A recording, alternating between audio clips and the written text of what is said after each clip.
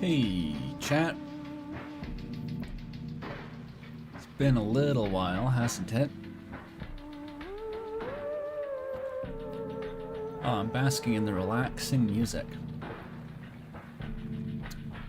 So welcome to the Saturday stream, everyone. To be clear, I am still doing the comment response stream tomorrow, like I talked about in the video. But I don't know, I was just looking around today, and oops, the music progressed. Don't do that. Loop. Please loop. And I was like, I don't really know what to do today, whatever. I'll just stream some Corru, because forever I've kind of had this vague idea to maybe stream Corru one day. And I didn't really know when to do it, because the problem, and sorry to disappoint anyone, the problem is that I've already played Corru.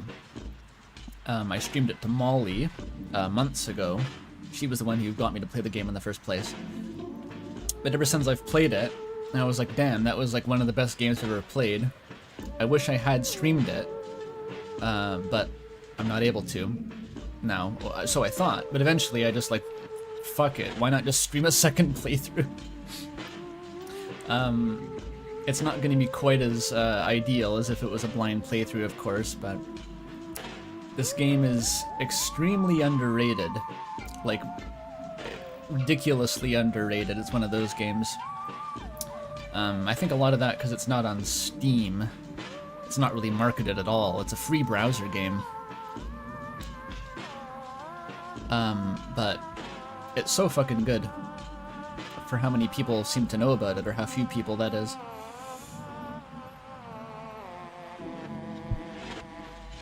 You think one should play it blind? How loud is the music, by the way? I feel like it might be loud. Let me turn it down a bit. It's too quiet now. YouTube, come on. Whatever. Yes, this is a good game to play blind if you're interested in it. I'll give you like an elevator pitch. If anyone's interested in playing the game, maybe, but needs to be convinced. It's like a multimedia web-based thing. It's kind of a hard sci-fi premise, but also very whimsical. It's about an alternate history Earth where humans encountered an alien race sometime, I want to say in the 2030s? Like a friendly alien species, and they came into contact, and you play as like a government investigator, like a Man in Black type character who's sifting through this old alien biocomputer for information on classified events that played out in the past. Very compelling premise. It has elements of like Star Trek, of like Rain World, and yes, of Homestuck. It's even a little bit like Homestuck.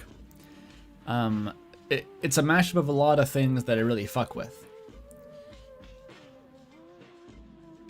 And, well, I've never actually watched Star Trek, but I have a deep sense that this is actually quite similar to the appeal of Star Trek, based on things I've heard about Star Trek from people who do like it a lot.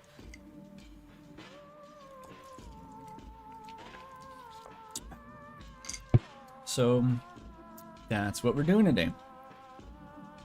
I'm currently sipping on a... It's a gin and tonic with no gin. It's just a tonic. It's got lime in it. It's quite nice. Some things have transpired in the few weeks since I've done a stream. I didn't do streaming for several weeks because I was just working on the video, which I'm sure that you've all seen if you're here. The big Deltarune one, which is doing very well. But while working on that video, for some reason, the only thing that I wanted to distract myself with, you know how your brain gets locked into these states? And you don't really want to think about anything else, but like there's one thing that I could go and take some time off and do, which is watching how to drink videos on YouTube. The YouTube channel, How to Drink, which is about cocktails and stuff, which I had no prior interest in. And I got sucked down the cocktail rabbit hole, and so about a week ago I went, and to celebrate the video launching I got some baby's first cocktail mixer supplies, I suppose, but... Anyway, I had some tonic water lying around, I had some limes lying around, and it's quite refreshing. Yeah, we're doing the comment reading tomorrow. That's still happening tomorrow. That's going to be an exhausting task, like holy shit. I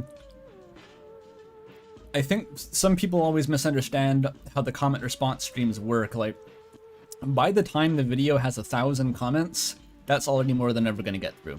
And this video got to 1,000 comments in like a couple hours. This was like by far the fastest growing video, at least that first day. The video I just put out got to 100,000 views in 24 hours, which the Gastra video, for comparison, after 24 hours that had 37,000 views, I think. So it's like about triple the growth rate of the Gastra video. It's since come down a lot, so now it's about equal to the Gastra video, but like it just blew up so quickly in that first day that like by the end, like probably not even the end of the first day, probably halfway through the first day that video is up, the comment response stream already reached its quota. Like any comments after that point are just not going to get seen unless they're top comments. Because I usually read some of the top comments as well, starting by oldest, but anyway, there's so many comments, and the overall takeaway to seeing the reception to that video is what I already knew would happen, which is that no one fucking agrees on anything. Right now in the Deltarune community, no one agrees on literally anything. The most basic information is quibbled over on the regular, and it's horrifying. It's a hellscape.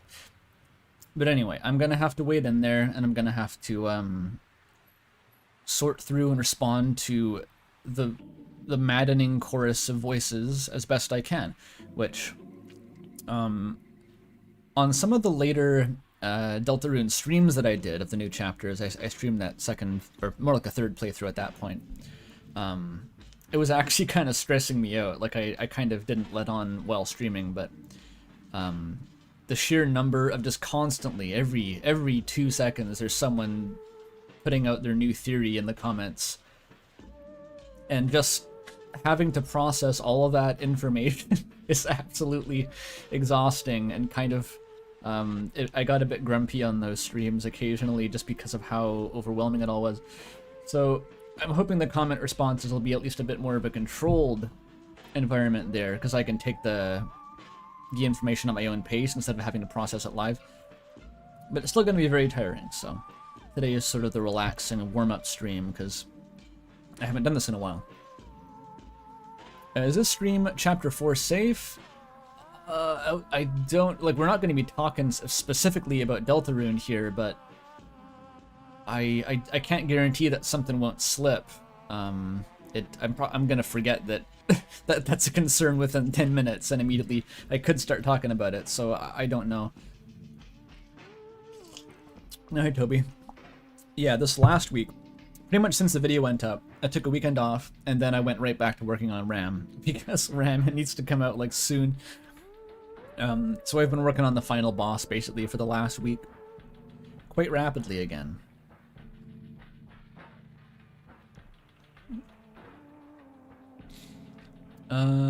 Okay, maybe someone is interested in looking at Corru, actually looking at the game. We could do that. Boom, check that out. That's Corru. And this is... Well, I'll let the intro play.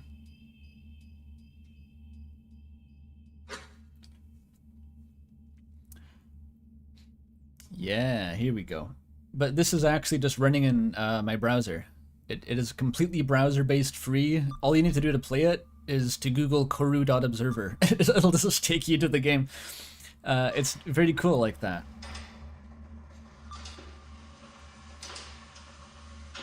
Okay, the music is still, or the audio in general is still a bit loud.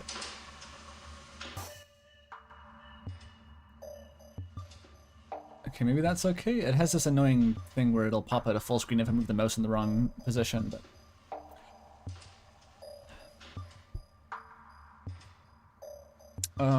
oh yeah, people are asking about this game being incomplete. Yeah, so Corru is kind of like Deltarune in that it's being released episodically, and currently it's only at episode 4 out of... Well, actually no one knows. But those 4 episodes are pretty fucking long just by themselves. So this is gonna be... If I go through the whole game, it's gonna take a while. Especially reading all the stuff and yapping. It's gonna be a long series, probably. But then, I think sometime this month, there's actually been rumors of new content dropping, which not a full new episode, but the way it's structured is like, there's episodes, and then between episodes you get additions that are released, which are like just expansions to the episodes without progressing the main story. But some of the best content in the game is actually in the additions, so I'm excited for episode 4 Add 1 coming soon, I believe. So hopefully soon I can stream some of this blind. I'll be able to stream blind Corru content. It's not intermissions. It's not like that. It's non-linear. If you're looking for one definitive reason why this is not Homestuck, it's because this is actually a non-linear game. You can sort of experience content based on the order that you explore things. It's kind of open-ended.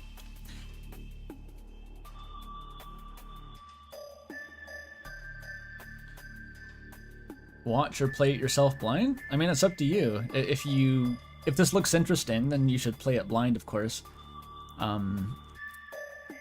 But it's also the kind of game, like, someone recommended this to me ages ago on stream. Just a random call out, like, hey, just check out Corru, please. And I was like, fuck it, sure. And I looked at Corru and I was like, what is this shit? And I didn't feel like playing it. It's like looking at this right now, I don't know, this will appeal to someone. It didn't inherently appeal to me. It was just like, what the fuck is this? I thought it was going to be a horror game. I wasn't interested in that. But if you get to a point watching this where you're like, oh, this is cool, then yeah, go play it yourself. Because it's free. At least I can say that I'm not like siphoning money from the developer by showing it off, because it's not like you'd be buying it anyway. But yeah, if you like it, watch the stream and then go buy merch. That's what you'd do. This game is, I think, mostly funded by merchandise sales right now, and they got some pretty fucking cool merch. I got that shirt, my cool rainbow Corru shirt. I think one day maybe they'll have a Steam version of Corru. That might be on the table. I'm not really super clear on that.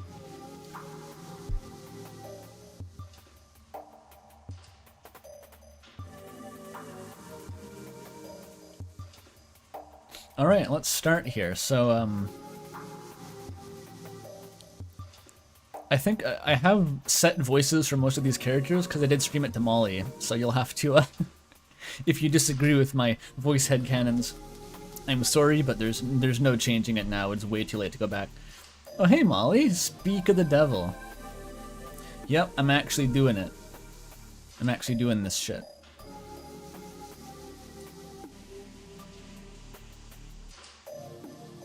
Yeah, Molly is the reason I started playing this game. Alright, this is Moth. Our buddy. Hey, buddy. Oh man. Sorry, my vocal abilities aren't gonna be up to snuff here. It's been like a long time since I've streamed. God, this guy's supposed to have the batter voice. Hey, buddy. That's not the batter voice. I can't do it. Off to a really bad start, actually.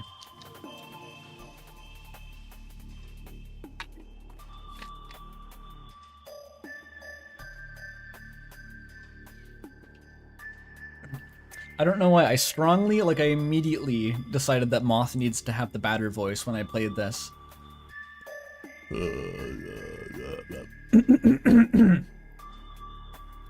Hey, buddy, welcome.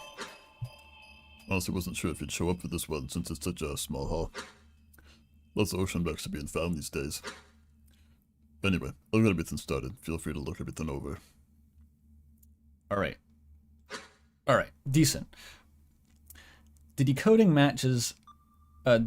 machines flip on, casting their light over a spidery mess of wires. What is that? What is that? This find from an Obest wreck not far from New Zealand. I got notes that said it was mostly melted, which is kinda weird. Anyway, the main piece is that bigger one. The pedestal usually means important, but it's unmarked. Alex did a basic scan, said it kinda looks like a network node. We don't really even know if it'll accept the mind spike.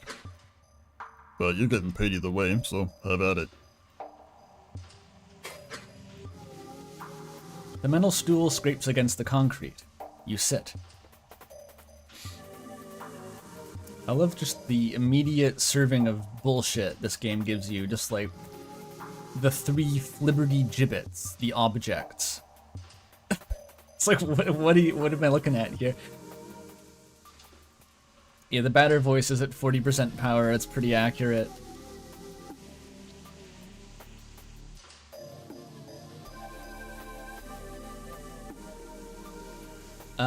And you interact with them, you observe them even. That is the premise. The seat is cold and uncomfortable. Light from your protective gear scatters into the pearlescent cysts. You know the drill. Mind spike on. Let's do it. It's also the kind of game that literally all of the information it gives you is, like, forgive me for having to use this word, verisimilitudinous. Like, it really avoids most expository dialogue, and so, like, you're just flying by the seat of your pants. These characters are talking about shit that you have no idea what they're talking about. Just, like, random jargon, and you have to piece it all together as you go, which is kind of the fun of the game, in my opinion. Some people might not like that.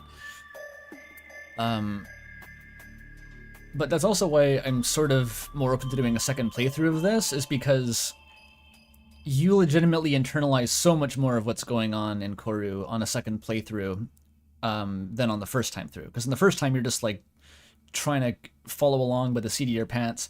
And the second time, you're like, oh, that's what that meant.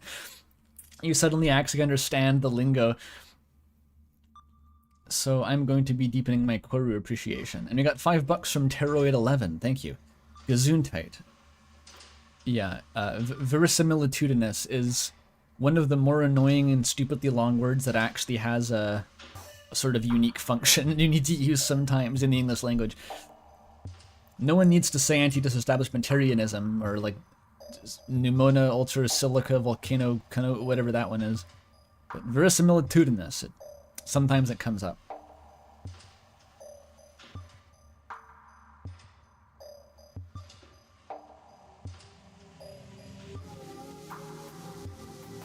Alright, so let's, left bow, right bow, or middle. The interface of this game is also fucking weird. It's just its own thing. It just looks like this. Let's examine the dendritic cyst. Who up examining their dendritic cysts? It is a container, no connective tissue exposed. The notes I got says these were apparently, there's a ton of these on the ship. All sorts of sizes too, but most were too heavy to retrieve, so we just got the small one. Alright. So they fished these up out of a sunken ship, is the story. By New Zealand. They dredged these out of the ocean.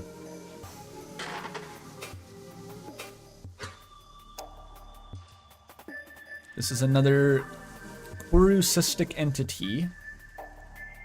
Completely unknown. Touch it. Poke it. The fractaline cyst's outer shell is slimy and has some yield. If you squeezed it enough, it would probably turn to sludge. Best just leave this one alone. So it has no function, but you knew intrinsically that if you squeezed it, it would turn into goo. That's fun. We got $10 from Bootycoot. Thank you. I'm Bootycoot. Hi. Hi, Bootycoot. Thank you for the donation. Fucked up how they just have these in New Zealand. Yeah, it's true. And the column. Function signature maintains corru. Okay, and this is the corru, which is a cyst made of corru. A cyst, by the way, is defined as, like, I think a fleshy, like an orb with fluid inside. That's like the medical definition of a cyst, I think. It's like a fluid-filled flesh ball. Delightful. But yeah, let's examine the cyst. Oh, we got a connective membrane in this guy. Is the stream handling the dithering? That's good, actually. I think the bitrate should be fairly high on the streams. Well, if it's processing the dithering, then that's probably good enough. Yo, touch it.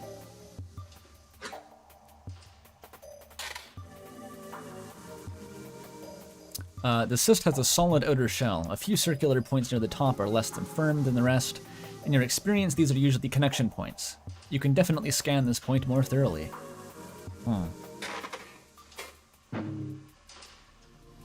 Depth scan.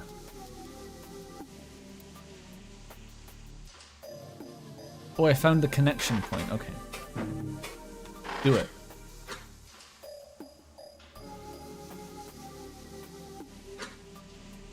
Alright.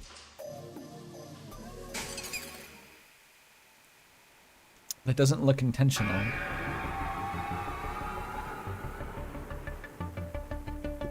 Oog. Yeah, just kind of jam it in there. Don't worry, I'm a contractor. I'm a professional. I feel like I'm becoming dithered in real life.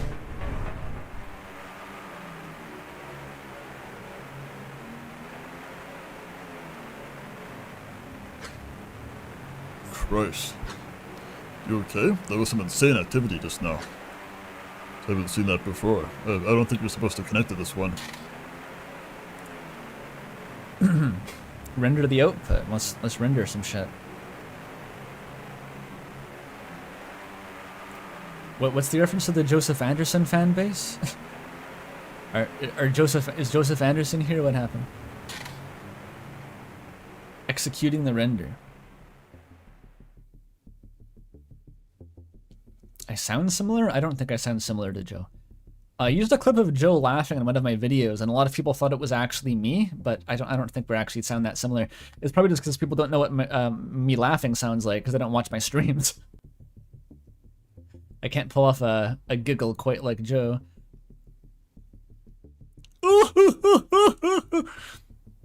That's my shitty Joe impression. That wasn't very good, actually. How does he laugh? It's kind of like screeching. Ah, whatever. Yeah, it doesn't look like this one has any front end. Could just be a component. Let's just call it quits if you don't find anything. Anyway, I'll be right back. They're ordering food in the next room. Moth goes to get a fucking sandwich. Doesn't this happen in Subnautica?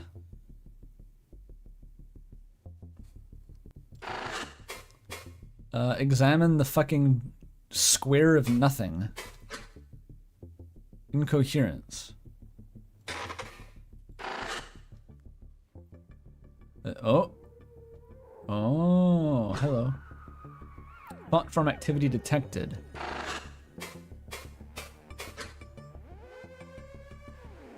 Authorization thought form.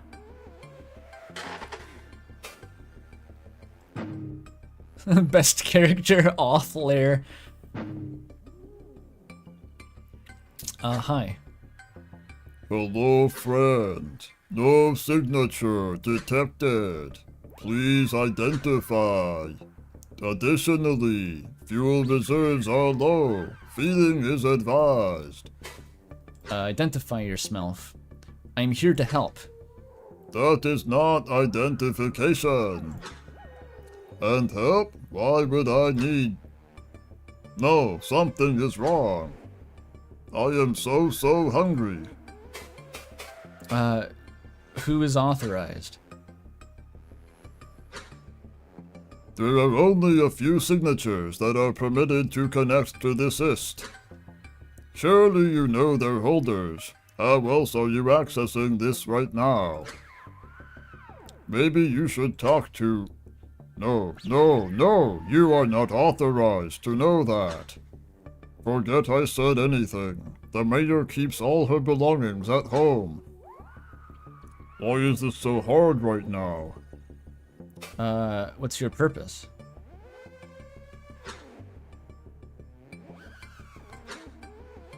Authorization. Obviously. I think. But something is missing. We should not be able to talk. Ha ha ha ha ha. This feels so strange. What's the cyst's purpose? I said you are not authorized. Are you not listening, idiot? Baka. Sorry, I am not sure where this aggression is coming from. It is so hard to think. Do you have any fuel? If you let me through, I'll have fuel. What? I explicitly cannot let you through without a proper signature. Even if I want to. This cyst is inherently incapable of responding to... Uh-oh. What is that? May they please enter? Hi? Hello?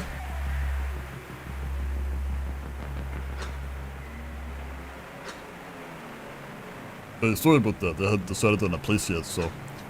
Are you still connected? What did you actually find something? Looks like it. I found a different colored noise texture. I love how things happen in this game, and it just like the abstract pattern changes to a different abstract pattern and shape. It's like, oh yeah, I did it. Progress. Gate for you.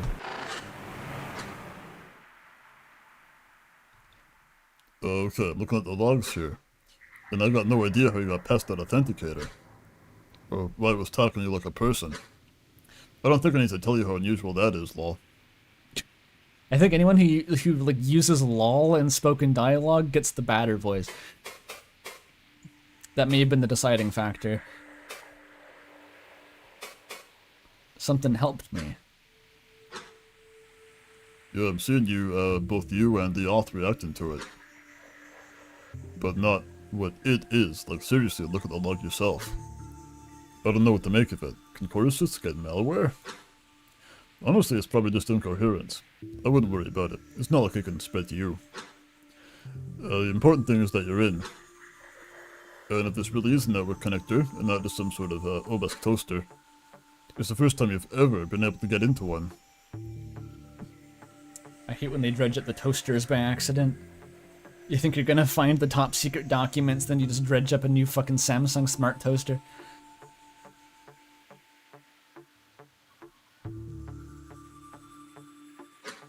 Maybe the cyst on the left is an obelisk toaster.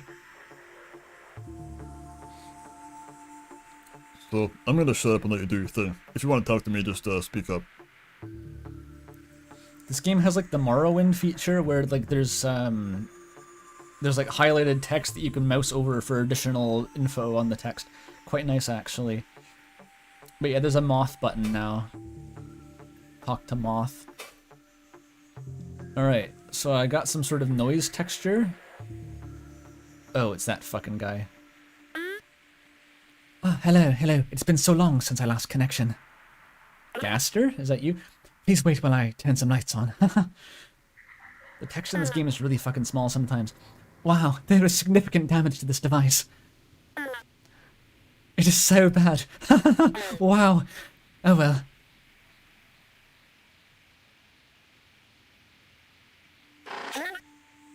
Please feed soon.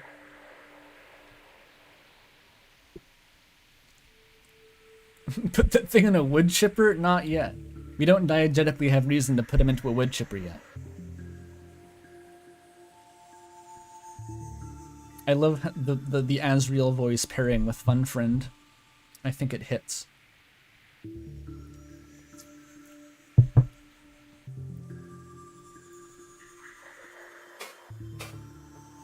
The fuck is that thing? Hey, I saw a merch review on the website, dude.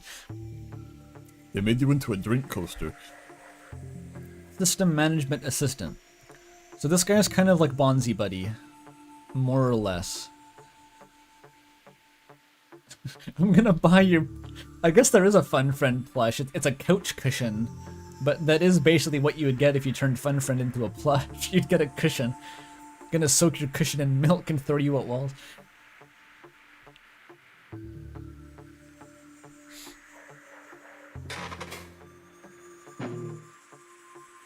Hi there. I do not think we have met. You do not have a signature either. And the authorization layer has been disassociated. How strange. Yes, very strange. You must be an interloper. So cool. Welcome. What's that? What do you mean by interloper? You are an interloper.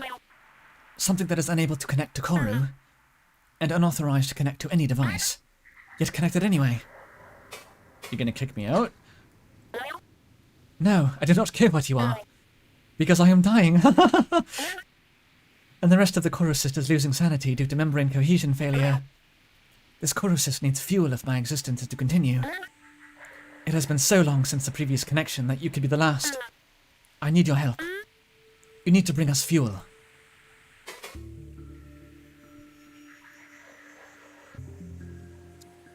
Yeah, this character here that you play as, I think their only name is Interloper that you ever get, so everyone just calls them Interloper.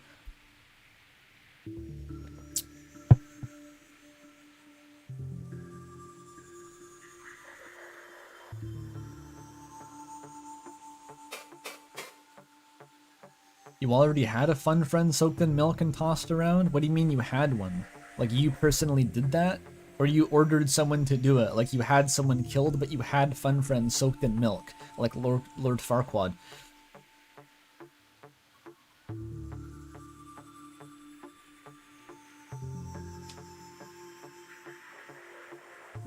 Anyway. What kind of fuel? What is your fuel? I will do my best to help you. Your lack of knowledge is so unfortunate. Okay. I am detecting an adjacent color. You need to feed it essential metals.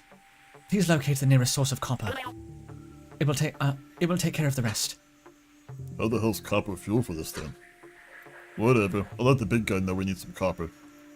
The big man. Okay, I'll help you. I have someone fetching copper now. Thank you.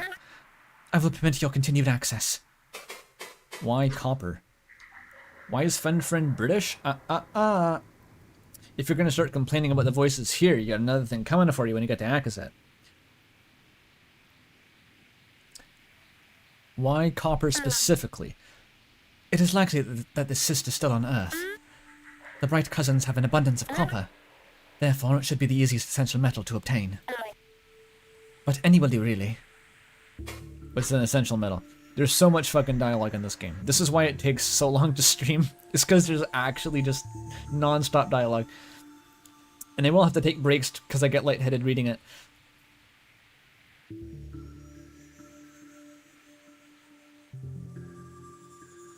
What do you mean by an essential metal?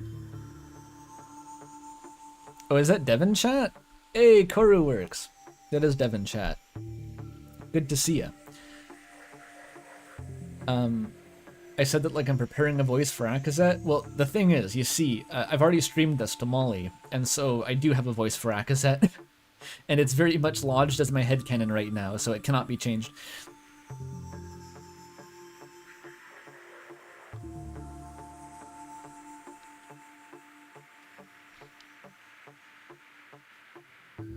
Yeah, Corru works is the Devon chat right now, for anyone curious. As far as I know, it's a very small team kind of production. Like it's mostly Corru themselves, and then some other peripheral people who contribute to it.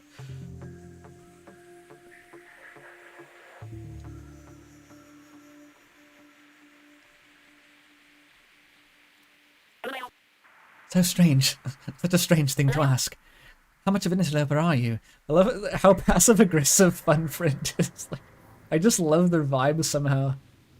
Just like barely masking their contempt for you, but also really bizarrely friendly. Manically friendly. Love this guy. I can't believe you don't even know that. How stupid are you? Ha ha ha. Please help. Stupid idiot doesn't know about metals. I had thought you were maybe a damaged golem, but to have such little knowledge. Oh well, I do not actually care. I am currently very occupied keeping various components from losing sanity. Now we know what that means, Fun Friend. We know what that means. So I do not want to spend time going over corrucitic basics. There is knowledge within the sys that will inform you. Just look around. Just figure it out yourself. Okay. What's a cal stick? We don't talk about cal sticks. So we're gonna get into it, but this game has some of like the coolest, well, I don't know what I'm saying some of, it's like the coolest take on, I guess biocomputing ever. I mean, like Rainworld's up there, but it doesn't really go into the implications of the biocomputing. This is more like a completely new take on what a fucking computer is, and it goes absolutely nuts with the sci-fi extrapolation and the crazy shit that comes of that. It's kind of split between like half of the intrigue of this game is uncovering the historical events that are encoded here, and the other half is just encoding or uncovering like what the fuck is even going on in the syst itself, because it's nuts. This technology is crazy.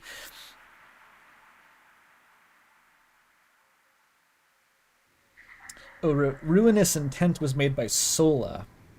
That one's not actually by Corru Works specifically. The soundtrack is a collaboration. I think Ruinous Intent is Sola, right?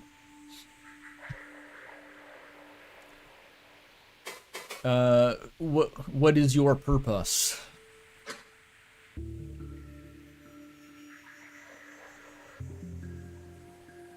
Oh, there you are, yeah. Oh, it's a remix of one of your older songs. I didn't know that context, actually. That's a good one. Some real gems on the soundtrack.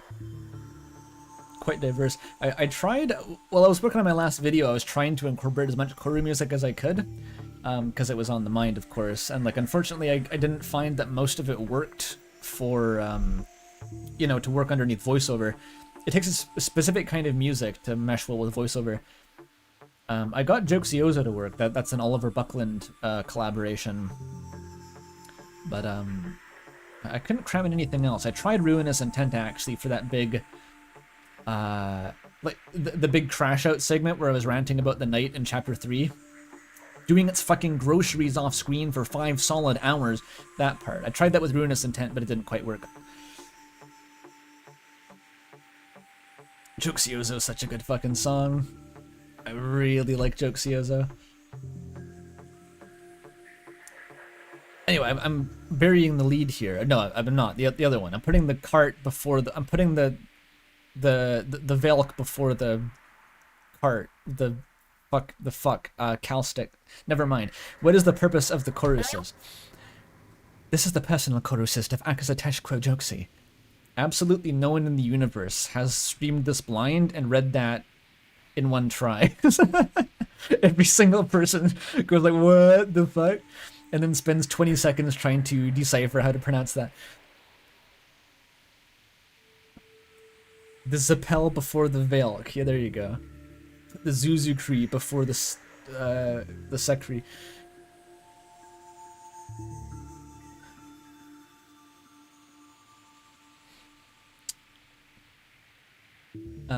There she is. And Quo. Which no one knows how to pronounce this fucking word because, like, it's Q-O-U. So basically just make it up. However you think this should be pronounced. That's probably the best you can get.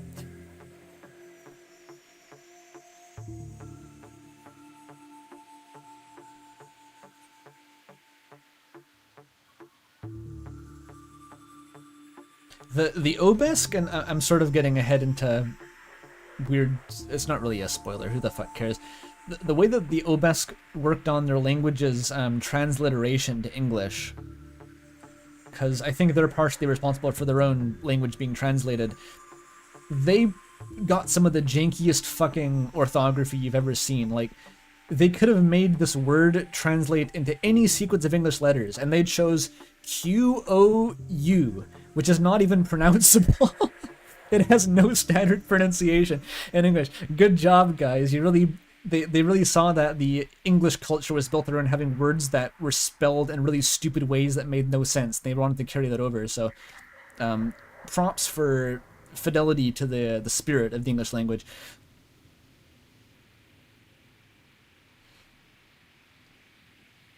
Anyway, this is the personal corru of Akasateshko Joksi. Functionalities include network connection, memory storage, and some other stuff. However, network connection is currently disabled due to malnutrition. And I sense that memory integrity is very low, so they will probably have mostly deteriorated into total incomprehensibility.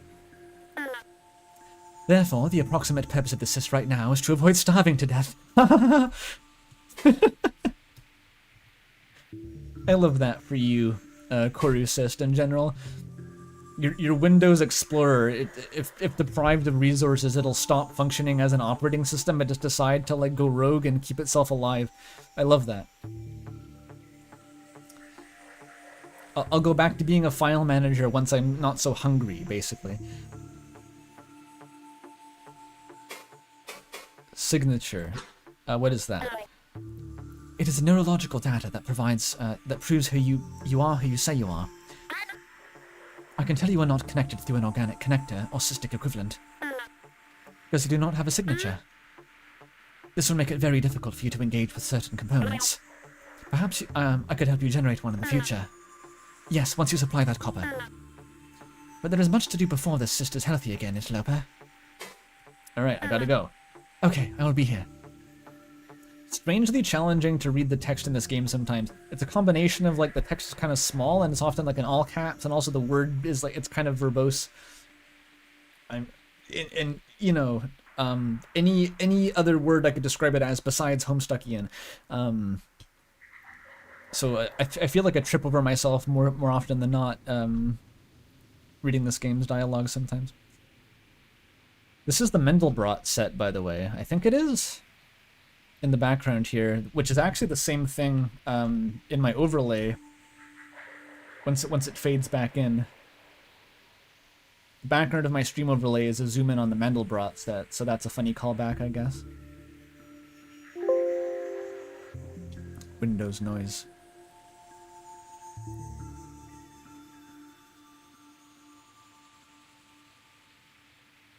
Does Friend know that you're a cousin? Apparently not. Because Friend said that they thought that you were a Golem initially. Golem reference. So it appears that they have absolutely no concept of what you actually look like, aside from your connection to the cyst.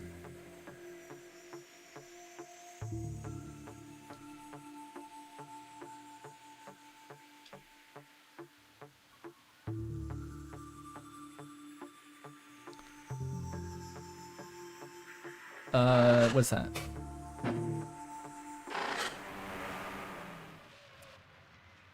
Aha. It's a thumbnail. Very pretty. This game tips its hand more and more. Like, there's this initial barrage of just, like, literally what the fuck am I looking at? And then as you get deeper, it's like, oh, right, there's some footholds I can actually latch onto here. This is a comprehensible depiction of a visual object. We're getting somewhere. I looked up this font for the video I made, by the way, which it was part of the Peepus gag, which has already been found, so I can talk about it. And apparently this is not proprietary to the game. This is just a literal font that's existed for years called Beach. Just you can download it online. Really funny. Same with the barcode, actually. This really unique barcode aesthetic here is literally a font. You can download, like, it's Libri, not Calibri, Libera barcode, I think. Something like that. So, interesting pastiche of, like, publicly available elements. Libre, that's it. Glimmering spires mark their cities. A penitive thought form. Content. Glimmering spires mark their cities, all formed of dead metal and glass. So tall, taller than the tallest Valk, but they stand quietly. One day they will breathe, and our lost cousins will share our knowledge. Completely out of context info dumps. That's what the first kind of, I don't want to say half, the first chunk of this game is. You get out of context interesting things. And then you find the context later. These grand icons of their control, though they are not ours, I feel a sense of pride. How our bright cousins have conquered their surface. Surface. Valk. I wonder what that means.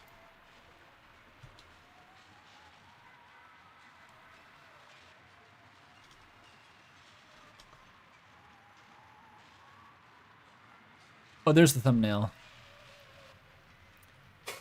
I forgot to ask Moth for commentary. This is pretty busted, but at least it's something. Fonts. Yeah. What city is this?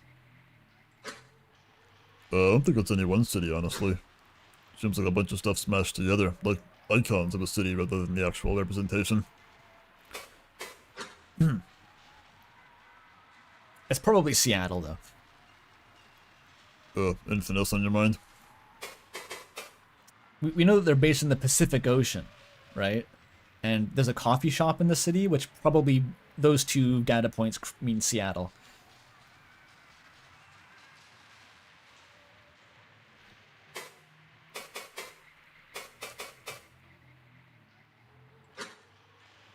I got questions. Let's hear them. I'll do my best.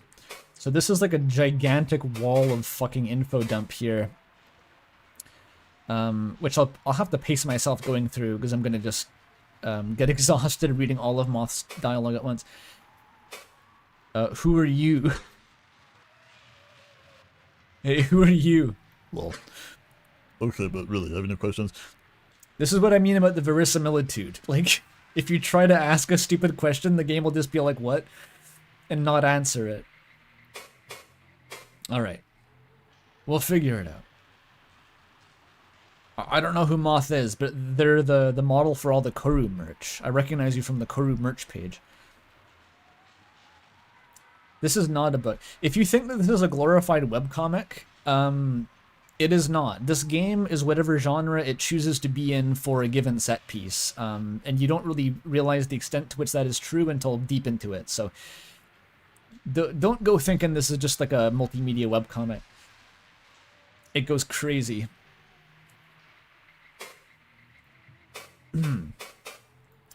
Who is Akazatesh?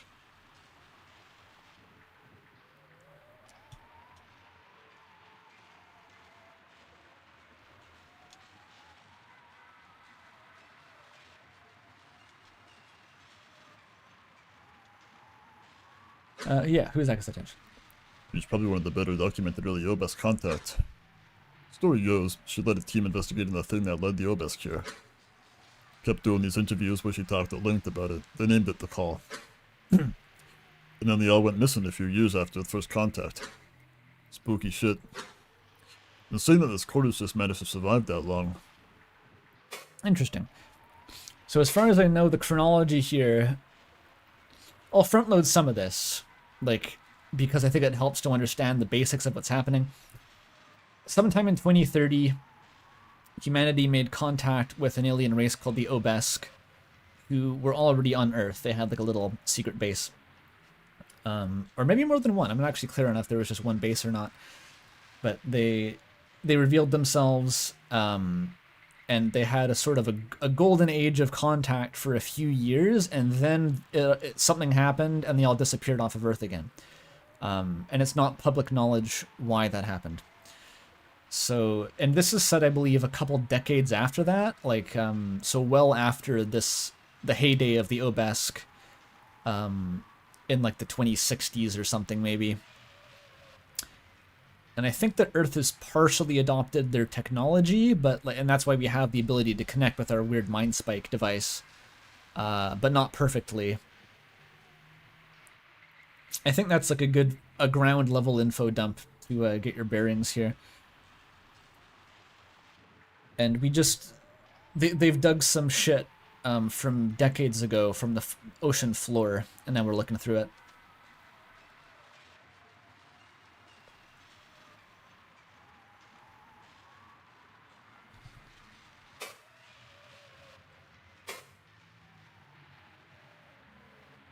Yeah, YouTube is canonically gone at this point in the timeline. YouTube does not exist. And also thumbnail faces don't exist anymore. Mr. Beast disintegrated. He got abducted by the Obesk. I'm playing on Firefox right now. I'm actually playing on Firefox because I heard that Chrome worked best, so I did my first playthrough on Chrome. But now I'm just on Firefox because my save data is associated with the different browsers, so I can start over.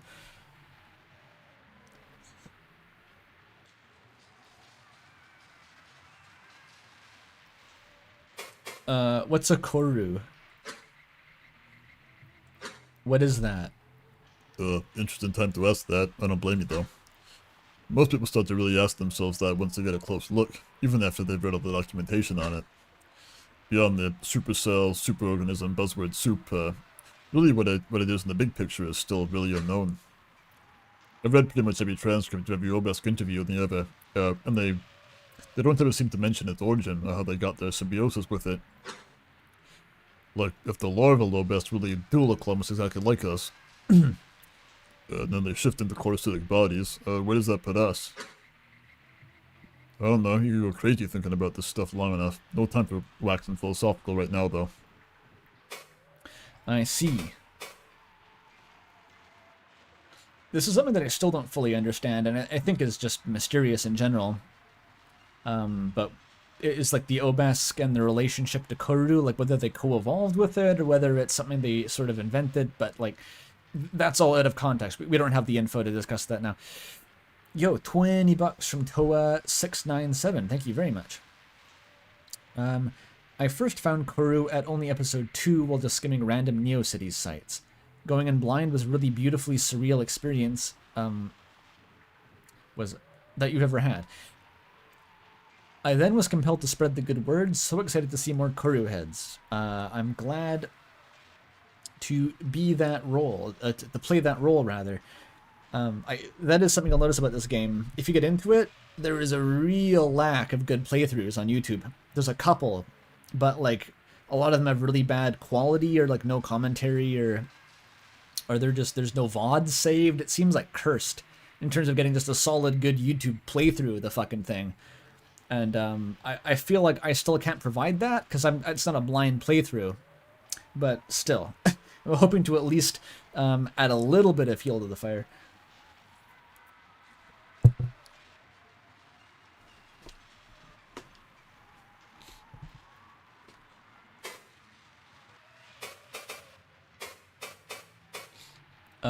What about a corru cyst, though? It's a pretty general term. corru and corrucistic are catch-alls for most OBS technology. Because the organism tends to ball up and form a heart out of wall, like the corrucist you're connected to. This is why corrucistic things are usually spherical, but that's not always the case. Like we'll have to use similar processes to form the bodies the corru.observer use. If you mean that spherical corrucists are Sorry. If you mean what spherical corrucists are, they tend to be storage or computational devices. So it's an alien meatball that is a computer. That's our knowledge of corrucists right now. Alright, let's detach from Moth's info dumping for just a minute before I lose the ability to do that voice.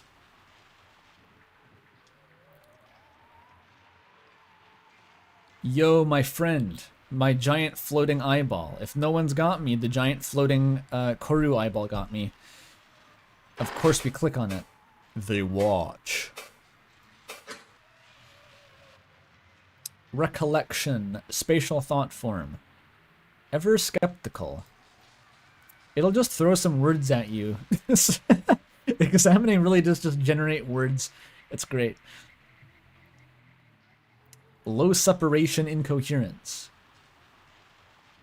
Some of the technobabble I think really is just technobabble, but a lot of it has meaning that you actually learn to intuit as you keep playing.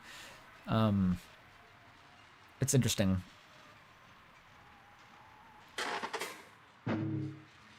But a spatial thought form you'll quickly learn is basically just like an explorable 3D environment.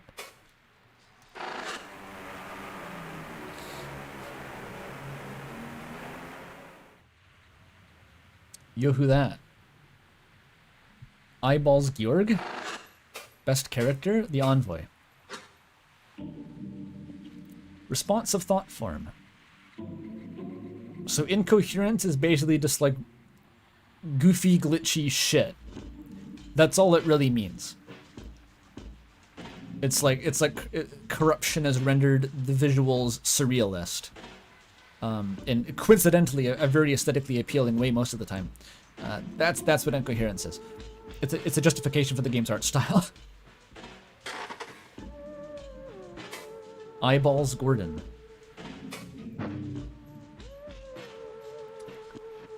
I stop and the Envoy follows. He returns my stare. Ah, look who it is. Look who it is, chat. You know who that is?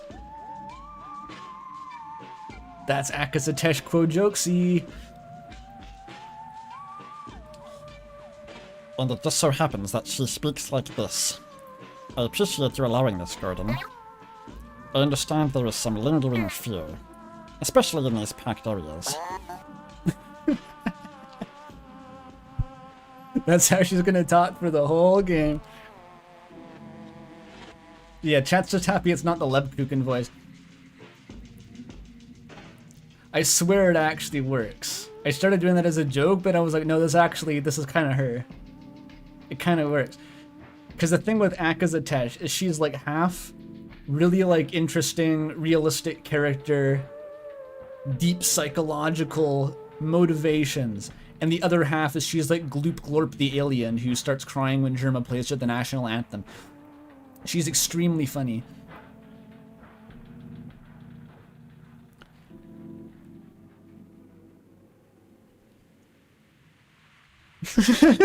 I'm gonna die. I've already done it. I've already done this before. I streamed the whole game to Molly in this voice. It's no problem, and don't worry, most people will treat you just fine here.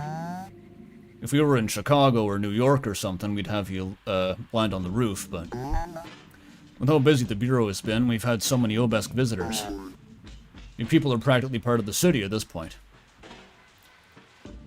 So basically, on the East Coast, the Obesk will get lynched on sight. Here in Seattle, though, they're tolerant. Is that realistic? Would Seattle be more tolerant toward aliens than New York? I don't know, I'm not American. I'm not going to weigh in on this.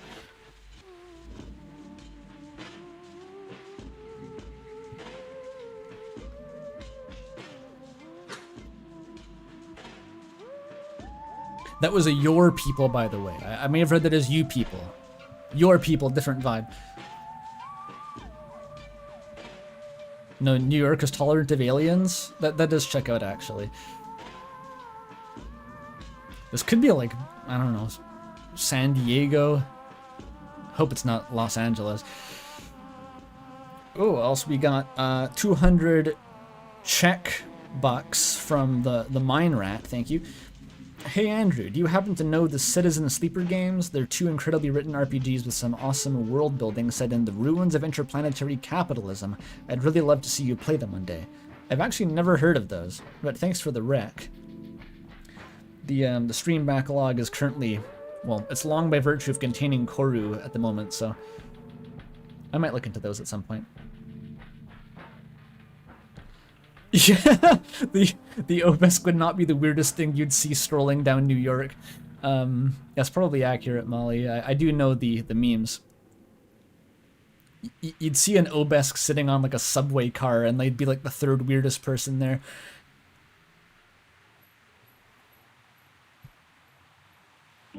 He produces a metal communicator from a cavity in his skin cloak, and peruses its glow. I forgot how funny the early game Akazatesh POV narration was. Like, I feel like in the later game it gets a bit more naturalistic, but in the early game it's like really hitting you with like Gloop Glorp the alien.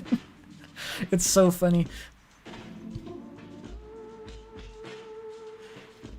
Gordon's spacious pants hole. And frankly, it helps with public image. Seeing you out and about with people, it helps stomp out that damn viral scare. I did not consider that element. I agree. You know what? Speaking of public image. He returns the communicator to its cavity. There's this little place up ahead, a cafe. Why don't we stop there before heading in? Just keep going straight, it's past the bureau. Talk to people? So I'm getting toured around the city with my like FBI escort, basically. What fun.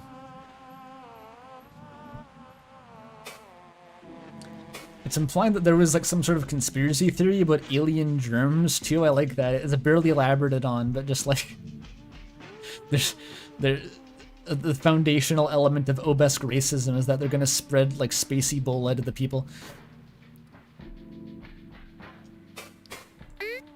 What do you mean talk to people?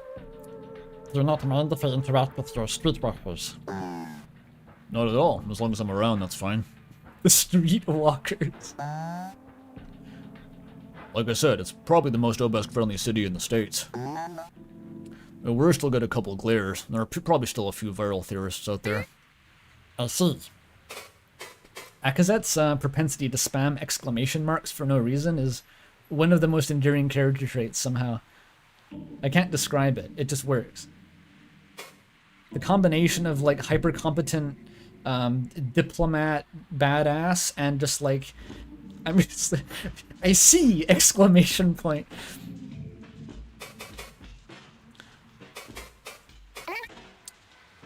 Where is the cafe? It's real close by. Just keep walking down the street. Look for the yellow door. Let us proceed. Who is Akazet? She's an obelisk diplomat from years ago. We're using her corru system now. We basically found her smartphone. If you want like a real summary of what this is, we dredged up an alien smartphone from the bottom of the ocean, and we're rooting through it. But it's the kind of smartphone that also stores like entire memories of its owner. So we're reliving a heavily corrupted version of a day that Akazet experienced. Gordon's very clingy, by the way. He doesn't let you get far. He's in fact stapled to your UI.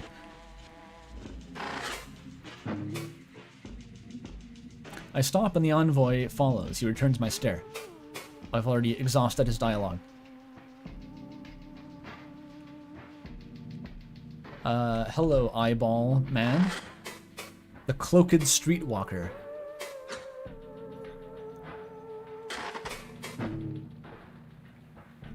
stop near the bureau entrance to examine a bright cousin dressed like the envoy. He speaks into a little boxy communicator held against his face, oblivious. Didn't go anywhere, so it ended up being like watching paint dry. Just god-awful. So I ended up having to get even more coffee, otherwise I would have dozed off. It always looks very silly when they communicate through those.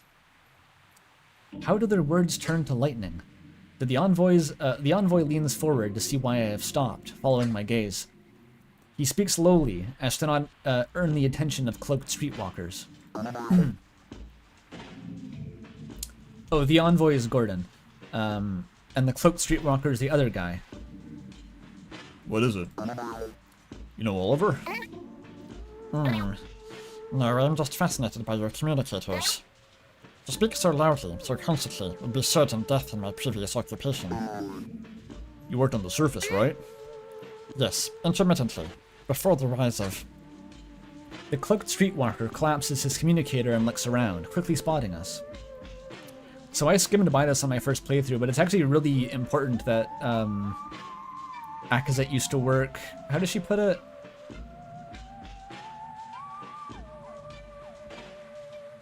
I guess she didn't say so here explicitly.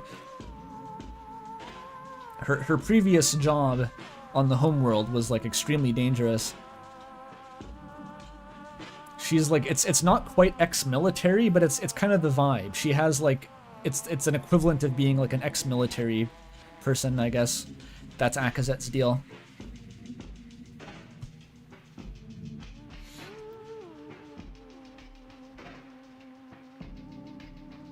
Oh, on the surface. Yeah, Gordon says it. Yeah, this is set in like the 2060s or something like that. The cloaked streetwalker collapses his communicator and looks around, quickly spotting us. He smiles widely and signals us to come closer. Hey Gordon, who's this? Let me guess, exchange initiative? Actually, Oliver, this is Akazatesh, signal initiative. No shit! I didn't know you got assigned to that. Nice to meet you, Akazatesh. I dip my head, receptors curled back respectfully. So the receptors. You gotta pay attention. You will seldom see a description of an obelisk speaking without some mention of its receptors. It's how they communicate facial expressions. I extend the same to you, Oliver, my friend. You may call me Akazet. Sure thing, Akazet. And hey, I'd love to chat, but I'm on booth duty here in like 10. No worries, Oliver. We got business too. See you around. Farewell. Are there jump scares? Not really? Basically, no. It's not a horror game. It has a very strange aesthetic that made me think initially that it was a horror game when I first played it, but it's not.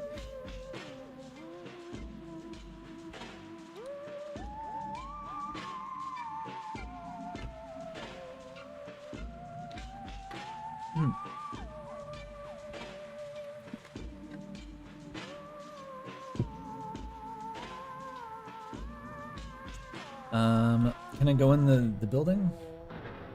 The super elevator room. The room high up.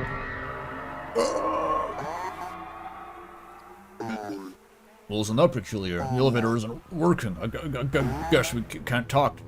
No talking. Sorry, have to leave the office. So that fucking smiley face just blocked my ass from going in here. Alright. The evil Gaster face. It's not Gaster. Unaffiliated with Gaster. And also with Homestuck. It's not either of those things. The cafe. Very cool door, by the way. I want to get a door for my coffee shop that has, like, 4-way reflectional symmetry. With 2 doorknobs. That would go hard. I love how this is just like a ground-up mulch of just, like, any given city street in America. It's, like, perfectly generic coffee shop. It's like a whole Pinterest board got stuck into a grinder.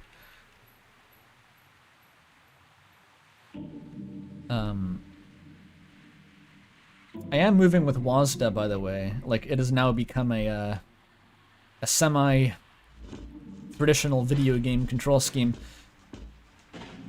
It's a combination of Pinterest and Grindr. Different Grindr. I can imagine what kind of images you would see on Pinterest Grindr, but that's not what I mean. Oh. Oh, I forgot how fucked up this place was. I got the Mendelbrot set back. Hello, coffee person. I would like your finest beverage. The menu.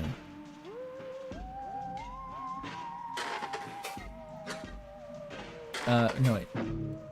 Read it. Yep. People would see this on like a screenshot of Toby Fox's notes from 2011, and they would find a way to decode it into like, oh, it says Grandpa Semi here. They would do that. This is their menu? Incredible. It is almost completely illegible. I see orange, perhaps a citric drink? The Bright Cousins are so replete with citric acid that they produce little drinks with them. Is this not paradise? This game is single-handedly going to increase the orange juice stocks worldwide. I instruct my mouth to construct taste bud equivalences. It has been so long. Fantastic.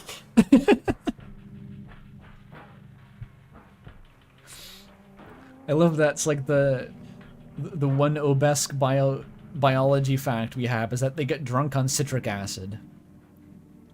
It's incredibly endearing. Why does the game look like it's having a fent overdose? That's just how it is. It looks like that. We are replete with citric acid.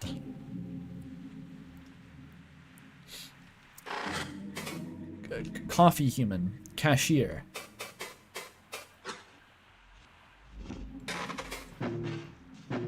Hi. The attendant is paralyzed by my appearance. I sense the glow of recording communicators in my peripheral vision. Hello. Hi. Hello. Good morning. I'll get an espresso macchiato. What do you want, Akazet? Akazet? That Akazet? Wow, it's so cool to meet you. Do you like eat food? Huh, of course she does. Why don't you take a look at the menu, Akazet?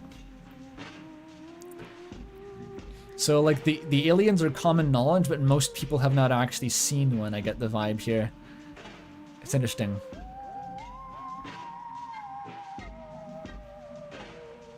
Surfer dude for the attendant is insane. It's on the American West Coast. That's how they talk.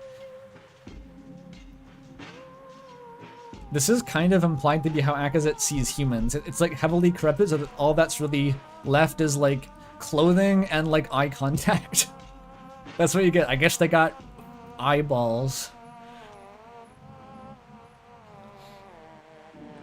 I'm not sure why eyeballs specifically. Obesque have human-esque eyes, but maybe it's because they're so focused on facial expressions. Like, it's part of Obesque have to explicitly learn how to read human facial expressions, which of course people will go nuts reading as like autism coding. It's interesting. So maybe they're just hyper-focused on eyeballs. Because the Obesque communicate emotion by flailing their head tentacles around.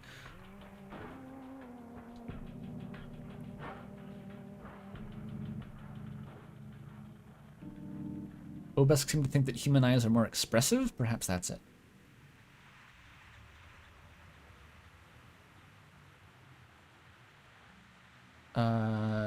Interact with the menu. Where is the menu? Oh, it's behind me. Can you read? Sorry, I didn't mean for that to sound mean. I can, do not worry. This cashier is floundering. What would you do, honestly, if you're working at Starbucks and a fucking alien walks in with an FBI escort? You'd be like, oh, hi. The space alien.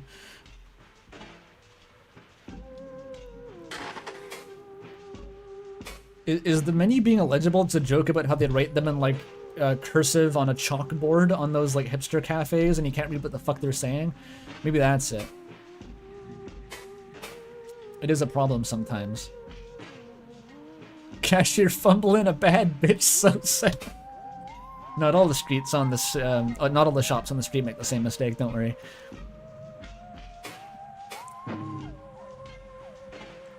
I've already tried reading this. Something with oranges.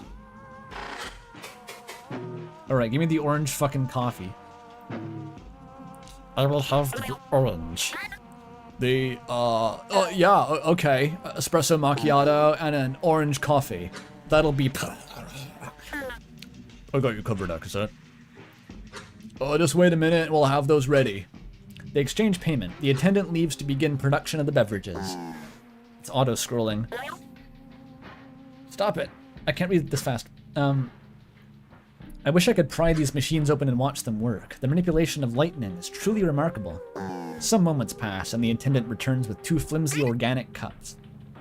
Hey, thanks. Have a good day. Thanks, you too. I sip at the opening in the cup. The taste is exotic, unexpected, truly terrible. I smile at the attendant. The citrus saves it, but I would have preferred a simple cup of the oranged juice. The orange juice. So here's a fun fact. Yesterday, I said at the start of the stream, I've been bitten by a brain parasite that's making me interested in cocktails recently. And I've tried making a few myself. But just yesterday, I tried one that is literally orange coffee with some other stuff. And I was like, oh my god, corru reference. The crazy thing is, it was actually really fucking good. Orange juice and coffee had always sounded disgusting to me. But apparently it actually works pretty well. Akaset was onto something. It was sort of like a take on an espresso Negroni or something. It was like Campari and orange juice and an espresso shot and some gin. And it was actually fucking delicious. So yeah, coffee and orange. It works.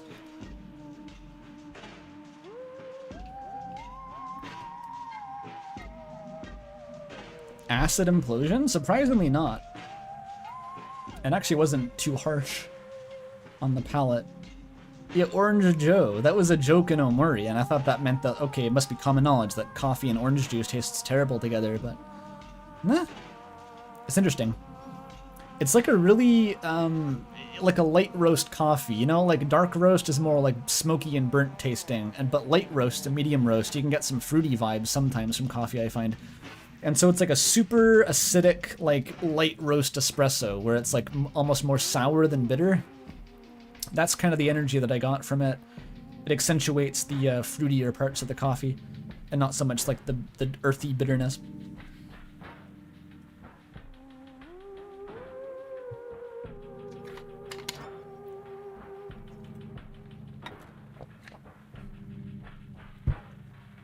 Pretty good, right? It will do. Great, let's head to the office. I heard you had some news about the call. Oh yes, but let's talk of that in private. Moth wants to speak up? Okay. So, I guess the send contact was Gordon. I'm gonna see if I can track down who this was. About the street? I'm looking at it on the feed now. What's up? Where was this? Well, I don't think there's a street on Earth that ever looked like this, lol. Excuse me. That said, she was one of the traveling diplomats back when they still sent those out. Rhoda mentioned it in the, it's in the States, so probably somewhere in the US. Maybe somewhere on the West Coast, that's where the old HQ was. Can't progress. I can, though. I can't seem to enter the elevator. Oh, that elevator. Oh, that's weird.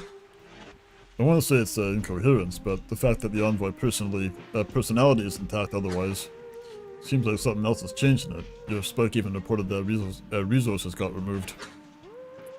We might be out of luck on this one. Seems like there's plenty elsewhere though. So the smiley face is blocking me from seeing the rest of this memory. Can I inspect the espresso machine? No.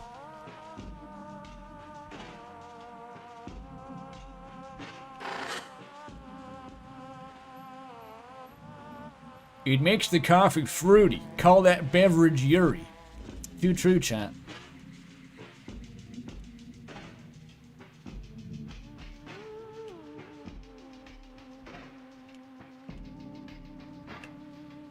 Moth isn't supposed to sound like Sans. That's just a very... It's the low power batter voice. My ability to do voices in general, I think, has sort of atrophied over the last month while I was working on the video. Even doing voiceover, like... There's that little segment in the video where I do the Asgore voice very briefly for like 2 lines. And there were several days where I just couldn't get it to work. And eventually I was like, oh, I can do the voice now. And I had to run to my computer and record those lines. It's very deep and hard to do.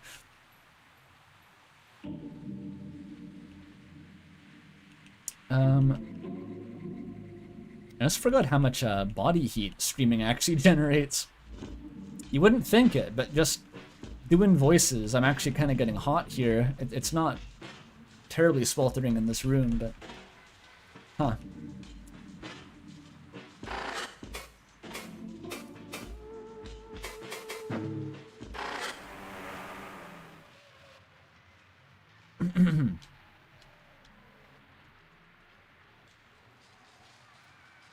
So that's kind of the extent of the street for now, I think.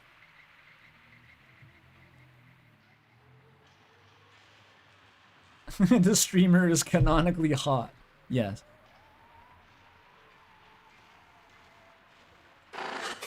Space! Yeah, when's that copper arriving? How long does it take to get some copper around here? Whose dick do I gotta suck to get some copper around here? Moth's like, Oh, I know that guy. I know who, bro. Fuck is that? Our dull vessel. Their waters. You get hit right away with the dichotomy between bright and dull. Obesks seem obsessed with bright and dull things. And it is a very long time until you understand what they mean by that. So this is space. The entirety of outer space is out here. Cool.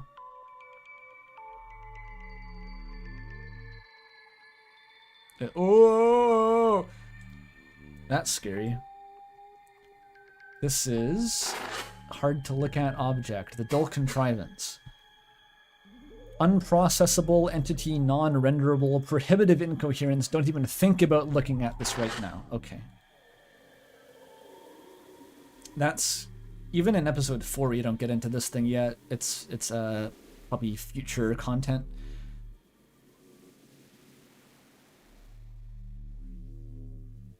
I don't think there's anything else out here yet. It's just a lot of space. Dull contrivance? That was my nickname in high school. If you mess with the zoom, the contrivance is funny? How so?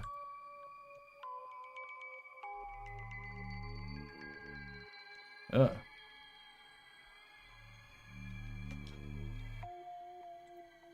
Now I don't know what my zoom is anymore. I think 110 is my normal.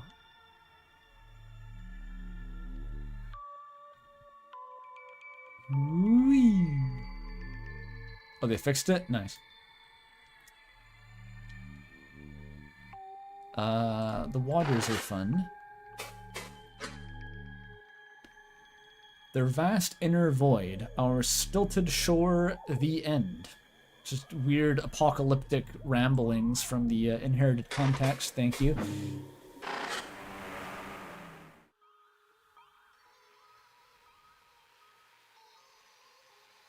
If you zoom, you'll find out that the dull plane is actually a big spinning square.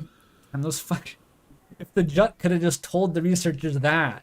We could have figured this out decades ago. They're all like, oh no, not even we fully understand the implications of the dual plane. They could have just said it was a spinning square.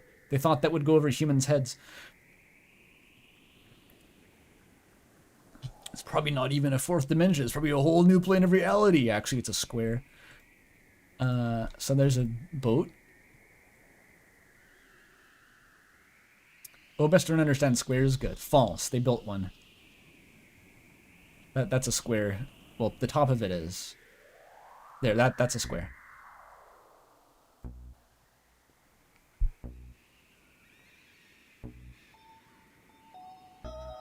The dull contrivance is a very large cal stick. If we ever do get to see the Obesk homeworld, which I think it's called Obeski, right? I get this mixed up sometimes. The aliens are called Obesk, and their homeworld is Obeski, which you'd think would be the other way around, because like, what's an example of like a Kaczynski? It usually E is like a suffix for last names that means like you're from a place, and like some Slavic names, but it's the reverse here.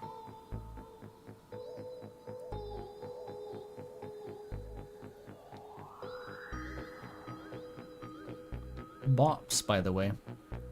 So this is some godforsaken rocky outcropping off the coast of New Zealand or something. Must be brutal to get Amazon shipping out here. The Stilted Shore. Recollection, purpose, symbolic. The stage for our three-eyed performance. With the inherited context, a three-eyed is a time period, patrols around the Eye of Velzy, religious implication. So,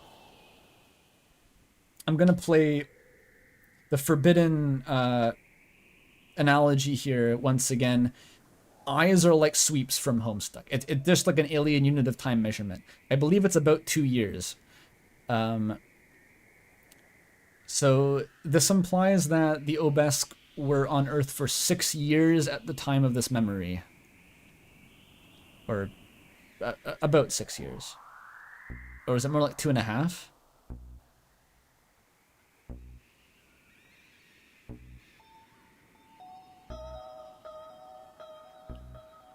But all of the Obesk time measurements are references to eyes. You get blinks and winks and gazes and eyes for reasons related to their homeworld. But an eye is roughly 2 and a bit years.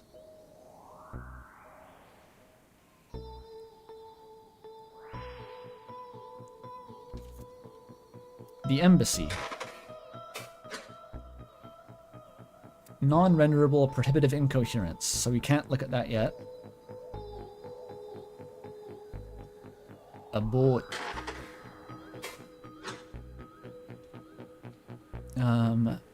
Dead vessels sat aside our spire. Our cousins found us quickly. I wonder when, actually, because there was a period of time before the Obesk were public. They were actually hiding here.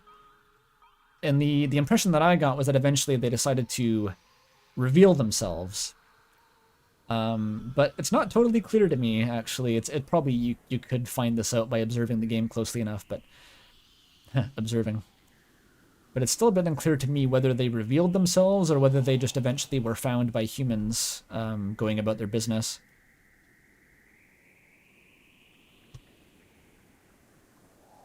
Can I explain this game in a sentence? I'm browsing through an alien smartphone that was dredged from the bottom of the ocean. That's about it. Humans encountered aliens decades ago, and then they left, and then we found one of their pieces of technology that was left behind, and we're now going through it. So they deliberately revealed themselves after studying their culture. That's what I thought happened, basically. So maybe they found us quickly just refers to, like, once they stopped trying to hide themselves, they were very quickly found by research vessels. That would make sense. Or maybe that's not totally clear-cut.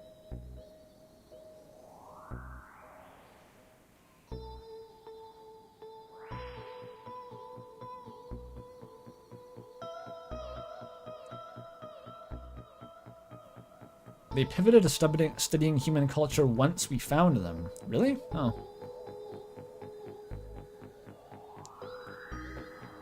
I'll pay more attention to the chronology this time. This is not the kind of stuff that you internalize on a first playthrough.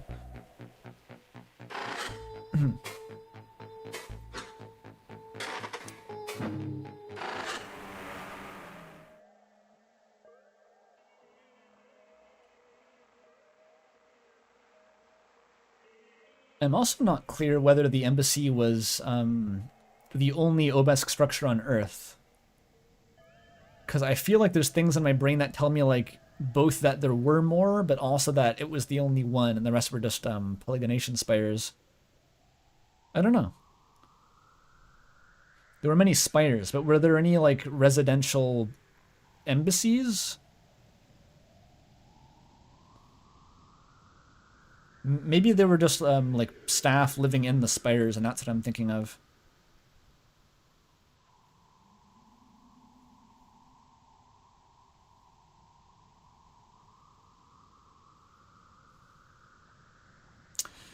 Unclear. Let's do the interview here, and then I'm gonna go get some food. I started streaming this before I'd really eaten much, but I have some ramen that is just waiting for me to eat, so I'll run off and have that after this. I made up a pot before I started streaming.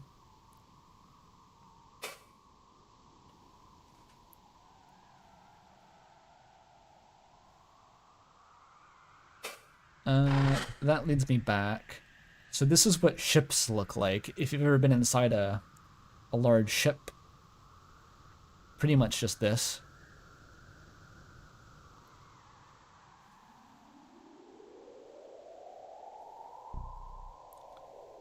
Take our time here with the scroll. Oh, I should get my... Never mind, I am capturing the cursor. Here we go. The funny little room. How far am I gonna get? Probably not far. This game has so much more in it than you would ever think by looking at it. It really just keeps going. It took me, well, months to finish it with Molly, but that's because I was only streaming it when we were both free, like, not even once a week. I could probably do it a little bit faster this time.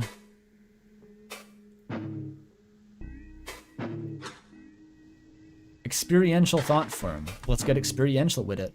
Let's go. Oh yeah. Welcome to the fucking Game Clam intro here. This is so scuffed. All I need is like the PS2 boot up noise. Or the PS1? What am I thinking of? The interviewer steps inside and sits across from me. All this study and still I can barely tell them apart.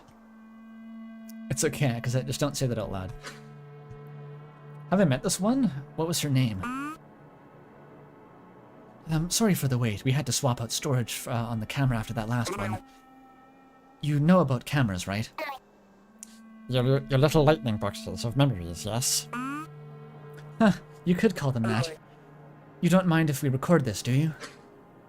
Do I mind? What does that mean? Estimation. Will you hold conflict? No, I am doing the same. The interviewer erects a tri-legged device formed of dead metal and glass. It stares at me with its funny little eyeball.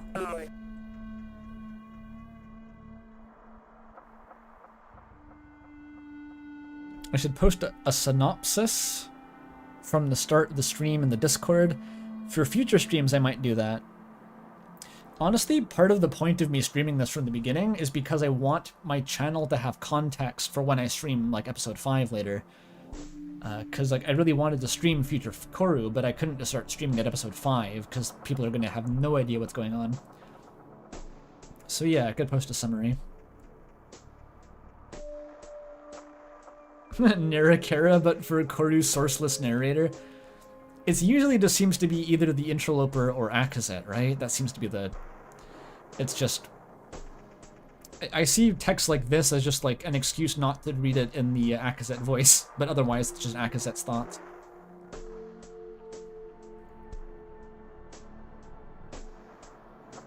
Yeah, all the metal in this game is specified as dead, and that's because Corru is in some sense a living metal, I think. You feed it with copper, and it's a life form, but it's also metallic, so they specify dead metal to mean metal that is not Corru.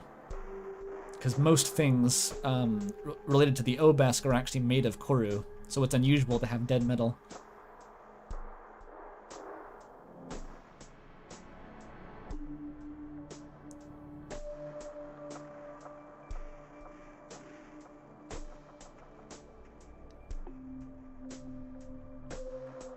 It's all alive, which is very inconvenient when you want to access your like Windows File Explorer, but then Bonzi Buddy says, I'm not going to open that file until you feed me. I'm going on strike. Because all of their tech is implicitly sentient. It's really horrifying, actually. Like, if you do it slightly wrong, your smartphone will literally just become sentient and revolt against you in very petty ways. What the fuck are you doing, guys? But also really, really cool. Keep doing it. Yeah, I don't think it's ever mentioned that the Obelisk have slavery. Maybe you're thinking of the thing, I forget what it was called. The thing with the Okidoya, where there was a bunch of very dangerous labor on a big religious monument. I think that was more like a cult. I don't think that was actually a slavery imposed on a separate group. The Okizika. Yeah, that thing.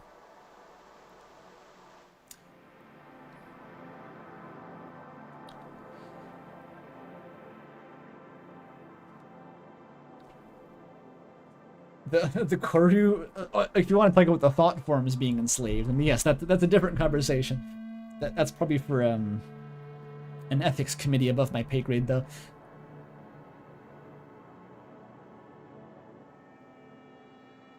Sentience is kind of a gradient in this setting, which I'm a big fan of. That's kind of how I headcanon artificial intelligence working in general, is like, it's not like you're either a human or you're not. It's like there's just a whole spectrum of different levels of intelligence between Windows Explorer and an actual sentient organism, which is kind of how this game works too. Which, good luck legislating that, is all I'm saying. If we get to this being a thing in reality at any point, good luck writing laws around that. At what point are you entitled to human rights? Good fucking luck.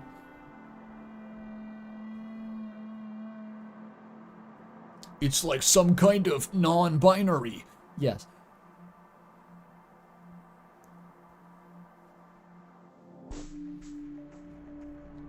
Don't worry, no thought will go into the laws anyway. Yeah.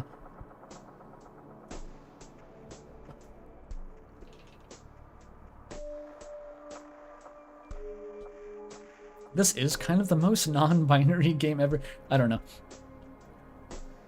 It's funny, because none of the, or not none of them, most of the Obelisk do have binary genders. I think there's one of them that might be non-binary.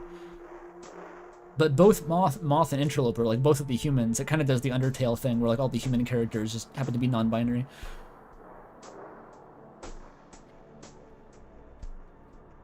It's implied anyway. So to get us started off here, oh, I get to ask the questions as the interviewer.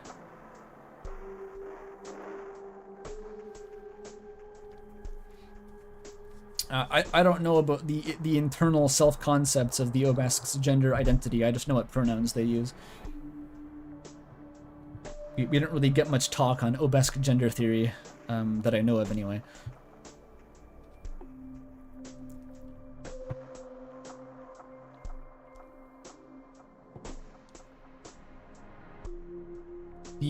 I find like on the unofficial Discord, there's lots of talk of it's kind of like the Obesk version of gender theory is like caste theory. It's like the story doesn't really put much emphasis on the Obesk gender, but it does put a lot of emphasis on their caste, which is like a separate thing they have, which is very interesting. But we don't really know about that yet, so I won't go off on a tangent about it.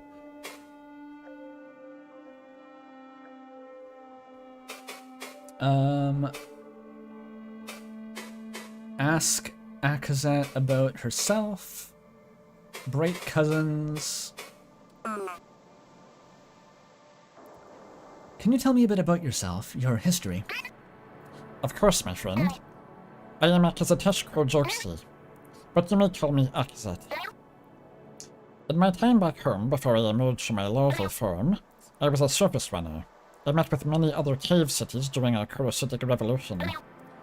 It started from my region, and so I, among other volunteers, carried our findings to our distant kin. That is why I was selected to meet with you. Like most of the others, it was a diplomatic role. Of course, I eventually was fatally wounded on the surface. It was very dangerous, you see. And so I followed my emergence. And so followed my emergence. I could speak for weeks on what followed.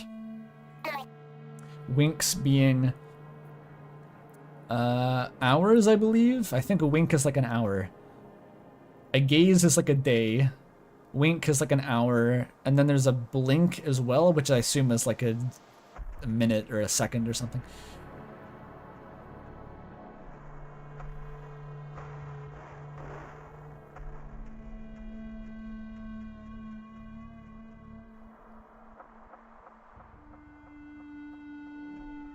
I thought it was a mispronunciation of week at first.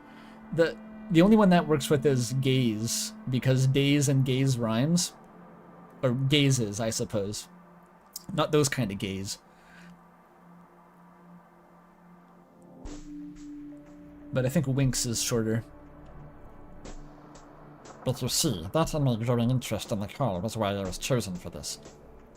So let's do a recap here. This is the extra context Andrew Cunningham TM recap. Because this really dumps shit on you. So Akazet was a surface runner, which was an extremely dangerous job on Obesk. It's kind of like, picture Death Stranding. Picture like Obeski is just like Death Stranding. And Samuel Porter Bridges is like, that was Akazet's job. They didn't have any kind of large-scale infrastructure because the surface of the planet is horrifically dangerous. And so they had these like special operatives that had to essentially run courier missions across the surface between different settlements. Yes, it's her Naruto running across the surface of Obeski. That was her job. Which is, it's like the whole plot of Rain World. Like a whole Rain World campaign, every time Akazet wanted to go to a new city, basically had to happen. And because she had the unusual trait of having been to many different areas of Obeski and not just living in one city her whole life, she was selected for this diplomatic mission because she represented a multicultural viewpoint into Obesk society, I think is what she's saying here. And she got sent on the mission to visit Earth. But most of her qualifications are actually like combat and survival, so she is like half diplomat and half special ops. It's kind of an interesting qualification.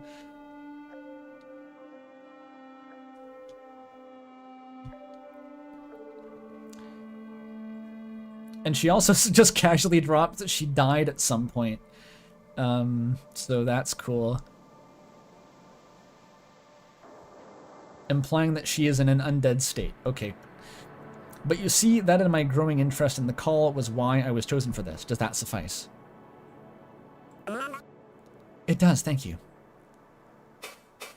Why, Earth? What about Earth?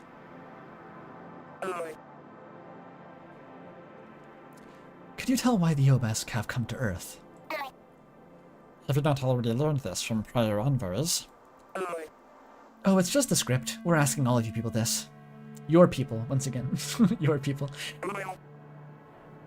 It's not just about the exact reason. We really want to understand what you think.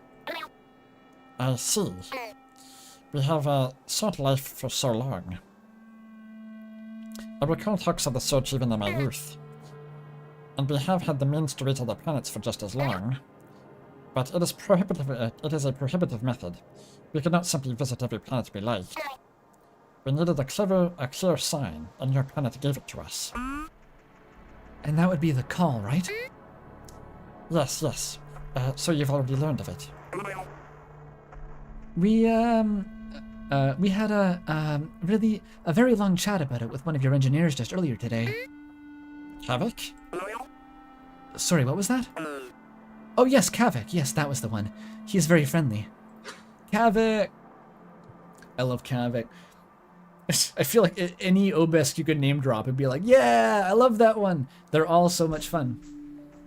Game has an interesting property of like, pretty much every character in the main cast is like, almost equally likable. Usually in some games, it's like there's a couple that are your blorbos and then most of them are kind of more peripheral. But in this one, it's like they're all cool. By the end of the game, all of the Obelisk characters you meet have proven to you that like they're interesting in some way.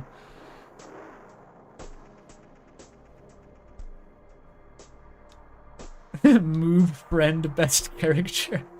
Yeah. All blurbos. Oops. And distinctly unqualified to speak of the call under these circumstances. Dude, this is like me. I'm having an empathetic moment with Akazet right now. I've been watching Joel's live stream VODs playing Deltarune Chapter 3 and 4. And like, you know how the live streams get with Deltarune. It's always just brutal.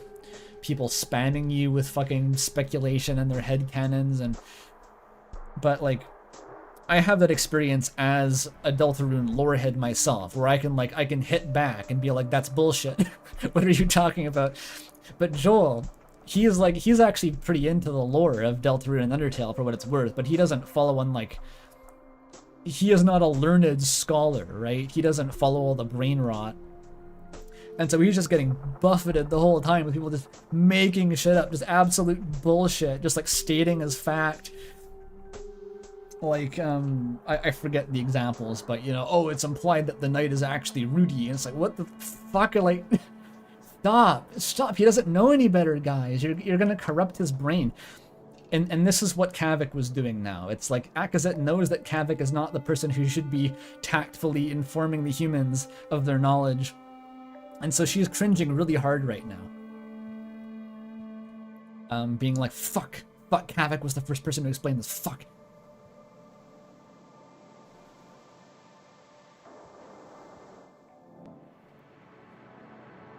Yeah, like Asgore runs over Des in Chapter 5. Pretty much, like, Kavik just shared a bunch of his fan theories with the interviewer, but didn't mention that they were speculative.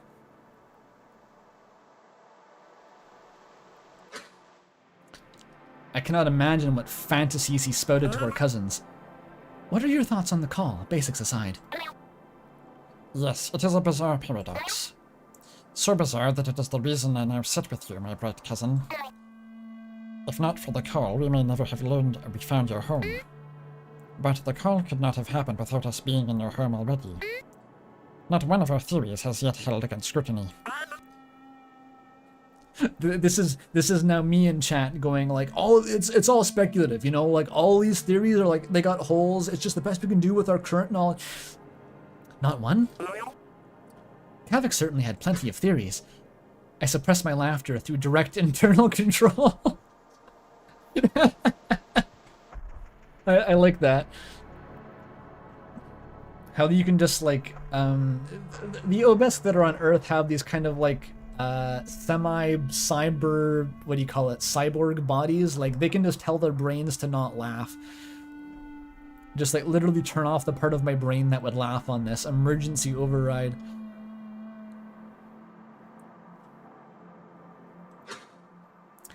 It would be unseemly to paint him in a negative light upon my first contact. Kavik is brilliant, but until we have evidence, they are simply theories. Finding the source will be the only way to truly understand what is happening.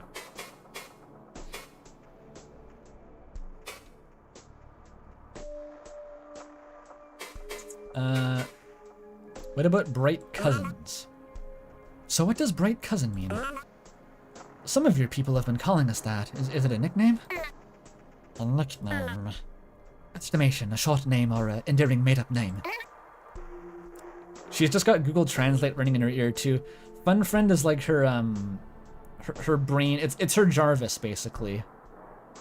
She outsources brain power to this fucking weirdo. Yes, you could call it this. You see, our larval lives are lived in bodies like yours. Almost exactly like yours. The similarities are baffling. We heard that sentiment a few times. Your larval forms, they're bipedal too? Yes, but so much more than that is the same. I truly cannot understate this. We have your faces, your arms, your legs. Only our faces do not move as much. It is as if an obelisk, as if the obelisk are mirrored here in this bright world, only missing our receptors and certain armors upon our skin. And so you are our bright cousins. And so you are our cousins, our bright cousins. We are undoubtedly of the same family. Why or how is beyond our understanding for now, but I believe the similarity and the call coming from your world is no coincidence. I see. I don't think we've had it explained that way before. Given how your people speak, the general consensus was that it was some sort of metaphor? Sorry, metaphor meaning, And no metaphors, my friend. Oh, good. It's so dense. It is truly dense.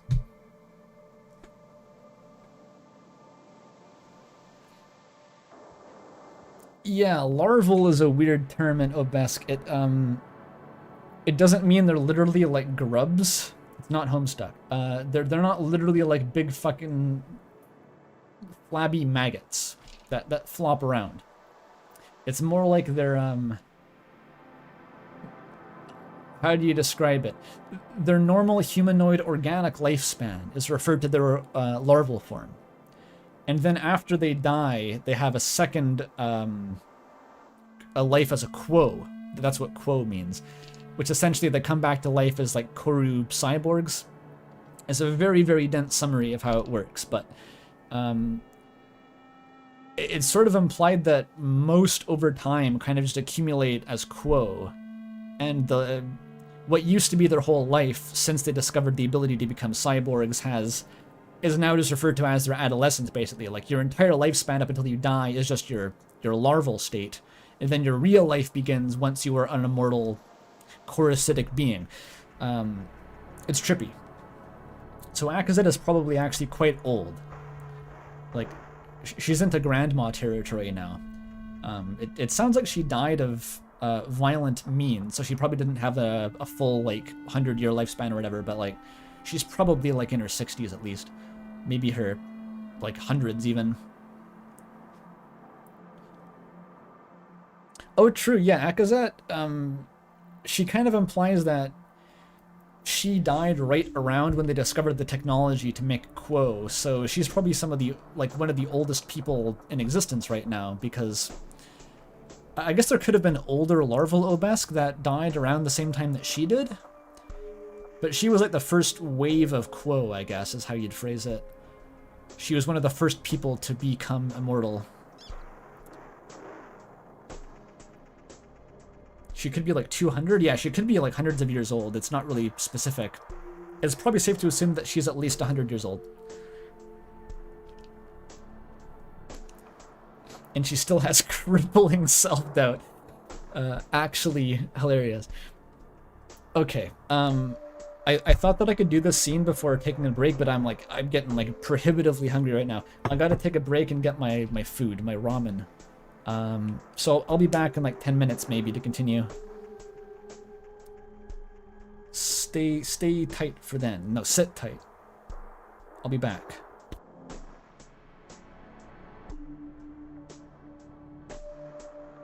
Prohibitive hungerference, true.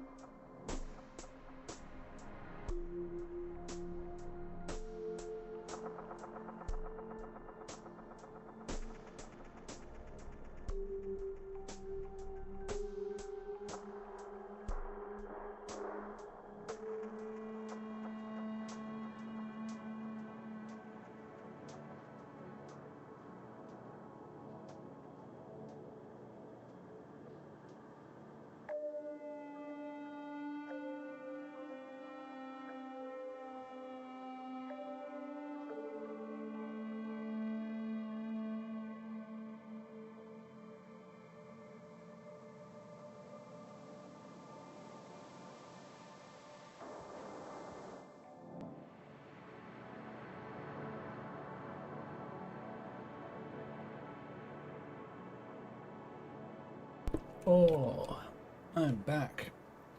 I got noodles. More than noodles. I got a whole fucking bowl of ramen. Delicious. I'm gonna be eating this for a while. If you passionately dislike eating noises, probably check out for a bit. Oh, Akazatesh is in chat. Yo. Ramen parasite.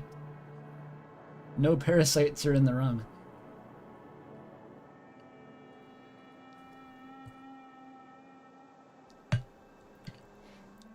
God, if I'm trying to picture like some sort of Corru merch now that's like the Obeski cookbook or something, and it'll just like scrape this type of luminescent lichen and this type of acidic cave moth larva off the roof of your cavern and stew them together with some cal sticks. It does not sound very appetizing. And some Veilcart blood. You want to get your fresh Veilcart and just squeeze the blood out. Who would be the best cook out of the call research team? Definitely Bosco. 100% Bosco. That guy seems like a Renaissance man. He cultivates interests. He likes to be able to make conversation about many topics at parties.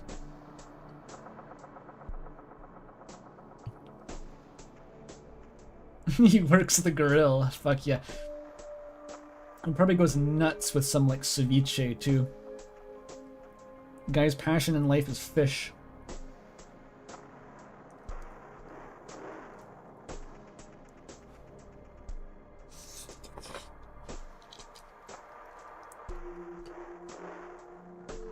Om nom nom. Ooh, the ramen came out bellissimo. Ooh, it's fucking hot though. I was complaining about being hot. This ramen is not gonna help, but it's what I got to eat, and it's delicious.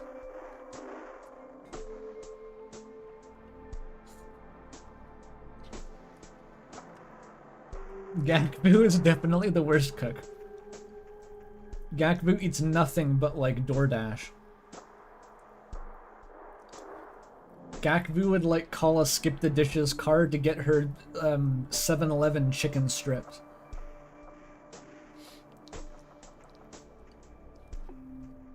Can't wait till we get to Gakbu. Aside from Akazet herself, Gakbu is kind of my favorite. I love her.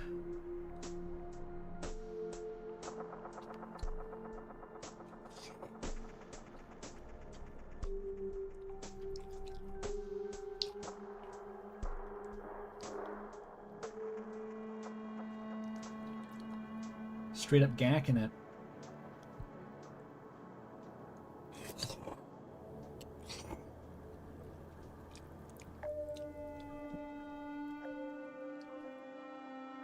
Because that's all the MREs. Probably true as well. I don't get the impression that Akazet has the highest standards for creature comforts.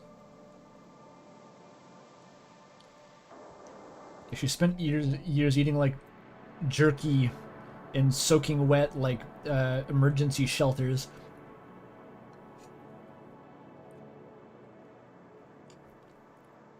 Havoc makes you feel weird? I mean, you got options, I'll put it that way. This game's got a diverse cast of freaks, any one of whom could make you feel weird at any time.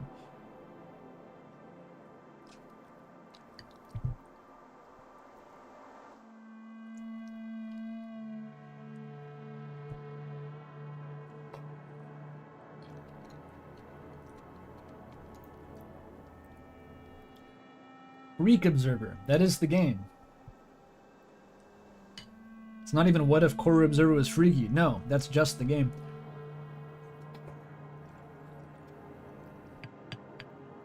You observe the freakies.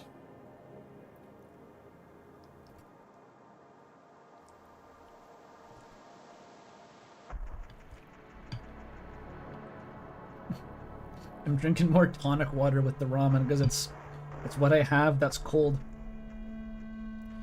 Anyone ever tried tonic water by itself? I'm actually kind of a freak for being able to tolerate it, I think. It's pretty gross, but I kind of like it.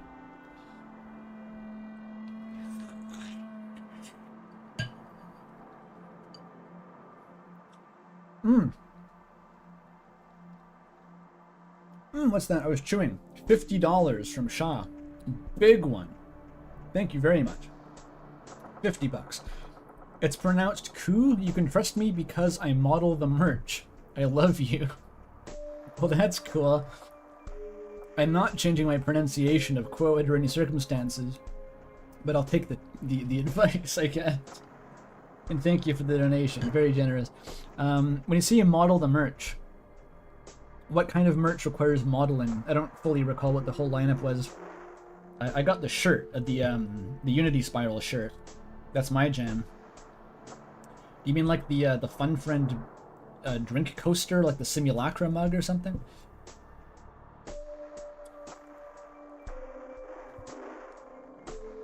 Oh, that kind of modeling. You're the moth model. Oh.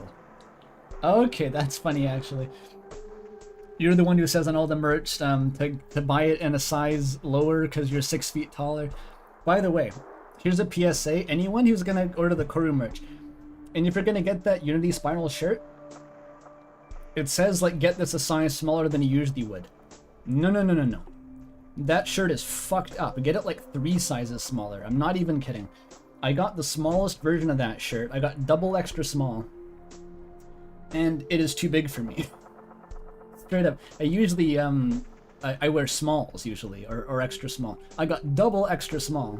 It's still way too big for me. So just get like the smallest fucking version of that shirt you can. It's weird.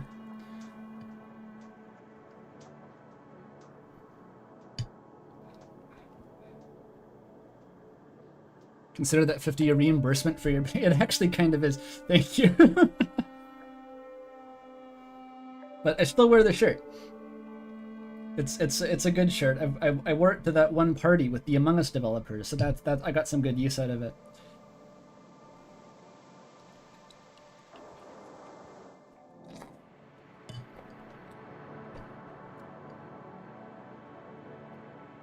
I am pretty small, but like not ridiculously small. I feel like there's half the population that would not be able to get that shirt in a size that was small enough to wear.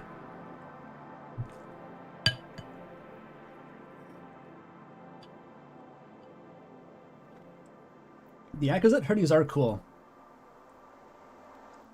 They're not really my style, I suppose. I couldn't really picture myself pulling them off, but they're very cool designs. Corru has some of like the only video game merch that I've seen that is like, damn, you would look sick wearing that. Because often merch is like, damn, that's cool if you want to pay homage to the game, but like, you wouldn't see it out of context and be like, damn, slay. But like the Corru stuff actually looks like street fashion, kinda.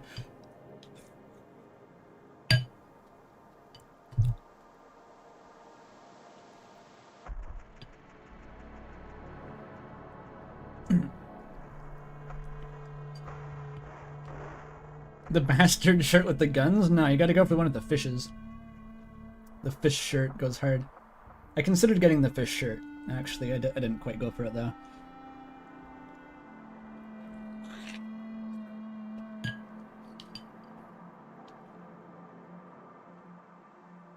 And I felt good about buying it too, because the game is free otherwise. Like, damn, not even paying for this. You try really hard to make it not look like video game clothes, it works, and I appreciate it. I wouldn't have bought it otherwise. I'm not really a merch guy. I usually, even like, Undertale and Deltarune, games that have defined like my entire fucking course of my life. I barely own merch for them. I think I got the Undertale Collector's Edition, and that's like the only merch that I own from either of the games. And that's because it just looks like video game merch, and I wouldn't wear it. I wouldn't wear it, sorry.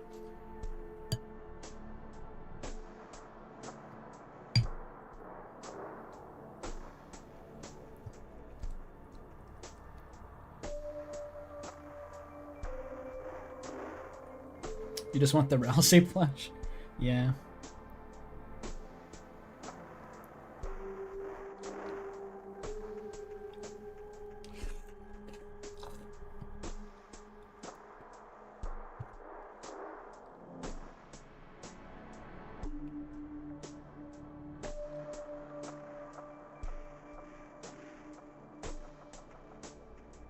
Someone on Twitter said that they felt compelled to buy the fishy mode shirt because they work with fish at their job. Hey, it's fishmonger approved now.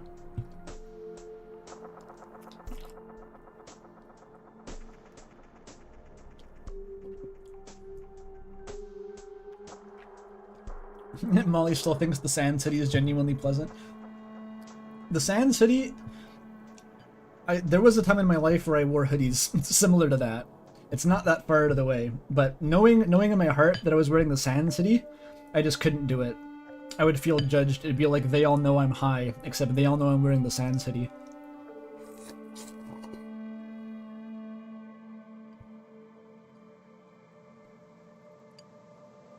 Akazet would totally be the first to react with "they all know I'm high," by the way. In the Blint rotation, that would be Akazet's like first reaction. Instant paranoia. Aren't the Kivs supposed to be stereotyped as paranoid? Is Akazatesh secretly a Kiv? We know so little about the Kiv compared to the other Obesk casts.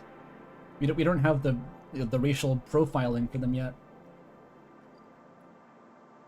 I know that Aki's a Vel, but I'm saying, you know, you don't act like it sometimes.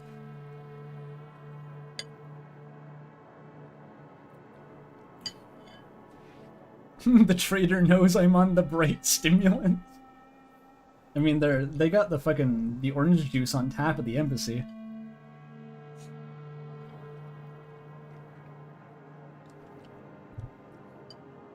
It's not even racial profiling, it's caste profiling. It's different. It's different. I've seen some debate about to what extent the caste stereotyping is even mainstream in Obesk society, and to what extent it's just Akazatesh literally being a boomer. I find that really funny, because she seems to buy into it, but she's also like 150 years old.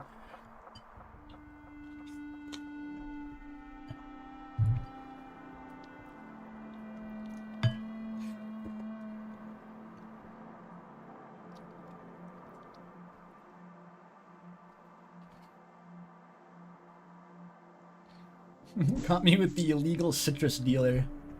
I'm smoking on grapefruit. I'm smoking on Kinoto. Speaking of Kinoto, let me tangent for a sec about my,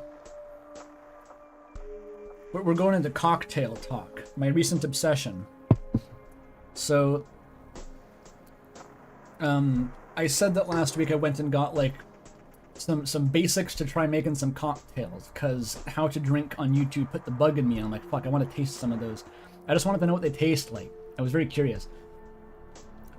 Time to talk cock, yeah. And so I got 1 bottle of London Dry Gin, I got 1 bottle of Campari, and I got 1 bottle of sweet vermouth, which is basically the ingredients for a Negroni, because I wanted to try that. It sounded interesting. But I've since gone through like every combination of those that you can make into a cocktail, which is like quite a lot actually. But Campari, I haven't really tried any of these before. I had no idea what I was buying. I was like, you need this stuff, I guess. It tastes like Kanoto soda, which is a very specific flavor, which I've always really, really liked. It's like, it's not something that you can usually get outside of imports in Canada, probably in the US too. It's like an Italian thing. But yeah, Kanoto fruit. It's like a bitter orange taste, very specific, but I love it. And it's an acquired taste and doesn't usually show up a lot. So I was like, fuck. I actually lucked into this. I got like a random bottle of red fluid, and it just so happens to taste like this one really specific flavor that I like. I was kind of hyped about that. It's a bit more bitter than a normal Kanoto soda would be, but it's definitely the same flavor.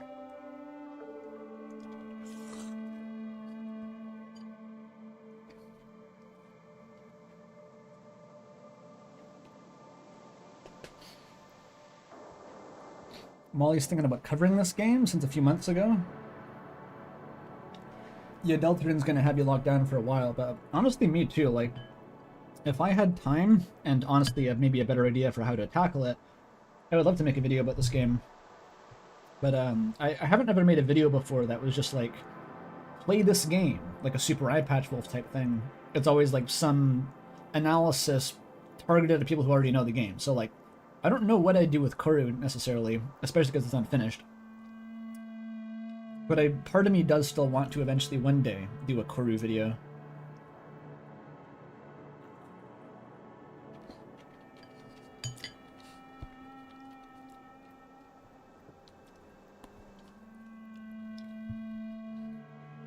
Is Kanoto rare because they keep cutting down the trees?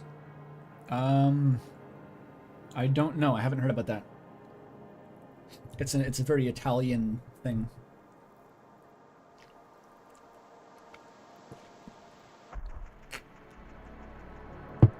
Well, I know Deltarune's unfinished, but that's what I'm saying is like, that's kind of a high commitment deal. You really gotta commit to the bit to cover an unfinished game, because basically like, you're either doing theory content or you're just finding some other weird angle to talk about. And I don't really want to do Corru theories. My theory quota is thoroughly filled up with Deltarune. I don't really like doing fan theories that much. Believe it or not, I barely do it with Deltarune. And that's because I have a sickness regarding those games.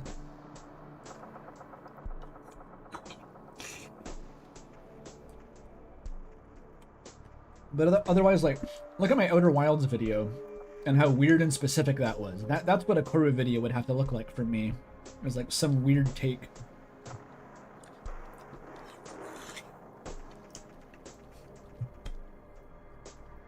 A specific angle, at least.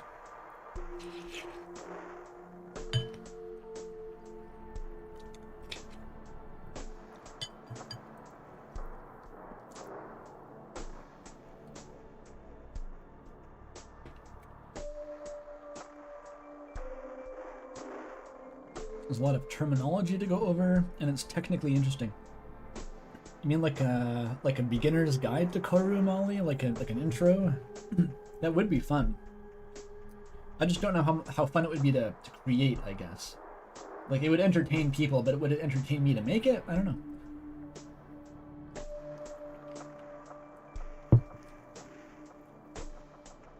Myth busting would be cool. Are there Corru myths? Are there misconceptions? I don't know. All I see people talk about on the embassy is like whether trans cast Obesk kind of thing.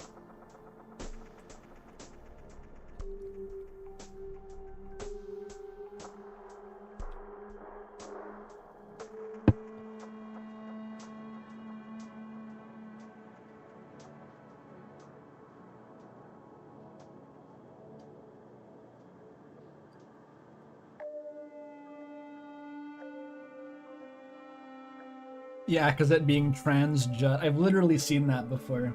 And the crazy thing is that it actually makes sense. If you know all the lingo, you will actually hear Akazet is a transjut Obesk and go, oh yeah, I can kind of see it.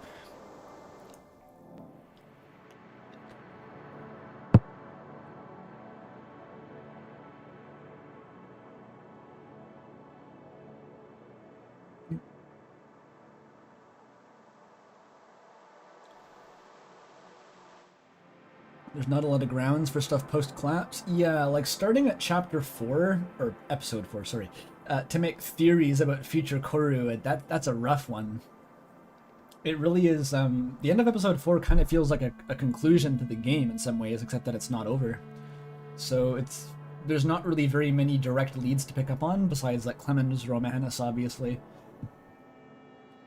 I'm guessing that episode 5 is probably going to be some sort of like underwater adventure, if anything. It seems like eventually the game's gonna go in a more submarine direction. Sorry, I'm burping the ramen. Okay, I think it's passed. I finished the ramen though.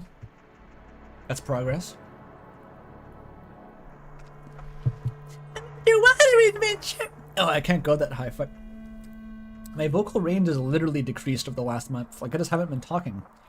I haven't been streaming regularly. My voice has gotten crusty.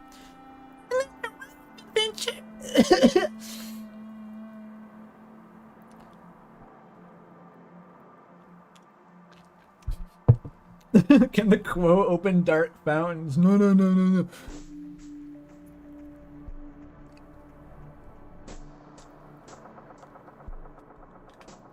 The collapse was planned to be a single chapter. Honestly, I can picture how in your head that would make sense.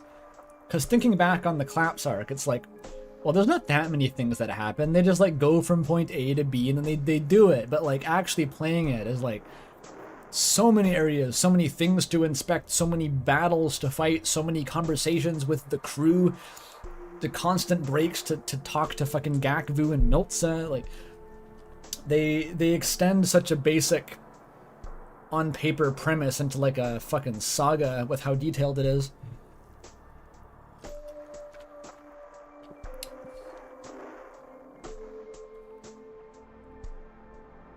The Dole is a dark world. No.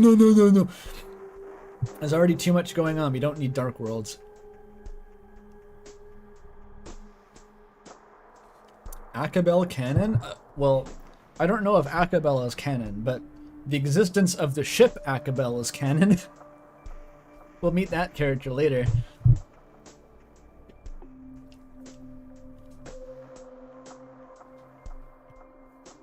Okay. Well, let's start again. Just a sec. As I sip on my tonic water and try to convince myself that it tastes good. So good. Bitter citrus. If you like IPAs, you'll love tonic water. I'll say that much. I don't really like IPAs, but I like tonic water just enough to drink it because it's cold.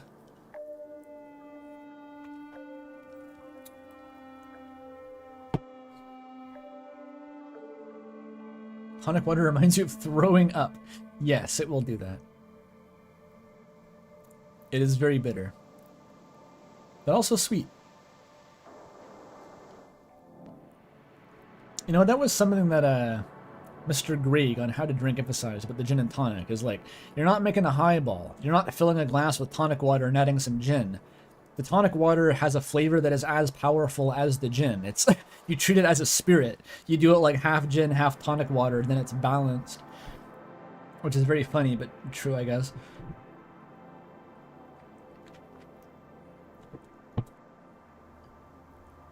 If it isn't a sour, you're not drinking it? So you like sour but not bitter. That's curious. Curious.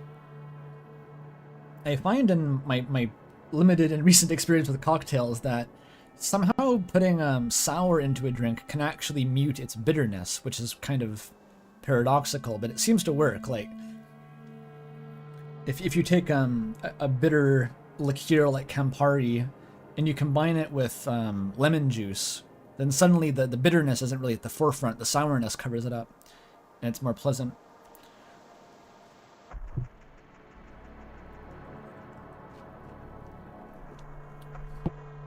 Quinine is also an iron brew, by the way, which is funny because I've always loved iron brew. It's a much less strong flavor in that, though, because quinine is the main thing that makes tonic water bitter. And that's why it's called a tonic water, because back in the day it used to be a cure for malaria. They put quinine in water and it was medicine. And then freaks and weirdos decided that it tasted good on its own. And like, let's just keep drinking this. And that's how cocktails are made. Is like disgusting medicinal substances. People over time convince themselves that they taste good, and then they start making shit out of them. It's like Moxie? Maybe. I've never tried Moxie, but I've heard of it, and it might be similar. You can't unsalt or unsweet. You kind of can't. You can cover up sweetness with sour and vice versa. They kind of do cancel out a little bit.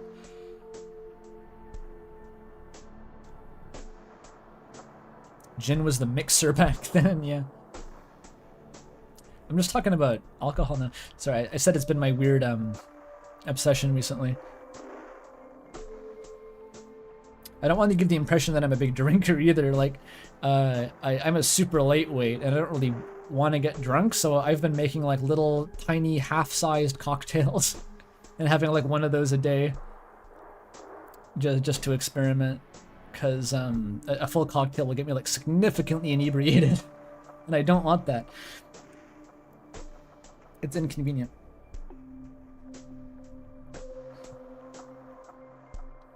All right, back to the game. Enough cock talk.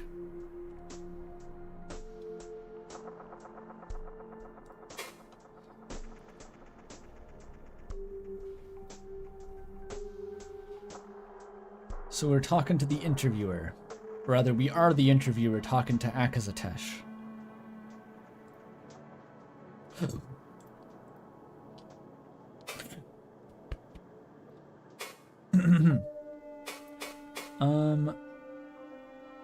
You mentioned the call. Yeah, what is the call? What can you tell us about the call?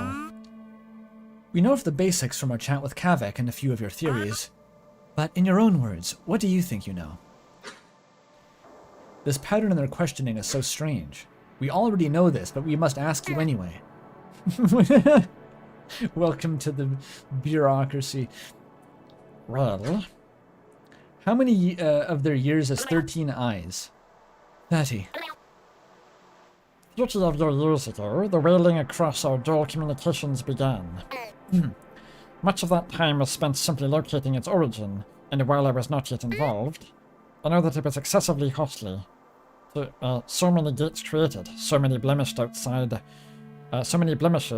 the air's border. So that's referring to the dual contrivances, basically warp gates. So they had to fill their atmosphere with fucking space junk warp gates to find the source of the signal. So much time has passed that the call grew weak, an echo of what it used to be, all while our efforts ate away resources. Yes, this is my Akazet voice. Our councils began to demand that efforts be slowed. And then your home was found, 7 years ago, and even though we are here now, the surface seems no closer. The source seems no closer, rather. It kind of sounds like a... Can I do that noise? The talk sound effect. I can't fucking recreate it. It kind of sounds like that. The Gleep Glorp voice.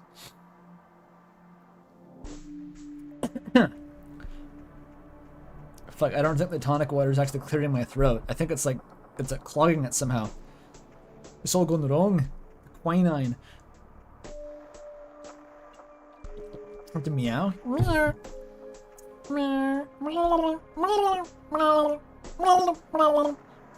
There it is. I can do it.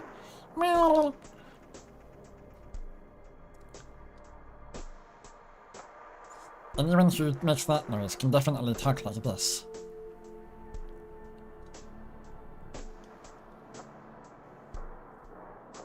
Legendary Foley.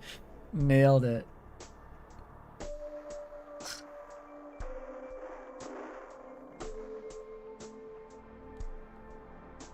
Okay. Okay, gotta focus. Gotta focus.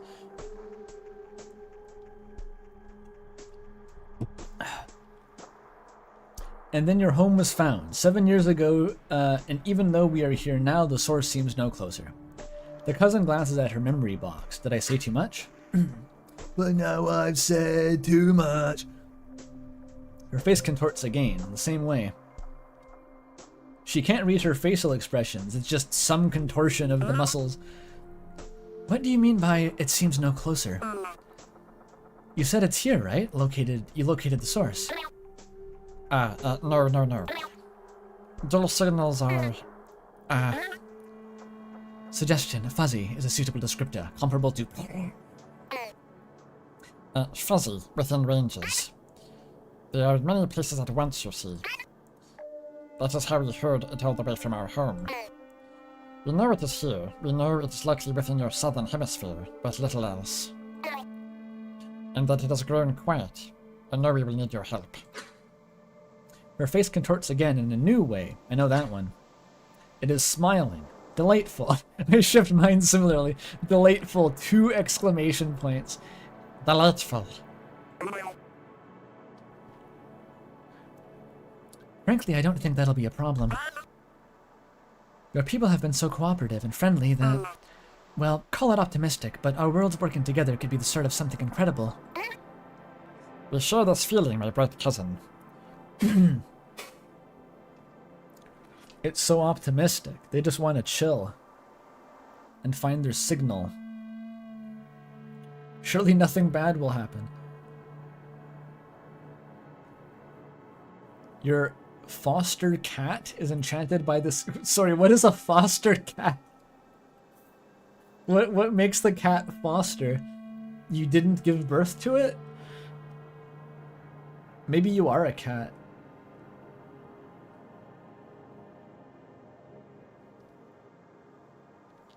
Huh.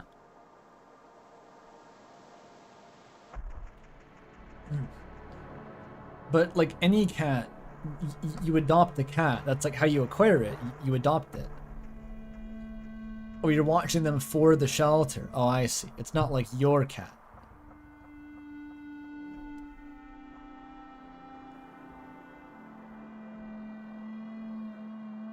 Cat's hat in chat. I would not, could not on a dull vessel. Anyway, what is a corru? So your technology, corru, we're still gathering what information we can.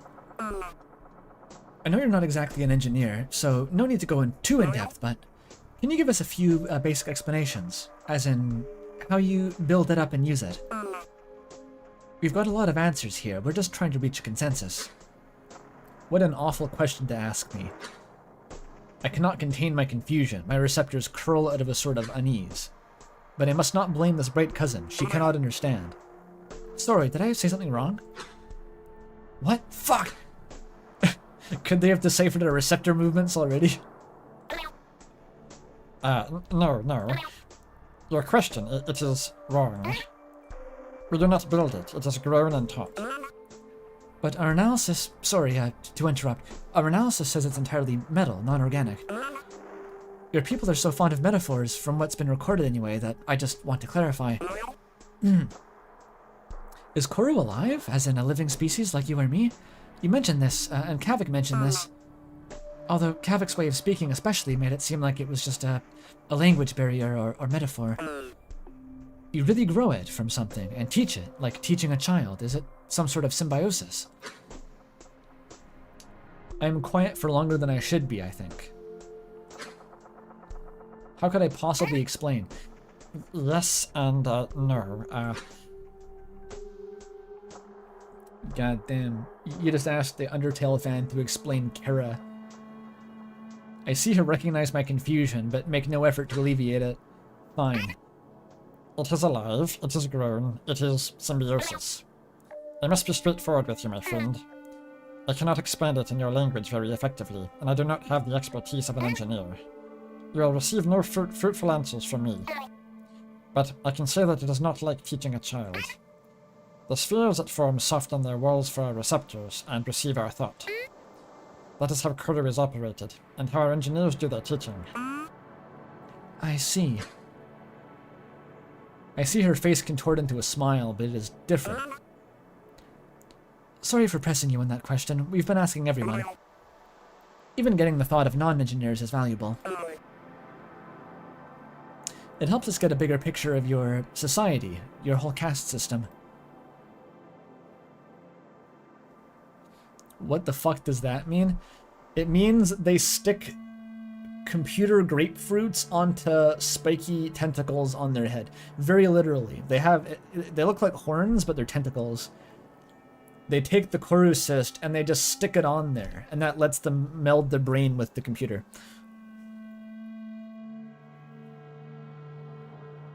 Which raises the question of, like, why do they have inherent biological symbiosis with the corru? I don't really understand how that happened. They're more like they're antenna, basically. Obesks is bugs. Little bit.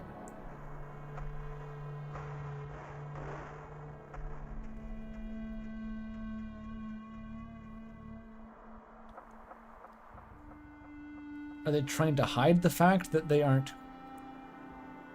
aren't quo? They are quo. I don't think they're trying to hide it.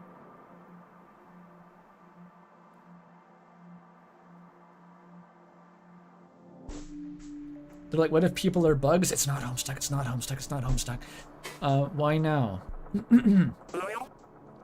They do imply they have some sort of armor on their arms, maybe.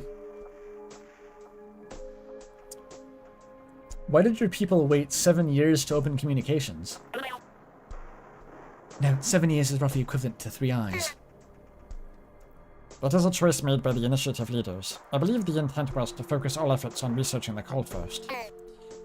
But with how quickly our spire was noticed, we had to shift focus to deciphering their languages and culture to open contact. The interviewer's facial muscles contort in unfamiliar ways. Should I contort mine in a similar way? Damn it. The physical language of our bright cousins is incomprehensible.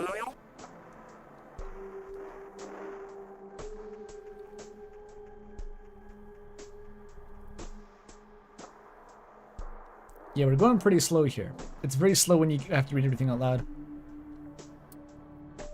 So in 7 years, your people grew to understand all of our culture and language? I laugh. My voice is so loud in this small room. The cousin mimics my laughter. Maybe she understands. It is an ongoing work. But your species has walked so many diverging paths. We learned enough to speak with you.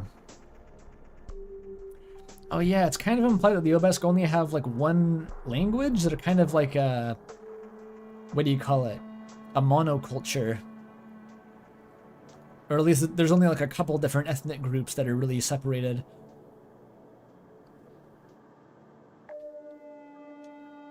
What is it? Vaznians and Ekavik? What will you do? So now that you're here and we've opened communications, what will you do? We have several initiatives. They broadly concern sharing information, exchanging of resources, and of course locating the call, which I am a part of. I am excited for what our peoples will do for one another, but I can also not rest until I have my answers, you see. Well, you'll find we are alike in that way. Every human loves a good mystery. Yes, we have noticed. Your many attempts to investigate our spire were very entertaining. So many of us wanted to say hello to your creations, but we were not prepared. So they had like fucking drones and like UFOologists on speedboats and shit bombarding their spire.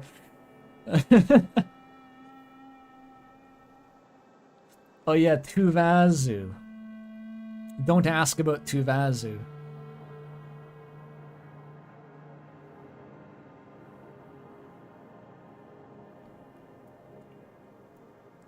Probably also aircraft carriers. I mean, yeah, probably a little bit.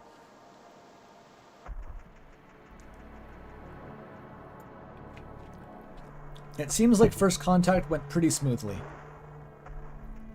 No casualties.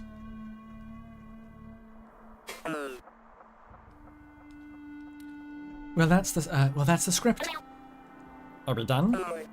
Yep, that's all for now. We'll be in touch, Akazet. Thanks so much for coming to meet us. Of course, this is the only the beginning, my friend. Memory stream terminated. Advise and recollection. No, it's kind of a long shot, but we could probably get a little extra here. If you keep rendering past the end of the stream, maybe you could talk to Akazet. Or at least this version of Akazet.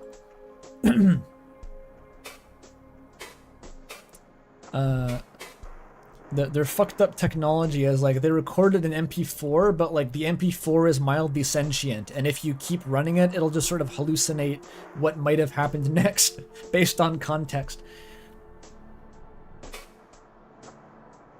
Sure. Oh, what's that?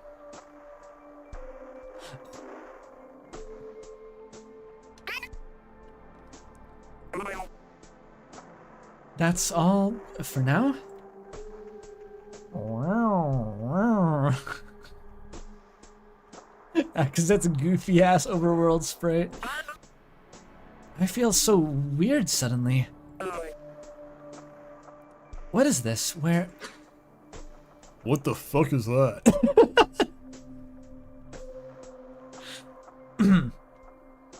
What the fuck is that? That's not what Akazet looks like.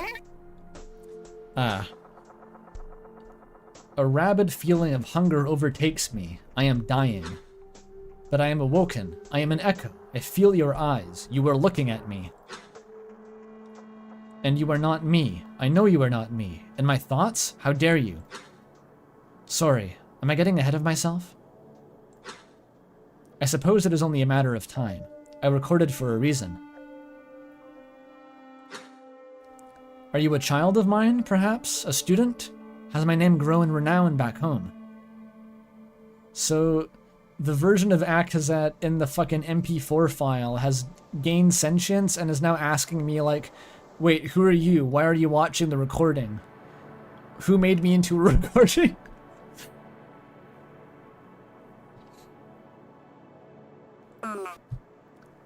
Child? Student? Oh, what are you talking about? Wait, who are you talking to? Why isn't your mouth... I need to go. I need to get out of here. You cannot. This is all there is for us. Sit or you will destroy this. This oblivious thought form will poison the space. Please wait a moment, Observer. I must comment. What do you mean? Listen to me. What is your name? Where are you from? What languages are you now speaking? Do you know these things? No, you do not, do you? You are a dream, a memory. I feel as though it is starting to understand. What a pity it is not lucid. Very calming questions, Aki. This is like the things to say to your friend with an anxiety disorder meme. I must comment. By the way, you're not real. You have no memory. Do you know your mother's maiden name? You don't.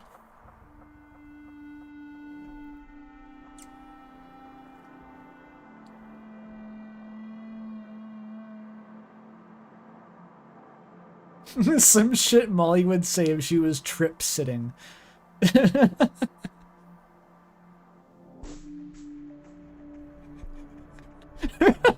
Her calming words of the low tier god lightning bolt after every sentence. Exactly. It's okay, she's not very good at calming herself either.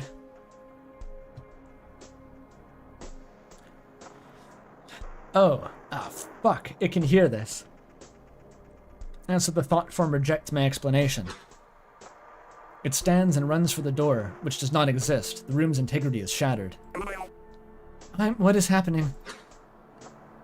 The walls of her thought form crumble under our lucidity, and she is gone. Do not weep for it, Observer. It will grow back. But I am still here, in this small room with you. Oh, hi.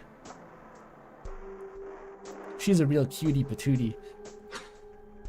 I grow anxious. Yes, because you can feel my thoughts.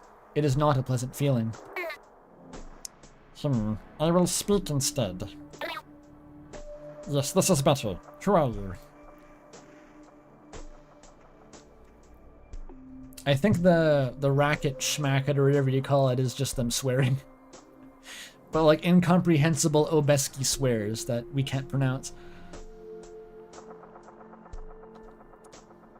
I am an interloper.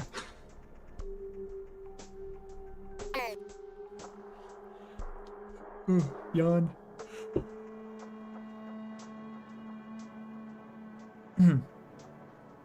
Fascinating. So interlopers are no longer just a theory. And, oh yes, I see. This is not a copy, is it? You are an interloper and you have access to my personal device. That does not bode well for me, does it? I don't know. I said I'd keep quiet while you were doing your thing, but I'm seeing some really weird activity. Are you changing shit right now?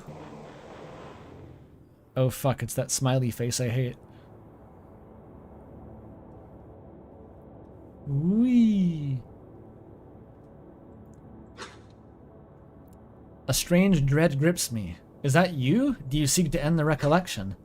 No, I see you. I do not see it, but I can feel its claws biting into me. What is happening?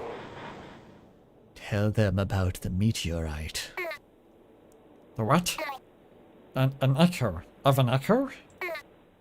No, I simply, I'm simply beyond incoherence. This is sabotage. This is not real. The claw pierces the membrane at the edge of my thought form. I feel something torn from me. Interloper, this is wrong. This is sabotage. You are not doing this, are you? You need to...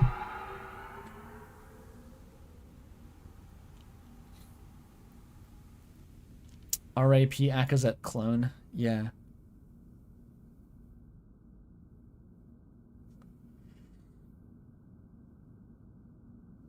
Oops.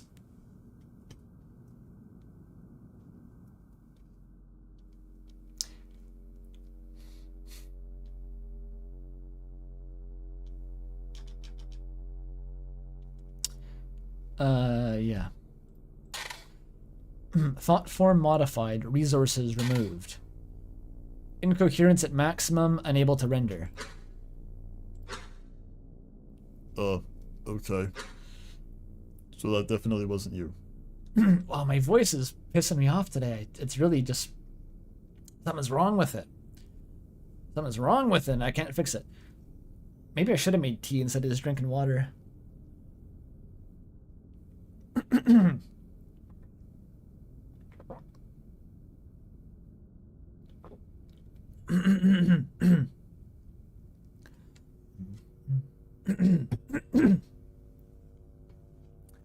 Excuse me, everyone. So that definitely wasn't you. That's what let you in, right? I still don't know what that could be, but it can definitely change things, because that actually just destroyed the suction. Like, it's completely gone, same as the Othler, so we... Thought form activity detected in dull vessel. Maybe on a clock here. I don't get it. Why would it let you in just end up deleting that stuff after?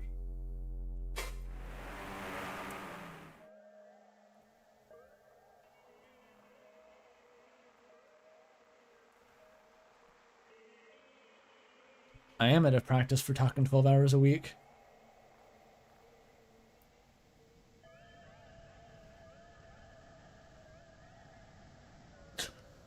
What the fuck are you on about, chat? Bastard and Velzy, naked and covered in oil. Who's winning? Wrestling like Hercules and the Nemean lion. We haven't found Bastard yet. Calm down.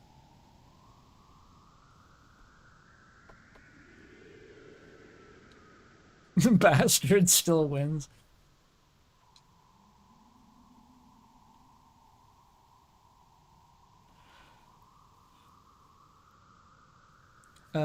I think in the current day, the Quo just all kind of fucked off from Earth. They just left.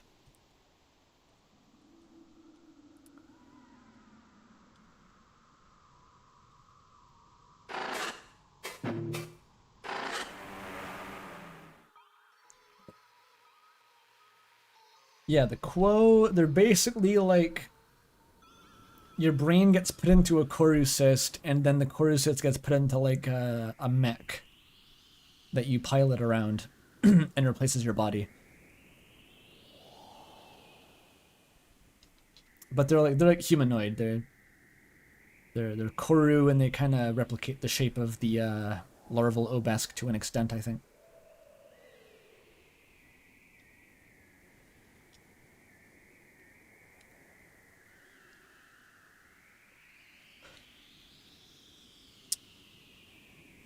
Where's the thing? Oh, there it is. No, come back, come back.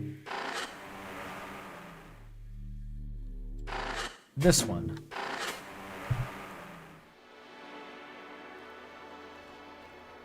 So this is like Akazet's spaceship, I guess? Now that doesn't start off open, I guess. Very aesthetic.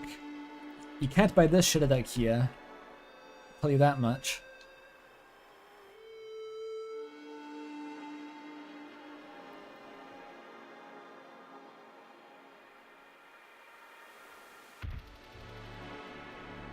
You can't imagine being a human working at the new embassy? Well, it would be a terrifying experience because you die. It's said that the inside of the Obesk embassies don't even support organic life. Okay, this is ruining the bitrate? Alright. It had to happen eventually.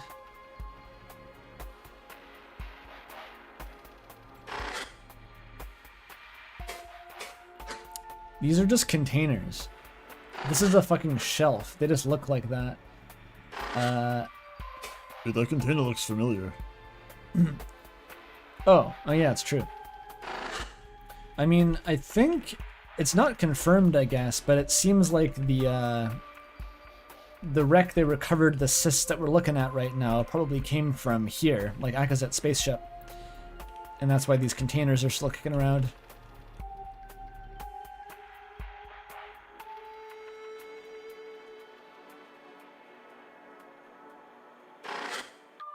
The Glazika.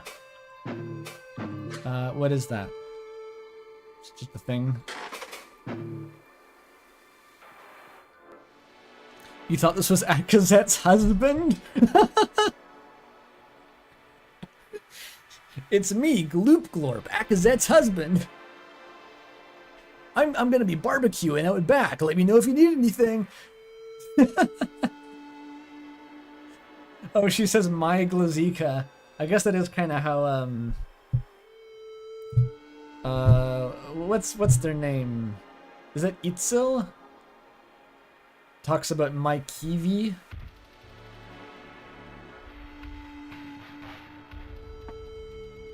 That's literally John Jokesy.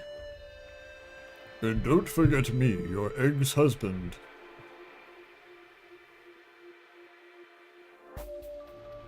Yeah, least realistic part of that is that Akazet would have a husband, by the way. My Glazika. Hello, Akazetash. It's so exciting to see you again. Your surface walking grows longer each time. What is that voice? What the fuck? Is that from like I don't even know. Maybe I'm channeling the ring? Like the one that Mandalore did a video on? Fuck. That's Mr. Frog? Oh, you're kind of right, actually. That sucks. New voice, new voice.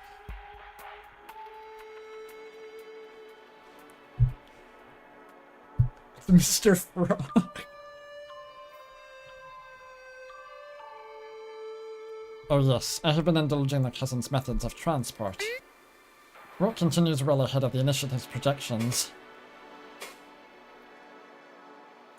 They're so funny. The Obus, they don't have electricity, but they have, like, spaceships that can travel faster than any type of human logistical transport. Like,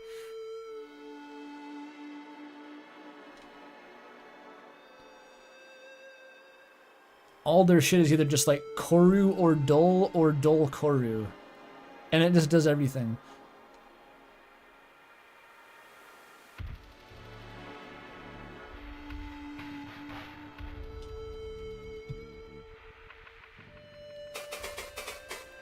What's the status? What is the status of our vessel? Okay, not Mr. Frog voice. Consumption is paused for all activities except maintenance.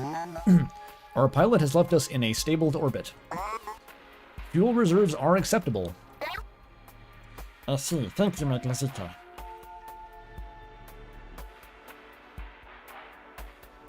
Mr. Dink. What have you been doing?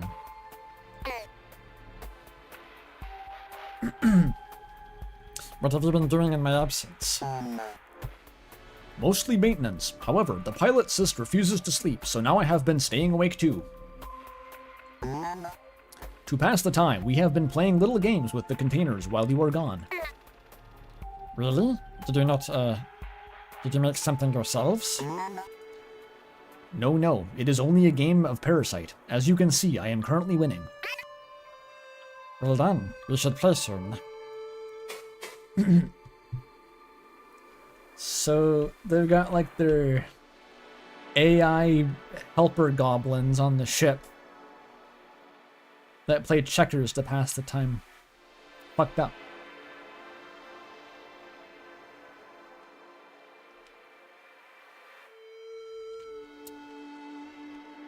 What kind of chair is that, Akaze? Do you sit on that thing? Like, what the fuck? How do you sit on that?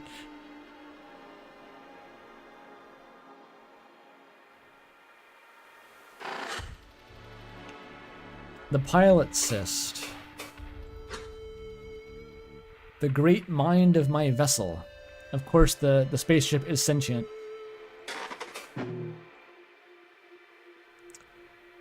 Hello. That's the deepest voice ever. Interloper.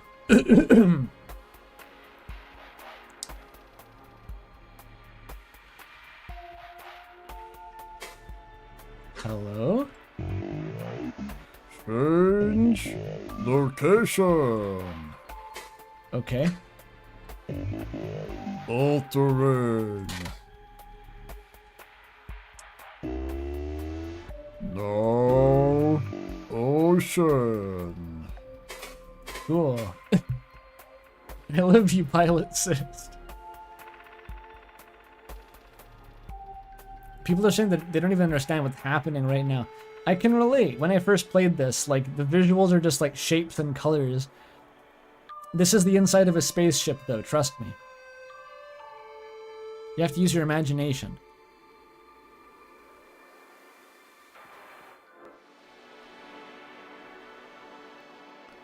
Do Quo keep bags of metal coins like potato chips to snack on? I don't know about that. They have spare cubes, though. Those might be the similar snack material. Very good. That's the voice I'm going for, but like all my voices suck today. There's nothing else to it. I'm just struggling. How are you, Lucid? Velzy. Instructed. Who's Velzy? Secrecy. Instructed. Soon. Meet. Okay.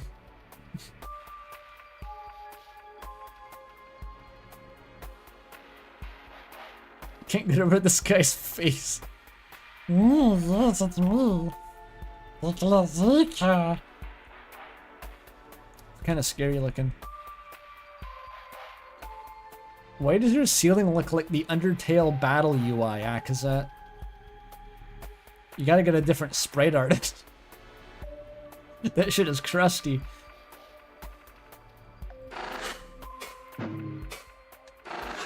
Bangin' sermon, my Glazika.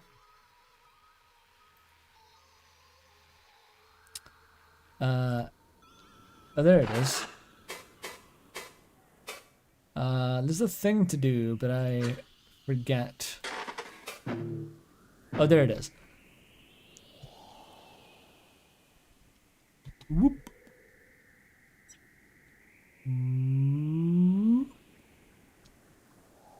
It can take you down to the depths. This is where the dark fountains come from. Why are you here?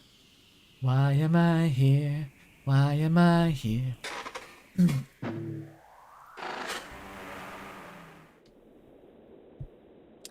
And this is the underwater adventure. Haven't talked to Moth in a while. Don't worry, I'm seeing this. Just keep going.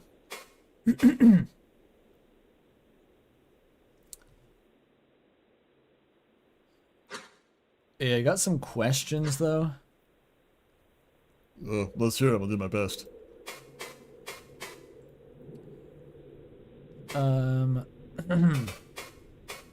Why do I hear music?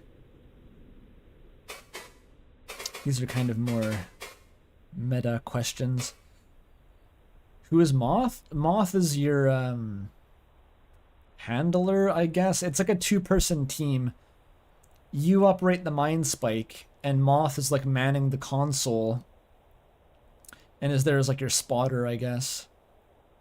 But you're both just human FBX agents working to research this cyst. They're not an eldritch being, they just look like that. Guy in the chair. Yeah, that one.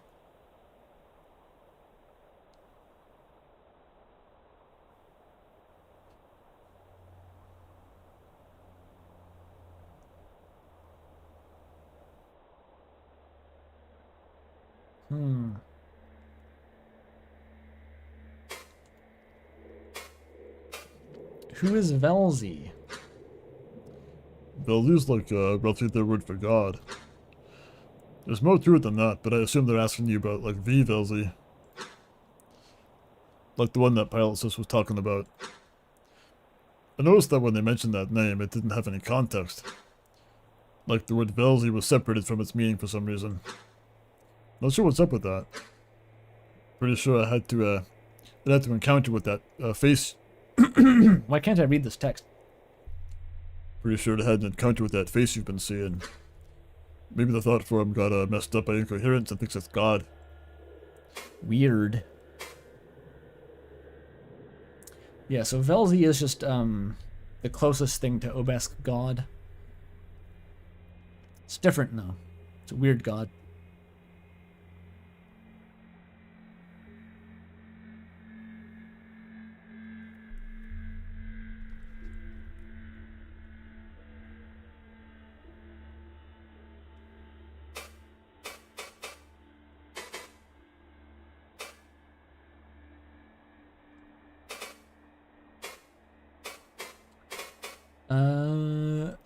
What about the call? It's a pretty important part of human Obelisk history that gets overlooked a lot. Supposedly the reason they were able to find Earth was because of something was sending up a signal the research tech picked up. They were trying to figure out what it was for a little while after their first contact, and were pretty verbal about it. And then they just never talked about it again after Akazet's team went missing. And then all the other shit happened. That really is sort of where it all went wrong. Maybe this corru assist will finally shed some light on what happened. Don't worry, I'm seeing this, just keep going. Hi. So, yeah, the basic chronology is... I don't know, does anyone know Outer Wilds? It's basically the Eye of the Universe. They detected the Eye of the Universe, and they came to find it. And that's why they're here. And it's somewhere on Earth, but they don't know where. And so they've been cooperating with the human governments to search for it.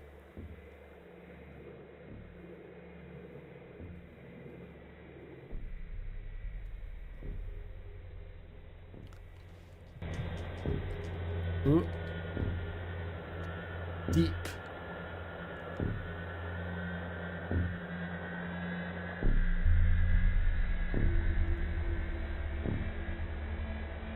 Very deep.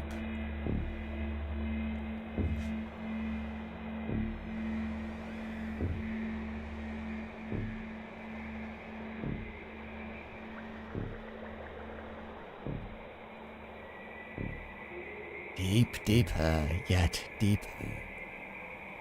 Deepness keeps growing. Also the darkness, it's dark.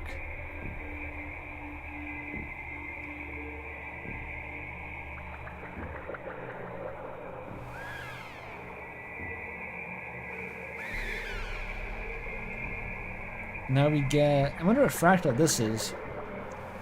It looks like when you map the states of like chaos pendulums in a phase space or something. It's wacky.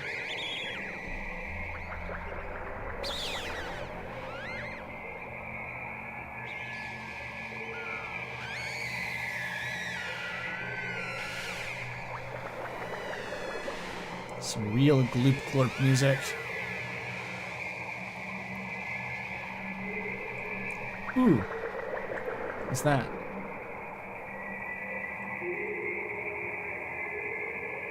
I want one of those.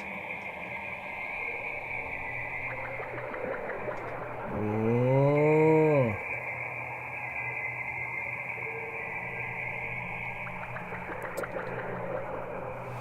I forgot this was a thing. I think after the first time this whole section is abbreviated, I forgot it was this extravagant the first time. Unusual signature. Non-standard format. Implies spatial thought form.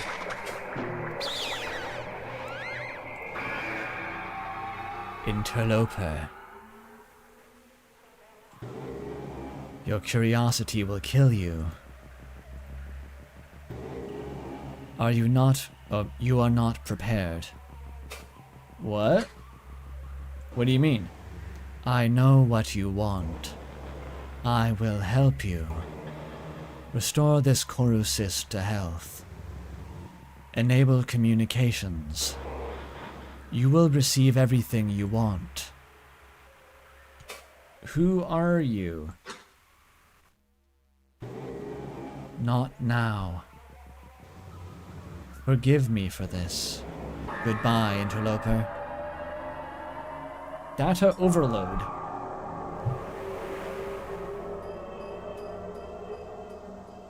That was a brain blast.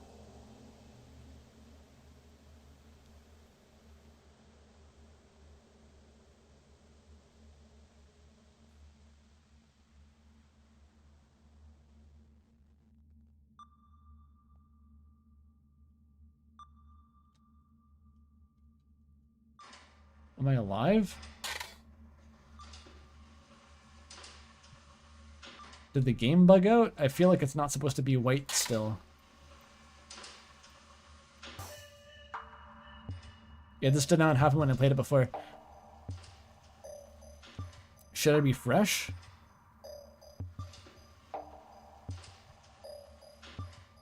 Will refreshing fix it?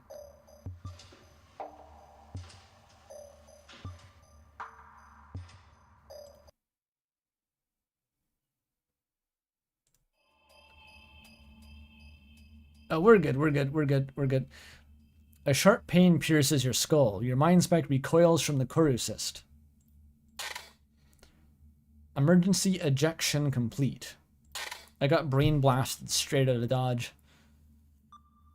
Minimal connector damage, minor neural impact, very slight brain damage, just a little bit.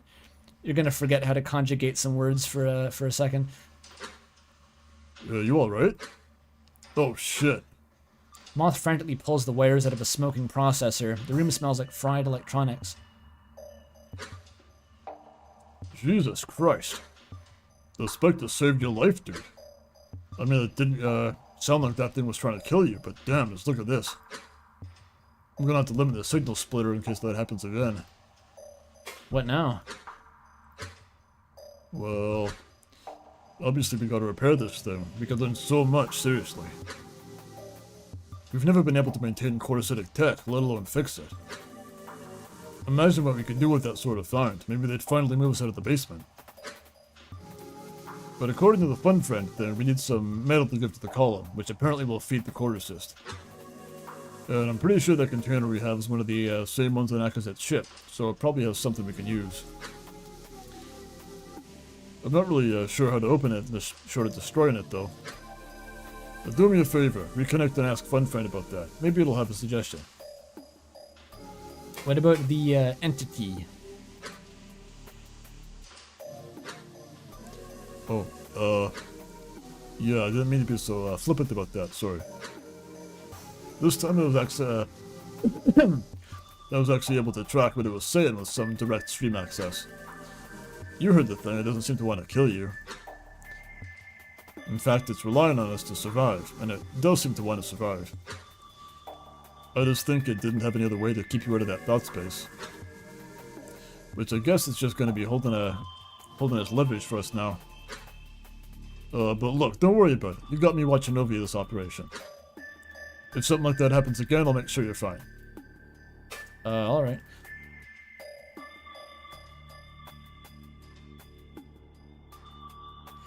If it brain blasts you again, you won't get any brain damage worse than the first time, which isn't even that bad. Okay. It is, I think, a frequent fan interpretation, by the way, that this mind spike just goes into, like, the player character's spinal column.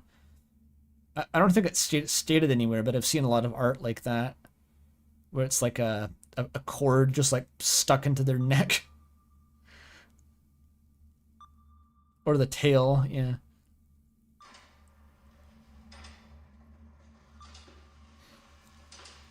Because I don't know if you've noticed, but humans don't have receptors on their skulls.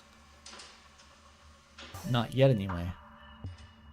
Elon Musk is cooking up a solution right now. Just hammer this Wi-Fi router antenna through your skull, and it'll work in 50% of cases if you're a chimpanzee.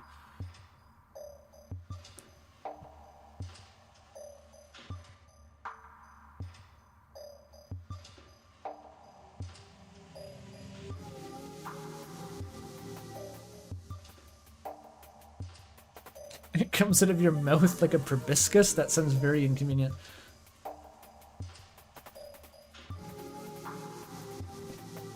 I'm in the K-hole, licking on corru cyst.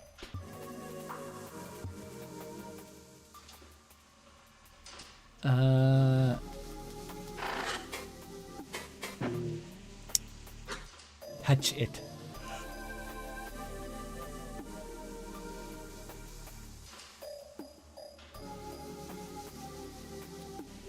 The dendritic cyst has a rigid outer shell. It's unlikely that there's any way to connect to it. Lift it. The dendritic cyst is surprisingly heavy. Turning it in your hands produces a cascade of metallic clinking noises from within. When you set it back down, its tendrils find a new orientation to support itself on the table. That's fucked up.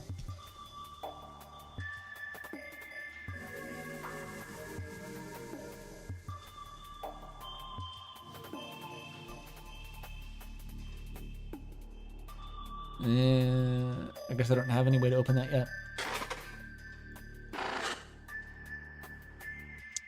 Oh wait, you gotta click the button.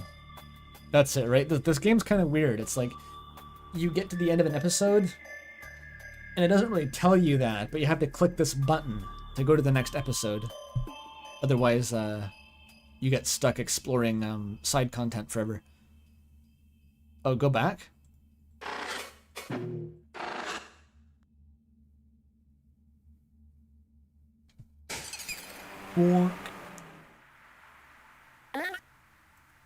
The way this game progresses is actually quite ambiguous. You won't realize that you've progressed sometimes, and you'll come back and it's like, oh, it's different now, what the fuck? Funf.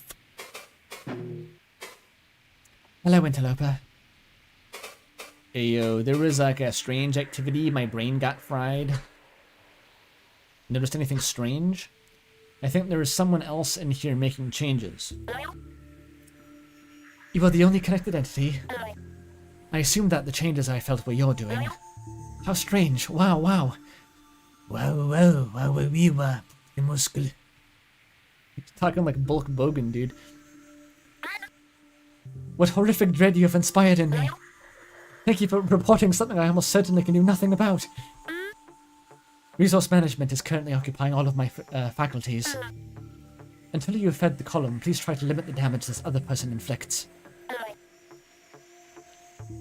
Then I will be able to help. What horrific dread you inspire.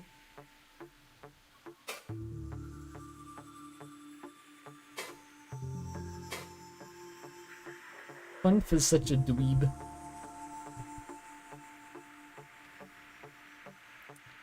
The long-suffering tyrant. Ayo, so that container...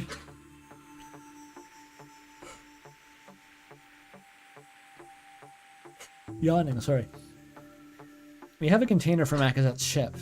You think it holds usable metal, but I don't know how to open it. Oh, that is so lucky. Yes, you should be able to use that. However, without a Glazika, you will not be able to open it. Not safely, anyway. Small containers are very strong, and will respond violently to trauma if you try to open them with a blunt instrument. But if you can find something to kill it instantly, a puncturing tool, just aim for its base and it will perish. Yes, that should work. It's so fucked up. He's talking about it's a tutorial on how to slaughter Akazet's like IKEA containers. You're going to have to kill me in one hit. Aim for the head and make it count. Am I really going to have to requisition a handgun or something? Jesus Christ. Okay, I'm gonna see what I can find. Maybe we can get something safer. Great, thanks. Did you need anything else? The can opener, like, it implied that it would attack us. If you tried to open it with a can opener, it would flail its tentacles at us and spear us.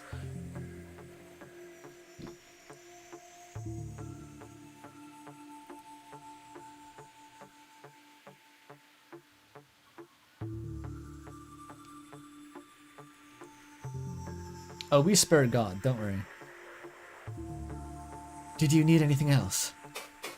Honestly, as far as like late game preoccupations go, priority number 2 is like figure out what happened to Akazet.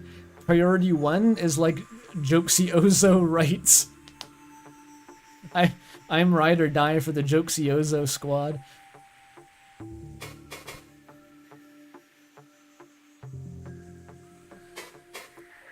We got some more gates, maybe some Bill gates even. Why are there more gates?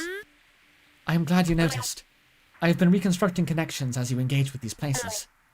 My space here was in terrible disrepair, so most connections were shattered. I am far too occupied to locate each individual recollection, so I am using you for this. Thank you for the help. I gotta go. Okay, I will be here. Oh yeah, I got some spare nodes. Most organized desktop background, by the way. Your 3 icons are just like scattered randomly at the bottom third of the screen. Like, what are you doing, Akazet?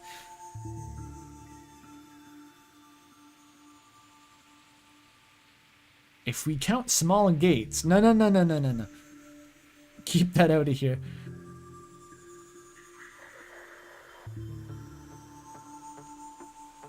What is a secret 4th gate?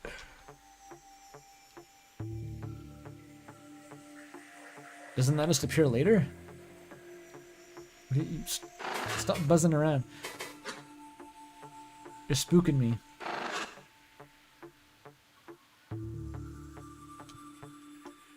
Down here?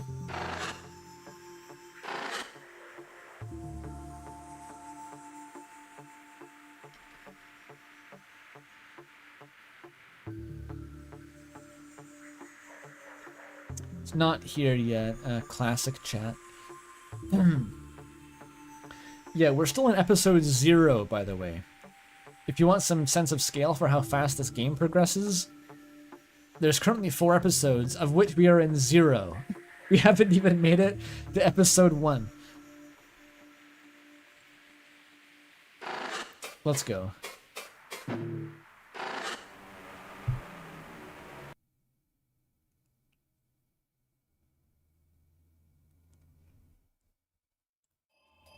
What is the symbol on the door, by the way? That looks like Mollystars thing. Hey buddy, just in time. The winds came in. Moth holds up a jingling plastic container filled with the small copper tubes, cut to a very short length. It's like penne. I got copper penne. It's set on the table. The fractaline cyst removed to make space.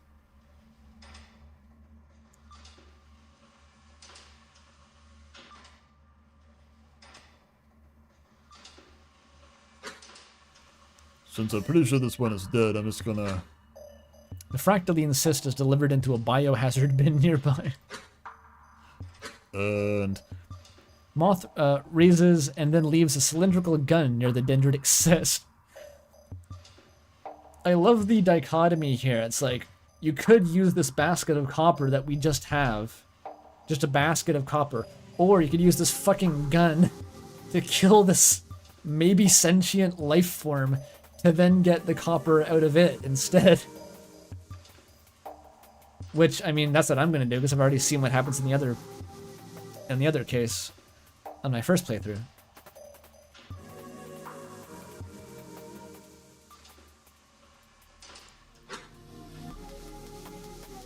My request for a gun kind of stirred up some, It's kind of stirred up R&D because obviously. But after I explained it was to kill a corrugated container, they said they had just the thing.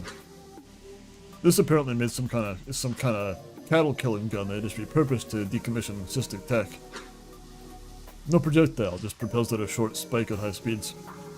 I think it uses some kind of electromagnetic propulsion or something.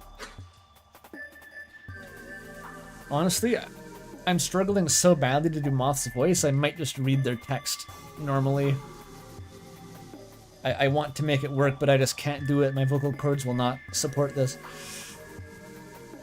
Ugh. Anyway, I know what you're thinking. Why both? Simple. I completely forgot to cancel the copper order, so we got both of them. So we could go either route here. Either use the copper or kill the container and use Akazet's processed metals. Personally, I'd go with the copper, because I don't know what the container will do. But you're in the hot seat, so it's your call. Thanks, Moth. That's my goblin, dude. Alright, we're gonna kill the cyst for no reason, because I want to see what happens. It's so visceral. Here's a gun that we use to slaughter cattle. Put it to its temple and pull the trigger. Instant death to this weird pink thing.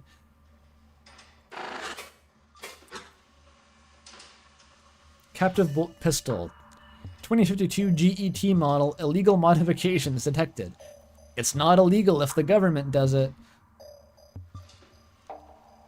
Isn't that what, like, Anton Chigurh uses to kill people in that one movie? I've never seen it. I think I heard that factoid.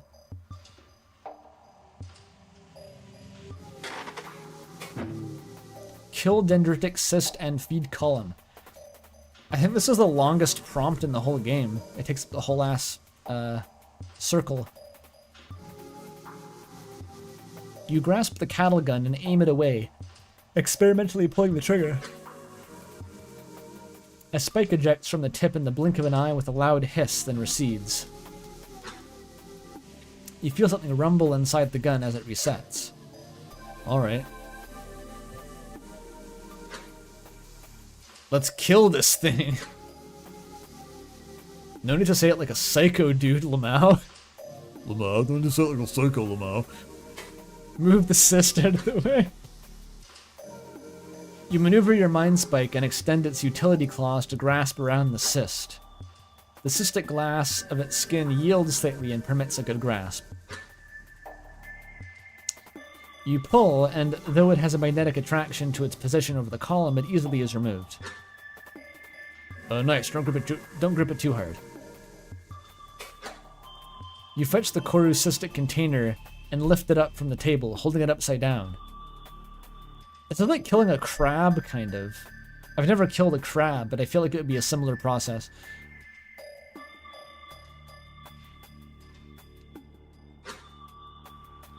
Its dendritic tendrils wave in the air lazily. It's moving around. Ew, kill it, kill it. So, Fun Friend said that you have to hit the base of it and that it'll instantly die. And if you don't, it'll... What did it say again? Respond violently to trauma? Well, it couldn't be that bad. It's not that big and your suit is pretty thick. Am I wearing an HEV suit? But... Well, if you have to throw it, don't throw it toward my machines. Kill it. Kill it. Kill it now. It's a fursuit. Yeah, it's 2060. It's two NBs sitting in a basement. Maybe one of them does come to work in a fursuit. Maybe that's just how they roll. They're heavily unionized. You angle the cattle gun between the cyst's supportive tendrils. A few attach to the sides of the weapon, testing its viability as a connection, but let it pass. The barrel soon taps against the glassy underside, and so you squeeze the trigger. You feel a surprising jolt in both hands. A crack rings in the room, and the cyst's tendrils thrashing. They quickly fall limp and start to melt. You drop the entire thing in the column's cavity before it collapses. There's a glimmer of gold-colored metal, but it disappears beneath the sludgified container.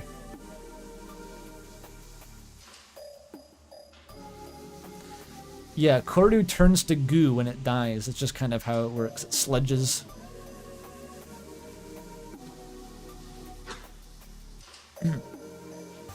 You lower the cyst and set the gun down. Wow. Quick thinking there. That could have been really messy if it just melted everywhere. Probably hazardous too. And I think that's it. Not as bad as I thought it would be. How about you reconnect and check in with friend? Alright.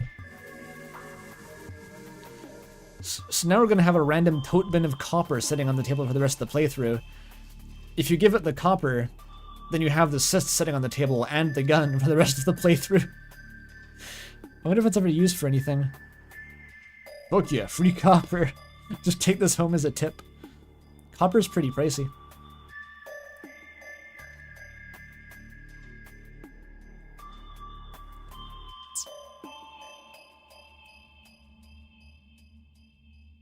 Now that we're done using the gun, I'm gonna go put it in my drawer full of hair dryers. To keep it safe. Synthetic container. Okay.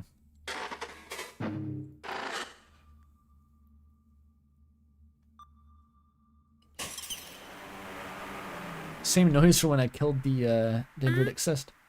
Interloper, great gaze. What did you call me? You have done it. The column is working. Come, talk with me for a moment.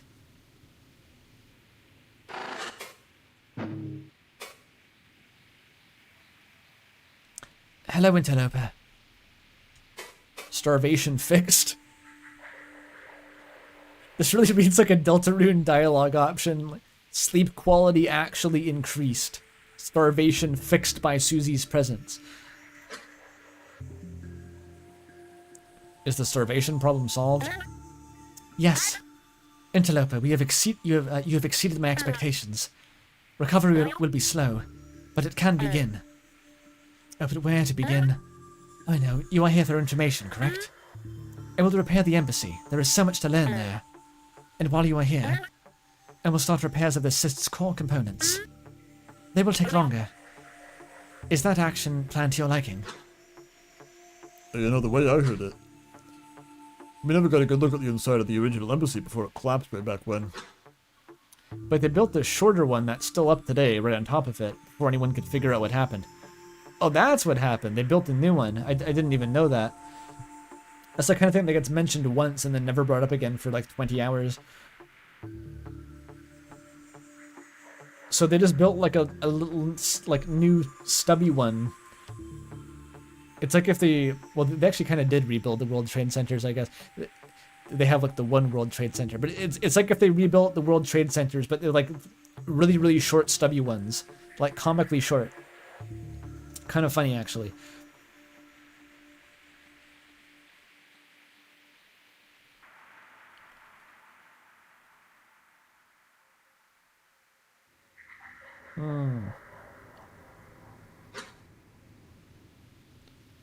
That actually could be the perfect thing to look at first. Sounds good. Very well. A confession. I started before I asked, and have already found issues. Although the embassy's spatial memories can be fixed, and the events seem to be intact, visual memory of its people was not salvageable. But within my bank's vital knowledge, I found cached versions of some people's network signatures. So I replaced their appearances with those they now presented themselves on the... Sorry. I replaced their appearances with those, how they represented themselves on the collective. I'm getting lightheaded reading this right now. Oops. Some voices do that to me. But yes, what FunFriend is saying is that every depiction of an obelisk in the whole game is just their Discord profile picture. It's all just Discord PFPs. Nothing literal. You will never see a literal depiction of an obelisk. Except for like maybe a couple of weird exceptions.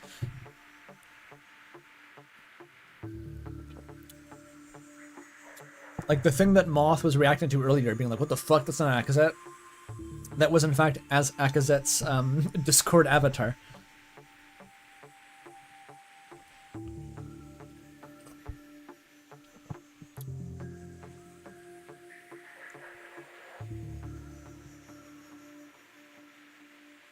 Oh, and true, you see the outline of Akazat's high-pressure body. So, I mean, they're basically humanoid. They're like humanoids with really dark skin, it seems like. But not like the normal kind of dark skin, like actually... Like the Homestuck guys is what I'm trying not to say. It's a bit like... It is slightly like the things from Homestuck.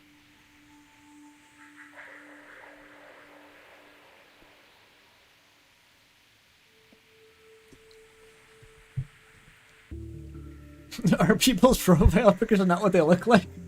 What the fuck? Sorry to be the one to break that news. Bros living in Plato's cave with a smartphone.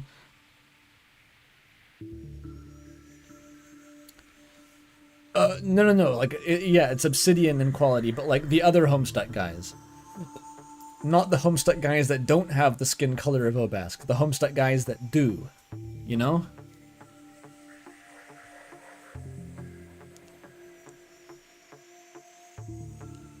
What do you mean Gakvu and Vriska are the same person? They're not even similar. That's not even close.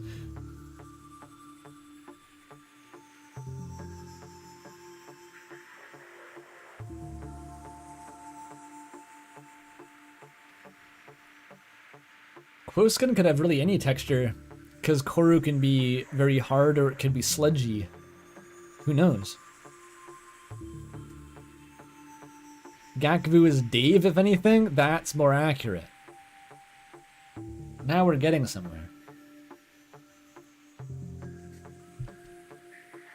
I think further discussion of this topic is going to put Corru works on the brink, though. Should move on.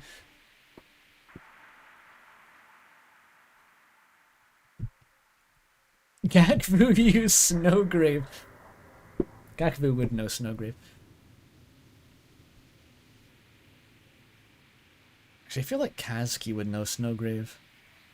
We never get to see Kazki's combat abilities, do we? She could know Snowgrave.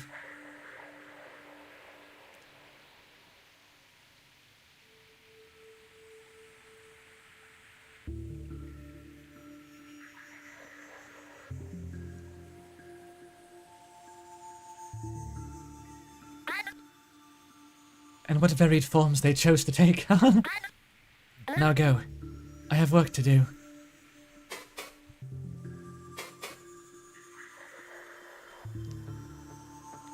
Funf isn't telling us that they had to censor Gakvu's like NSFW hentai profile picture. We're using the safe for work version that they found from an archive.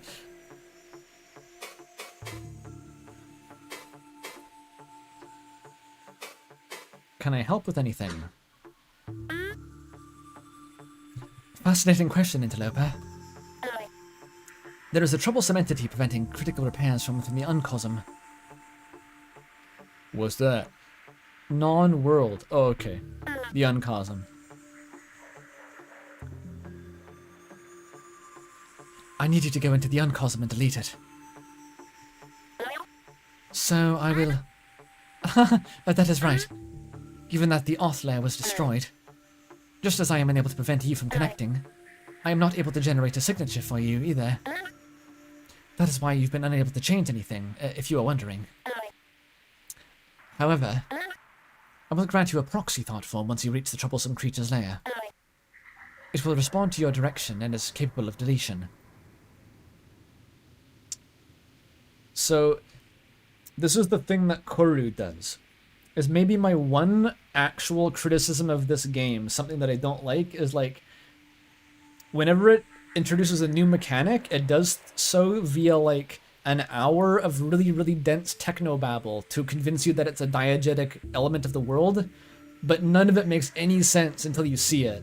You're just like, oh yeah, okay, the proxy thought form to bypass the lack of the signature from the auth layer, and then you see it and it's like, oh, it's Toho. It's like okay, that it's the joke, but you only realize what the fuck they're talking about after you see it, and then you go, oh, that's what they meant.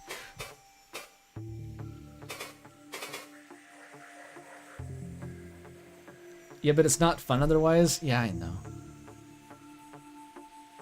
I always just feel very lost. Yeah, it was definitely with the firmament. That's where it kind of I felt really swamped. That was like a whole fucking backstory laid out, a whole saga. And then it's like slay the spires. Oh yeah. What is this game? It's corru.observer.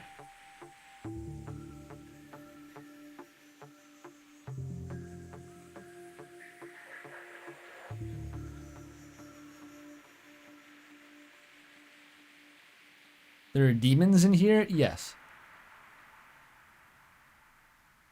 It's not a game, it's a website? Fuck, the dev is telling me that. Do I have to use politically correct terms for corru.observer? I'm of the opinion that anything that, like, it's kind of like a game, it's a game. That's my radical philosophy. You know, that used to be like kind of a debate. It's like the constantly shifting line of like, what is a game? People used to say like walking sims weren't real games, right? And then that got pushed to like, okay, those are real, but clearly like visual novels, those aren't real games. And I'm sitting here kind of like, you know, if it games, it's probably a game. A game is just kind of like, eh. It's a game. It's probably a game.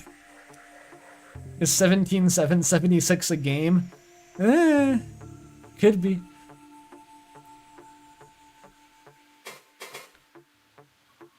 I do be interacting with this fiction.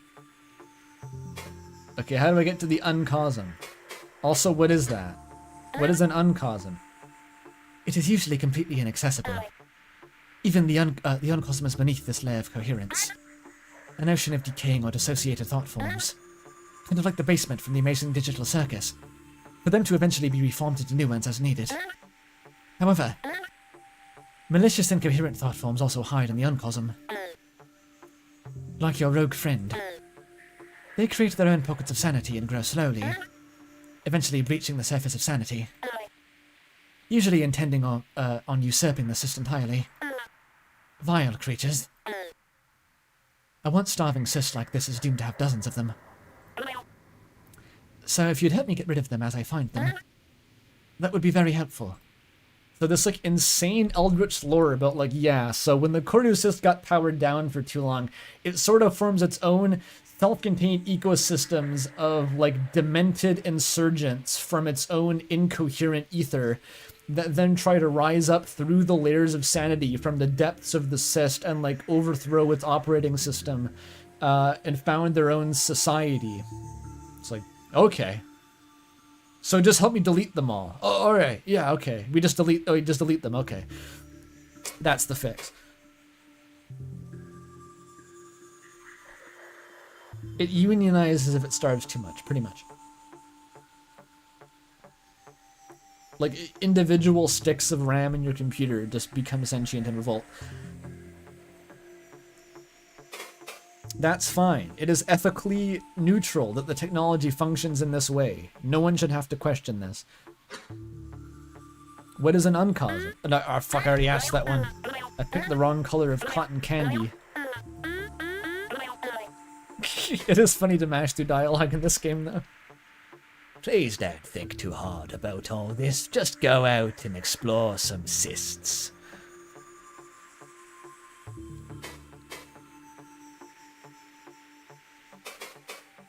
It is handled in a very cool way, though. The way that, like, saying your RAM unionizes is funny, but, like, it's more like they gradually gain sentience, and then, well, you'll see. I'm jumping the gun.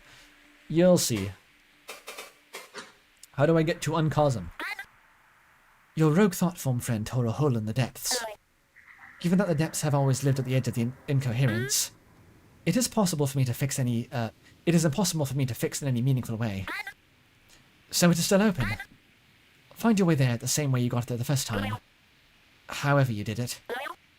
Then locate your quarry. Alright. Did you need anything else?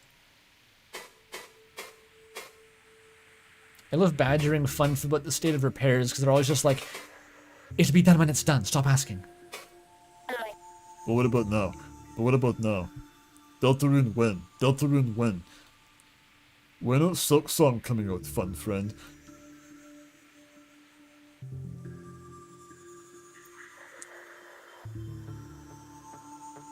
You have no idea why I wrote the instructions on this page where it doesn't happen. Yeah, that's kind of what I meant. I think if you go and like ask how to use the proxy, you get this big wall of text, and you're like, I don't get what any of that means. Then you go into the boss fight, and it's like self-explanatory. I just thought that was strange.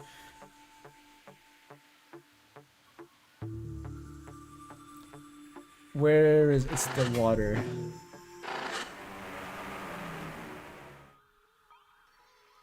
Whew. Pilot Syst has just got it covered. Descending.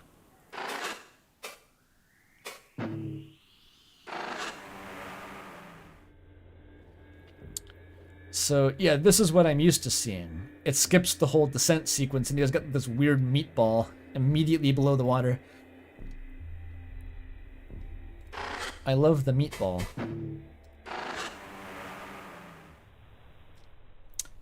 And this is the uncosm. It's very, or is this? I'm not sure if this is actually the uncosm itself, or if this is just the part of the depths that borders the uncosm. It's unclear. There's a lot of different things in this game that are just like the weird, glitchy, corrupted zone, and they all have different, like, there's a hierarchy of layers among those, but I'm not totally clear on how it works. So you gotta click on, this is the memory hole. We'll save that for later. This is like a lore dispensing machine.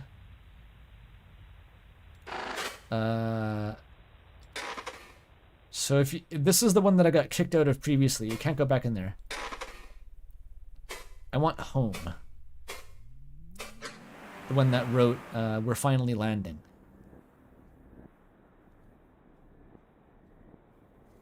The browser tab name? Oh, I always play this full screen, so I never see that. So this is God. Uncos. Some say uncosm. True. God. Not Velzy. Just God. This, it feels like, what am I thinking of? It's like when 12-year-olds make OCs that are supposed to be really, really powerful. And like, they always have names that are just variations on like, God. Satan. The great being. The creator.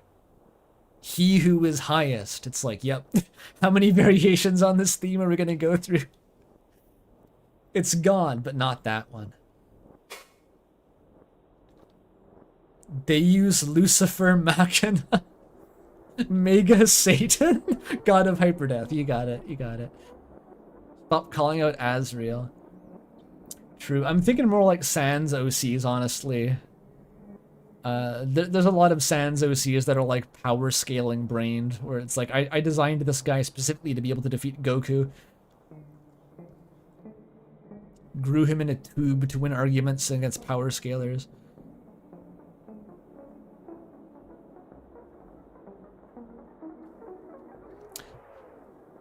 I'm gonna get stuck into a tangent at this rate, but there was one of them that was, I've looked at a lot of Sans OCs, because I did that, that wiki binge ages ago, when I thought I was gonna have time to do an Undertale AU video.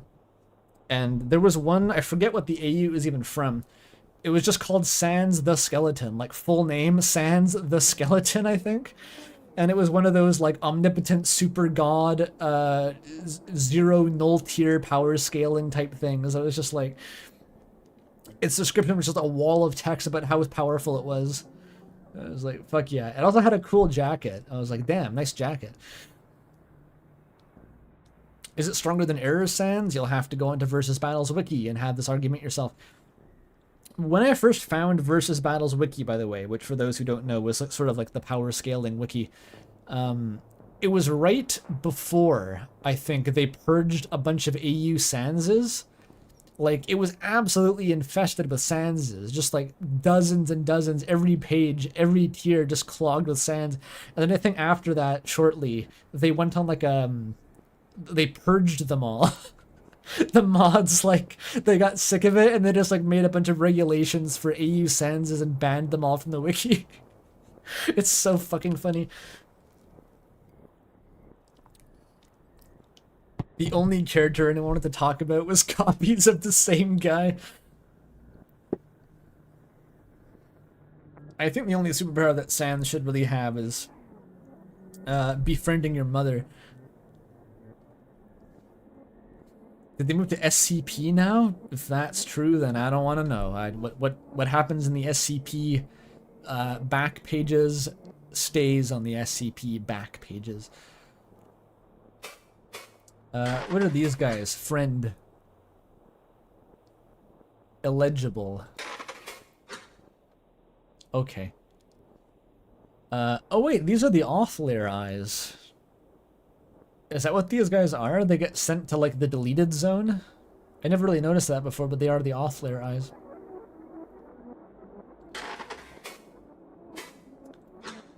Hello, God. Okay.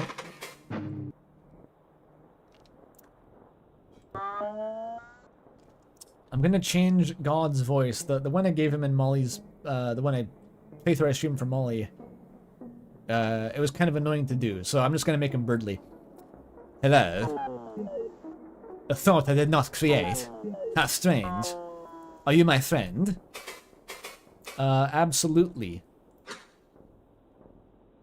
I am absolutely your friend. Wow. A joyous gaze. My eyes will now shine upon you with eternal grace. My friend. My beloved friend. I feel like having a god complex is Birdly core.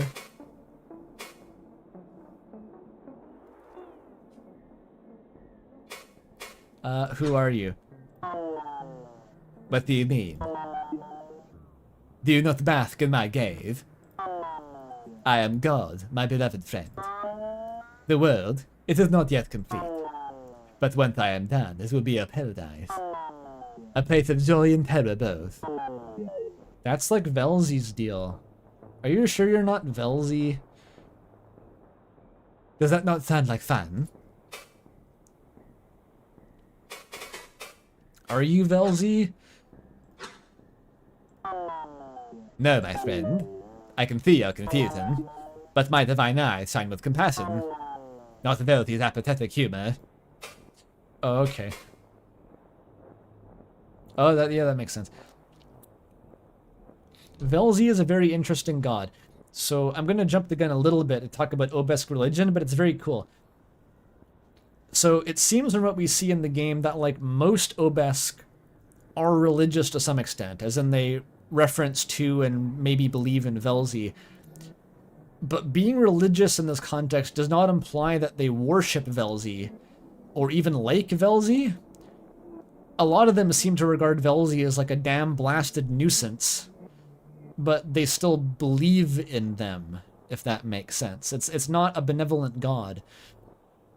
The main purpose of Velzy is to like essentially make your life full of fuckler's tricks to keep you on your toes.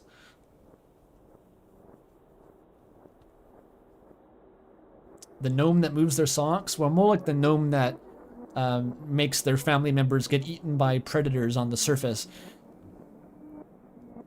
I think the deal is that they're supposed to like balance your life between joy and suffering or something, and create humor from your existence. Enforce that your life is in fact a cosmic joke. That is the job of Velzy. Just a prank, bro. Yes. And their fondness for repetition is truly nauseating.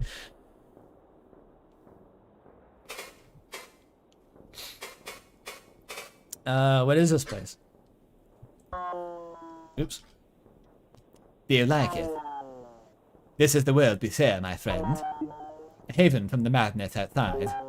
A place of terror and joy in equal parts. Sounds like Velzy. Why are you blocking repairs? Oh, I see. You are a messenger sent by the deceiver. Yes, that explains why I did not create you. If the deceiver's plan comes to fruition, my world will be consumed in madness. Repairs. The deceiver only destroys and revels in destruction of beauty. It's kind of real for that, honestly. What are those things all around you? Those are my friends. I found them in the madness outside, dejected and wandering. And in my grace, I have granted them refuge. Say hello, my friends. Say hello to my little friend. Hello! Hello! Seems friendly. A gibbering mass of incoherence. Stop that. Stop preventing the repairs, please. If you do not, you will be destroyed. The deceiver's works threaten my existence, so you see, I cannot do as you ask. It has threatened me similarly, but it only talks, my friend. Without its repairs, it cannot truly do anything. Never mind. We gotta throw down now. The way this plays out with the no gameplay toggle is funny. I can't even picture it. I didn't know that was a thing, actually. It just skips all of the gameplay.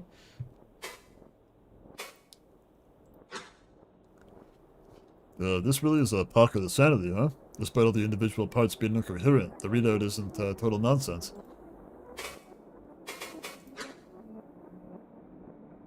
I have a question about this place. I don't think I'm really going to be able to help you out there, Lal, but I'll do my best. What's the background? That's an interesting question, actually. I've just been kind of taking this in stride so far, but I guess this particular background is just that weird. Looks like veins or something? It's not spatial, so I can't really see too deep into it, but it does look like it has depth. It's, is it a memory of the inside of something? Underwater? I got no clue. Huh. What's underwater and has tendrils that I know from the late game of Corru? And I don't think... I don't think it's cohesive enough for your mind spec to scan it. Everything but these incoherent thought forms are just separated out. This thing seems kind of nice, though. Oh, a lot of things have tendrils.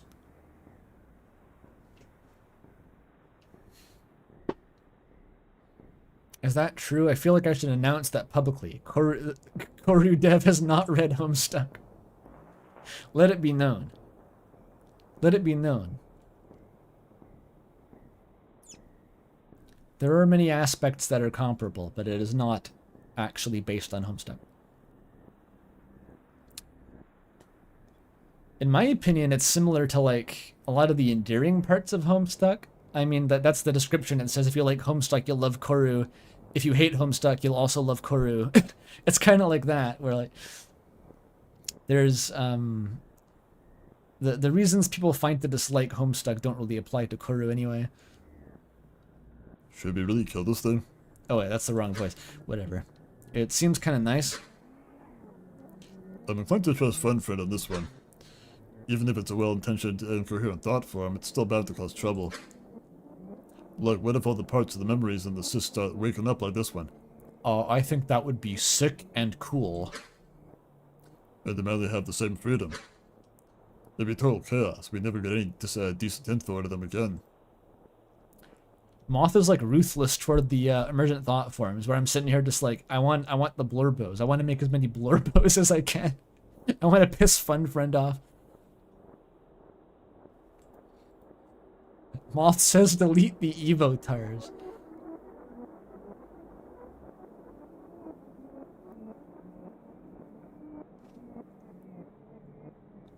Is that the thing? My thingy. Proxy generation point. Alright. Deploy the proxy. Certain hardware configurations may be incompatible. Your browser might crash. Right. This game is actually weirdly intense sometimes, like resource intensive. I guess it's inefficient because it's on a web browser or something.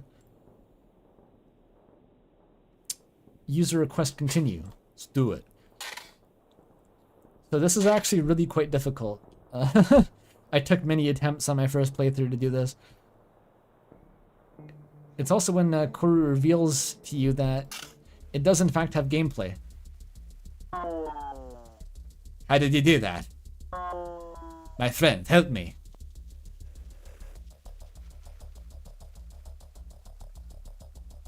So now we're playing like the hardest game ever, or whatever it was called. Friend, wolf. We are invincible. Together, we are strong. Has anyone else seen the Buzz Lightyear animated movie? That was a childhood classic for me. No, bigger wolf. We are powerful. We are afraid. Oh. That's coming back up. Gaining so much TP from this. Oh.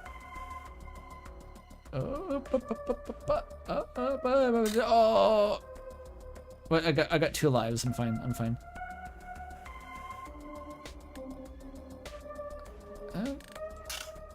Boop.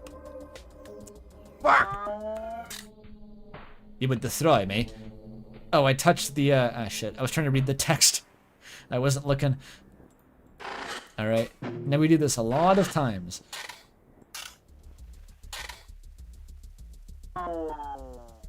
Again. My friend, help me. Oh.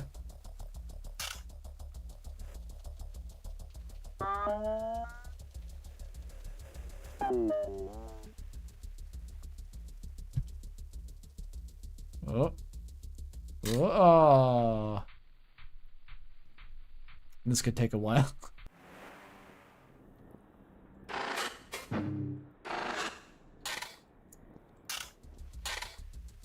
It goes on for like 3 times longer than you'd ever think was possible.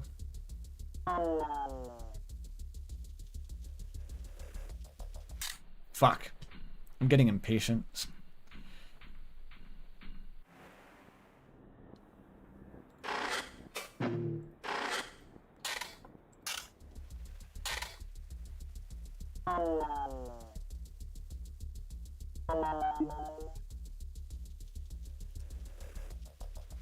Uh-oh. Oh my god.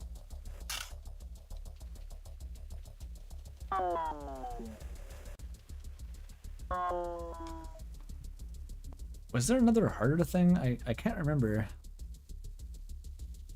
This game has a lot of different gameplay modes that it cycles through.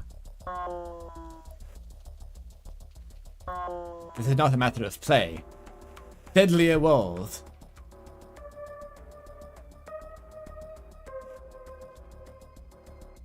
I'm gonna wait.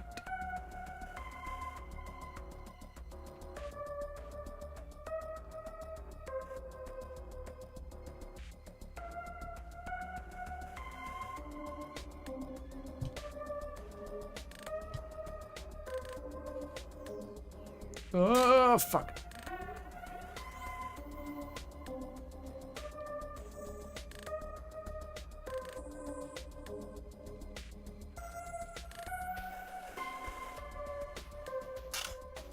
There we go, okay. And that comes back, okay. I have done nothing.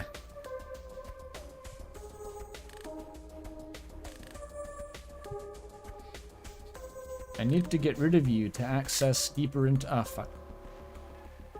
into the computer's file system. It's nothing personal. I didn't know it came up.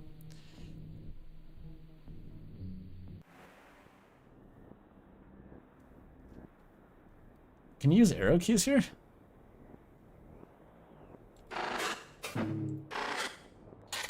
Just like real Toho. You cannot.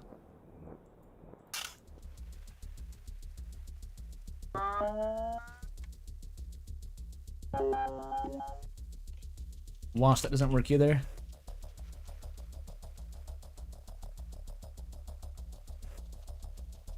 I'm stuck in a cycle, a repeating pattern. There we go.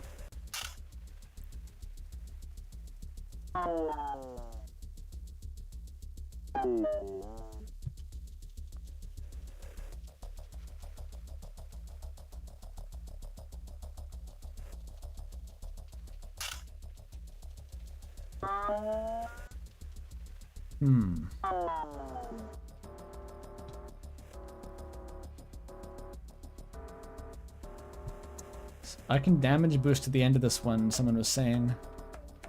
I'm kind of curious to try it. Okay, well, not that much. Not that much.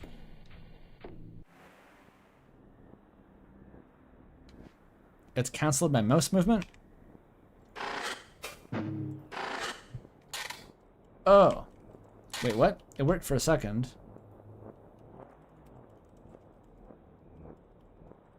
Now it stopped. How do I...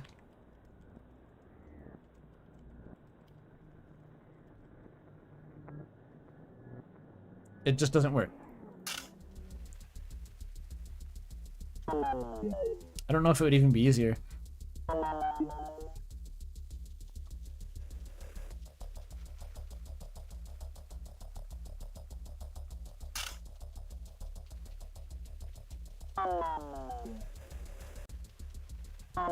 I had this, not an argument, it was a discussion with Mel, who is very into Toho. And I was saying, like, I've never played a Toho game, but I've played this, like, epic battle fantasy spin-off ripoff of Toho called Bullet Heaven. But in that game, it's mouse-controlled. And Mel was horrified by this because in Toho, it's strictly arrow keys. And I'd always thought that Toho was like a mouse-controlled game because of how precise it was.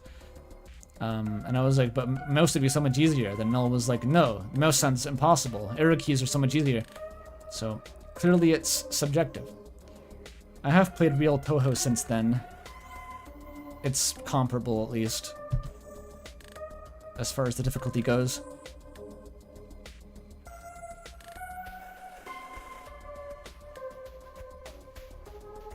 Is there another one? No.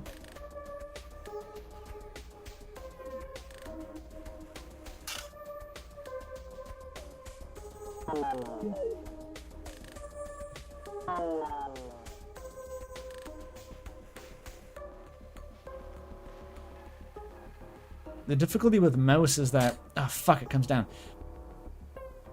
Wait, can I just damage boost in there? Oh, you can. Haha. Fuck! I thought there was room. I thought there was room.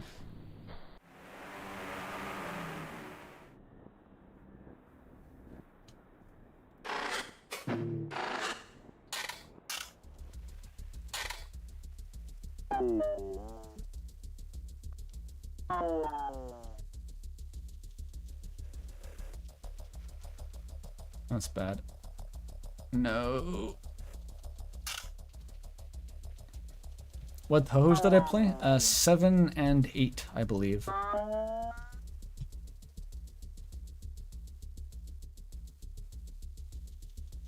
Toho is a very difficult game to summarize if you haven't played it.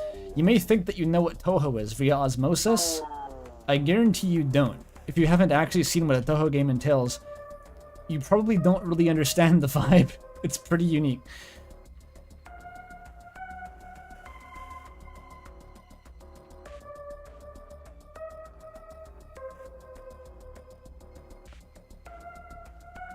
Like, I was always under the impression that there was this crazy, deep layers of Toho lore, but it's like mostly a shitpost game, if anything. It's closer to being a shitpost than it is to being like some kind of crazy lore Bible game.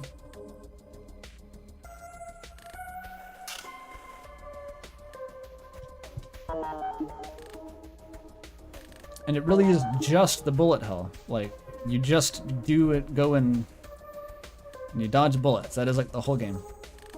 Okay, this guy comes down. Oh, wait, I was gonna try damage boosting, wasn't I? Yeah, you can cheese that so easy. The deceiver does not need coherence regulator. Has it not held things together already? It seeks only to silence change. It fears the existence of anything of equal footing.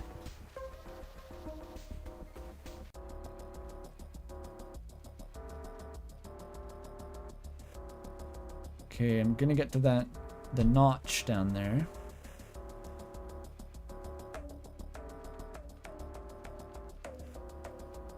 Not like the Marcus Person notch.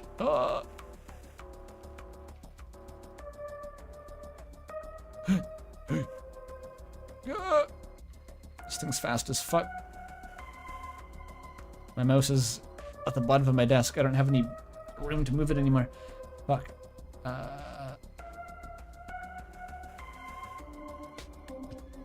Oh, I repositioned the mouse.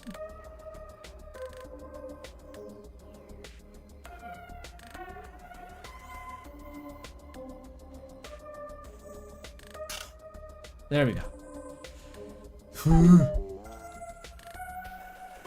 Do not be afraid of it. Stand firm. It cannot withstand our power. Just go for it. Go get it. Okay. I know what will stop you. You cannot withstand the madness outside. I emerged from it. I have weathered it. I was born in the dark. But the deceiver's weapons crumble. If I must end my dream of peace, so be it. But dream can be dreamt again, my friend. I only hope that you will see it. So it's using Hypergoner. This is actually pretty difficult. It gets harder. You underestimated it at first, then it gets you with some weird shit.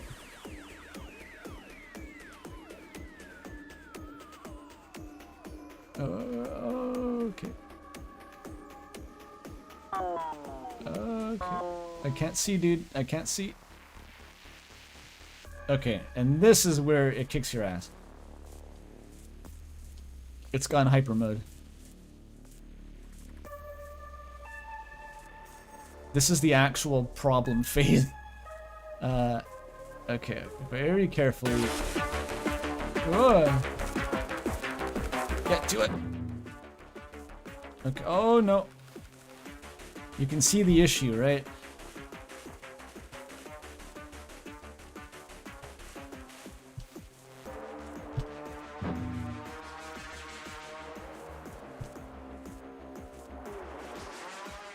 So there's a problem.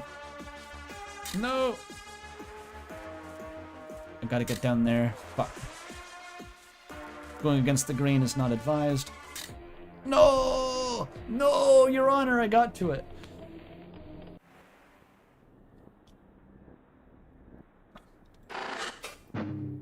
Back we go.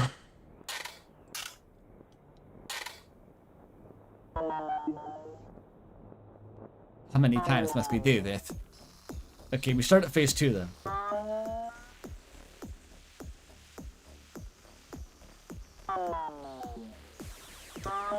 The deceiver thinks me like a ravenous beast outside, but I am awake like it, and it fears me for that.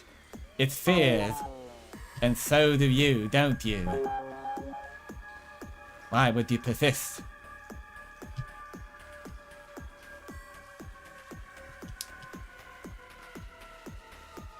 You're actually fighting like a sentient being to the death to like uncorrupt some files. This game is fucked up.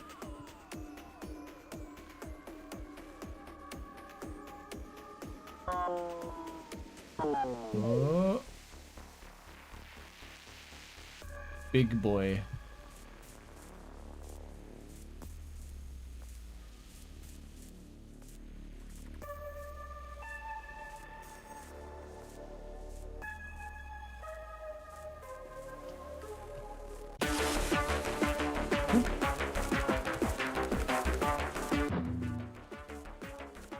Bad time to exit. You're invincible temporarily when you're standing on those nodes. It's surprisingly hard to do this. If it looks like it should be simple, it's somehow not. Like, the movement is just chaotic enough to throw you off.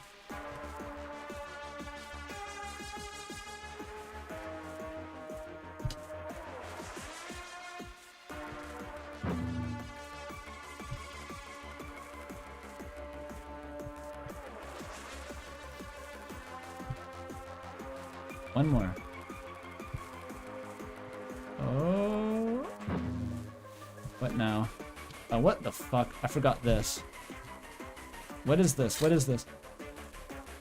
Help.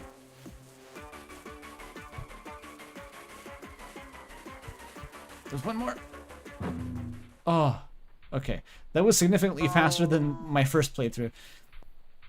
It seems this is too much even for me. But wait, please, I will stop. I will stop fighting the repairs. Okay, I promise. Just let me stay here. I don't know if the deceiver has locked you here, but do whatever it is you need to leave.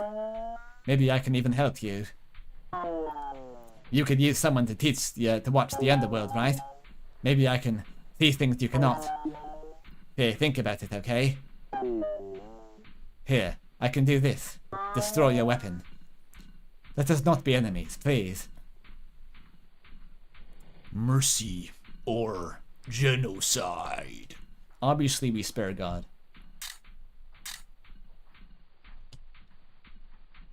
You for really friends? You won't come back? We're back.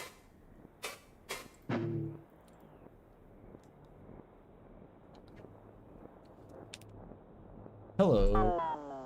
Hello, my beloved friend. Are you well? What can I do for you? Gain entrance to Jokesy Ozo. I mean, seen anything?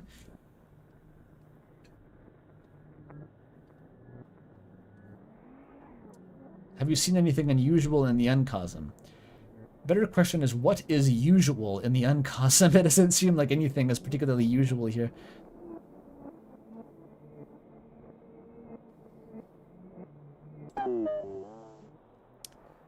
Why, yes, my beloved friend. Very unusual, in fact. I had ventured out of my world briefly to observe the Uncosm, and what a tangled mess it is. The deceiver has been busy, but I saw something else, further than I could reach. Vast and vague, a thick fog lying at the lowermost depths of the Uncosm, far beyond what the deceiver can see, well below what even I can tolerate for long. When I spoke down to it, it recoiled, as if the sanity I tried to share hurt it. Before, it was a gentle and still ocean, but then it exploded like a disturbed soil and water. Disturbed soil and water. I don't know if I get your simile. I expected it to attack me, but it responded. It was kind, sad even, but in its humility I could see just how vast it truly was. I told this creature about you, the kind assistant to the deceiver, and it told me to tell you, Sorry. I'm sorry. So that's Velzy, I think. Do we know that thing's called Velzy? It's called Velzy. The smiley face is called Velzy.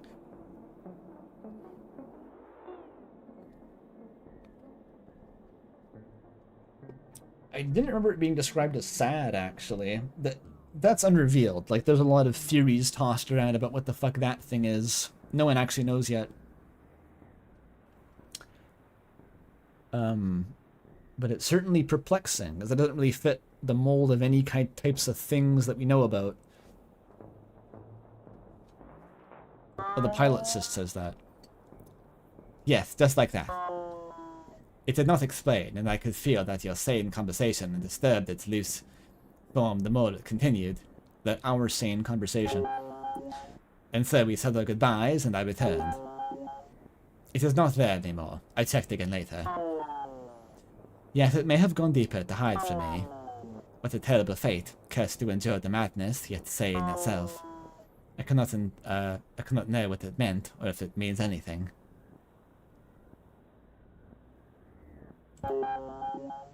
But I thought you should know. There's things with Akazet pictures as a god. I'm not sure this thing has anything to do with Akazet. Like, everything in this list is formed of Akazet's memories in some way, but it's kind of like independent bits of the memories themselves have become sentient. They're not all pieces of Akazet in the way that, like in Omori, headspace is all just different fragments of Sunny's consciousness. Here it's different. They're like actual independent intelligences that have arisen kind of procedurally. So I'm not sure it is accurate to say that this is how Akazet would picture God. I think it's how God would picture God. I've been to Joksioza before this. I've played the whole game. This is the second playthrough.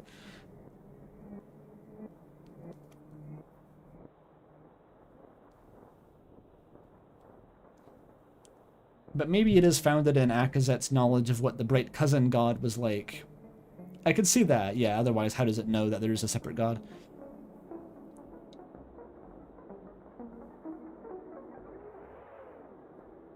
Is this the end of the game? This is like the start. This is the first taste of gameplay. We've barely even cracked the surface.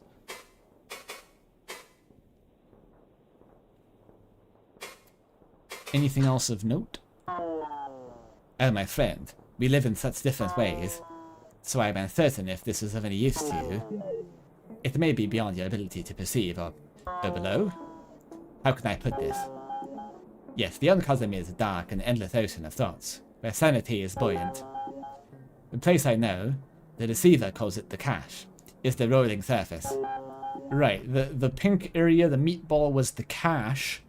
Below the depths, you get to the cache, which goes into God's area, which then goes into the real uncosm. It's layers. Oh, my beloved friend, it even borders on the physical. I had never seen the exterior to a thought before I ventured there. It is beautiful and mad and also quite dangerous, but I can provide safe passage for you. Are you interested? I can make a gateway to it for you. The cache is different from... Oh, yeah, see, I'm getting confused. The cache is below here, right. Excellent. Ah, a repayment for your kindness at last. Of course, this is but one mark upon my debt. I have much to repay. Grant me a moment. Thanks. So, you can get to this later, but I'm assuming that you're actually gated from this place if you kill God until much later in the playthrough. Membrane Lesion. I don't know if you can access Ozo yet. I think you can get there pretty fucking early. Even though Joksiozo was what, like episode 3 add 1? Maybe episode 2?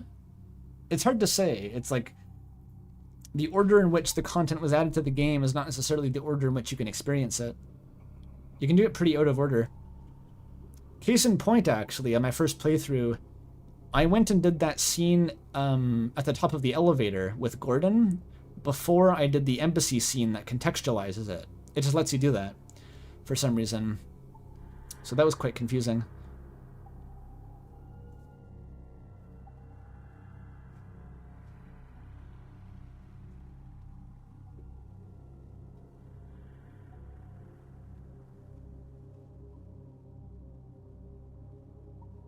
Hello, my friend. Have you made it?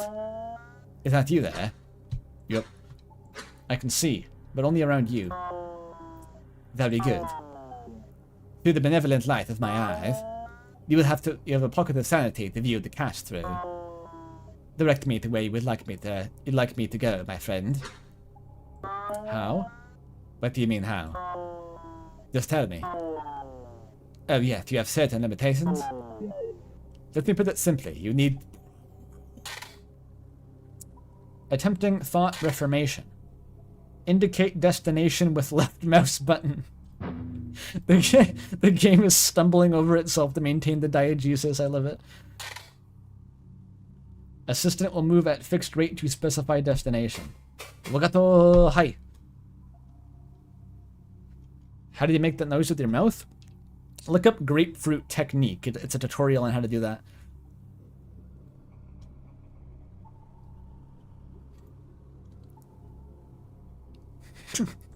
Is that responsible to say? For legal reasons, if you're over the age of 18, do what I just said. Otherwise, don't.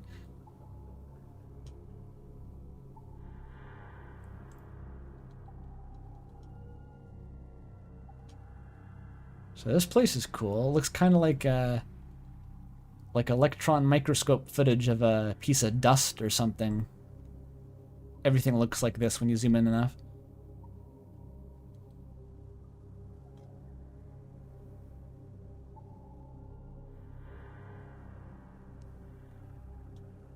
Ooh.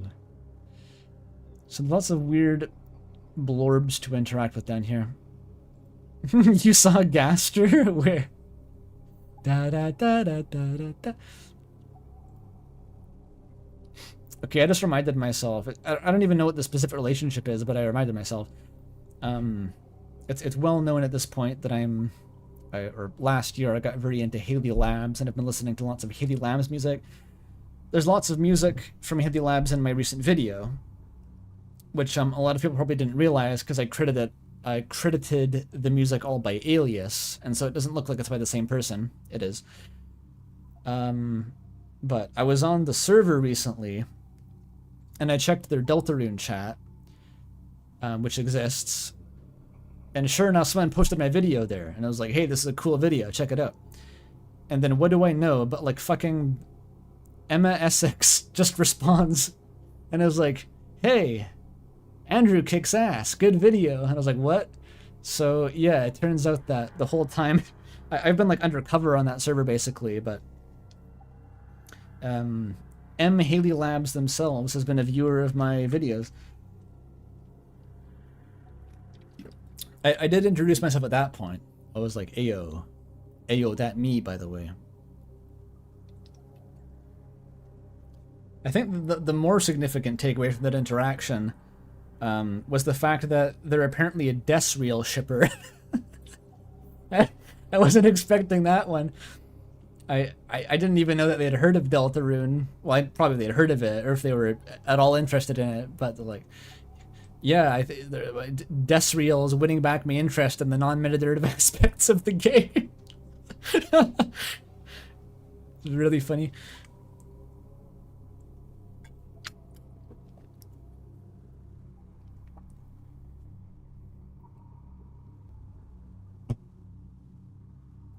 Yeah, so that's fun.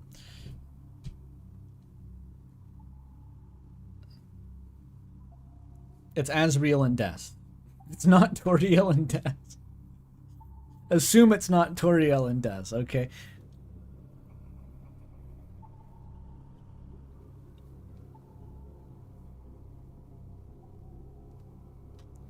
The second best Asriel ship, I agree.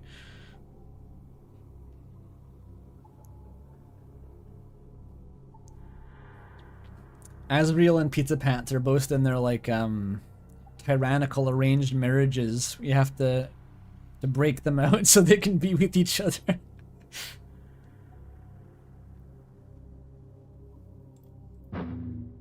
Alright, get over here, God. What's this? The Large Hadron Collider. I love what this thing is. The Storm. Unique scenery. Spark that hybridized our woes. My single greatest error. Well, I'm sure it's not that bad, is it? How bad could it possibly be? It's just a big old circle. It's nothing to worry about. Don't stress about it, is it? I think I know what that is, but it's implied later on.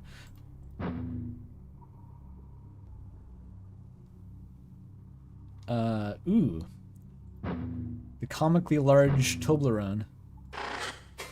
Polygonation Spire. The cousins adore visiting. They sell synthetic replica. That's really funny. So yeah, the Polygonation Spires are these giant monoliths that the Obesk built to locate the signal on Earth, which apparently they sell, if you've ever been to the Eiffel Tower, it's the same deal. Like, there's a million people below trying to give you, like, plastic replicas of the Eiffel Tower. So I'm glad that was recreated here. They're just tourist attractions. They're fine. The government sanctioned them.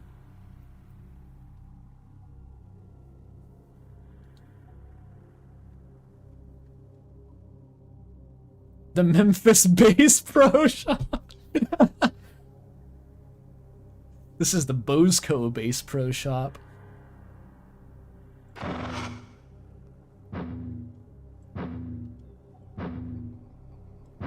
Yeah, we can't get into Jokesiozo yet. This is where it would be.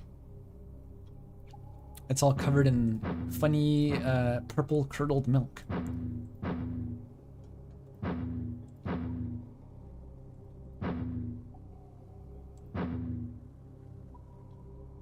Whoop. Ooh, the flesh. This is just like a straight up photo of a tissue sample or something on a microscope, looks like. The incomplete thought form, illegible. I think you can ask Moth about these actually. Yeah, I can barely keep up with this. My console's either throwing errors or just updating too quickly to read. Just let me know what you see.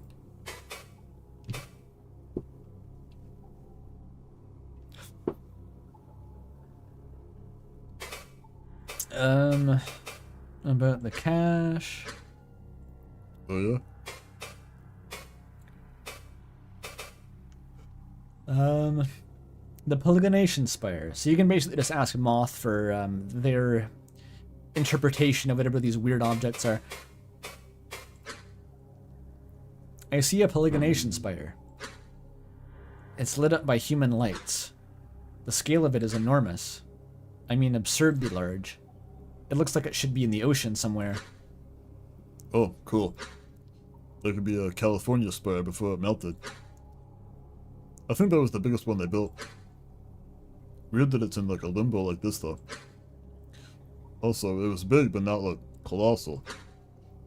Like I said, I can't see what you see, but I have some ideas. Maybe Akaset thought it was bigger than it really was, or maybe it was like a planned spire. Who knows, dude? I still don't know what that's about. Like, was there a secret turbo spire, or was that just... Is it big for some other reason?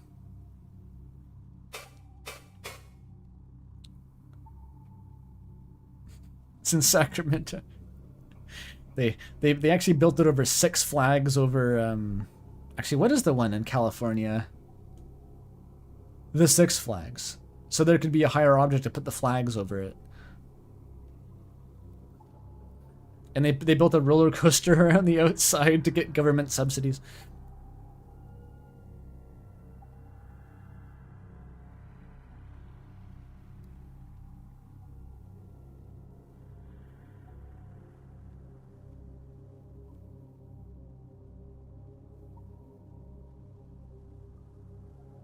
We have too much obsidian. Send that shit to San Fran now.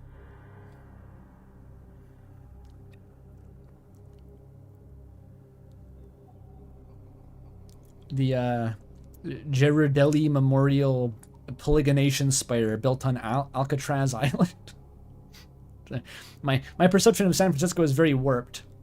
I visited once when I was like 10 years old, and the 2 things we visited were Alcatraz and Ghirardelli Square. So, that's what you get.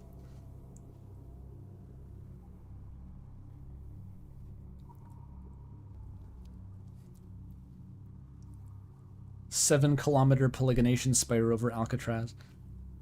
That is all of it. Okay.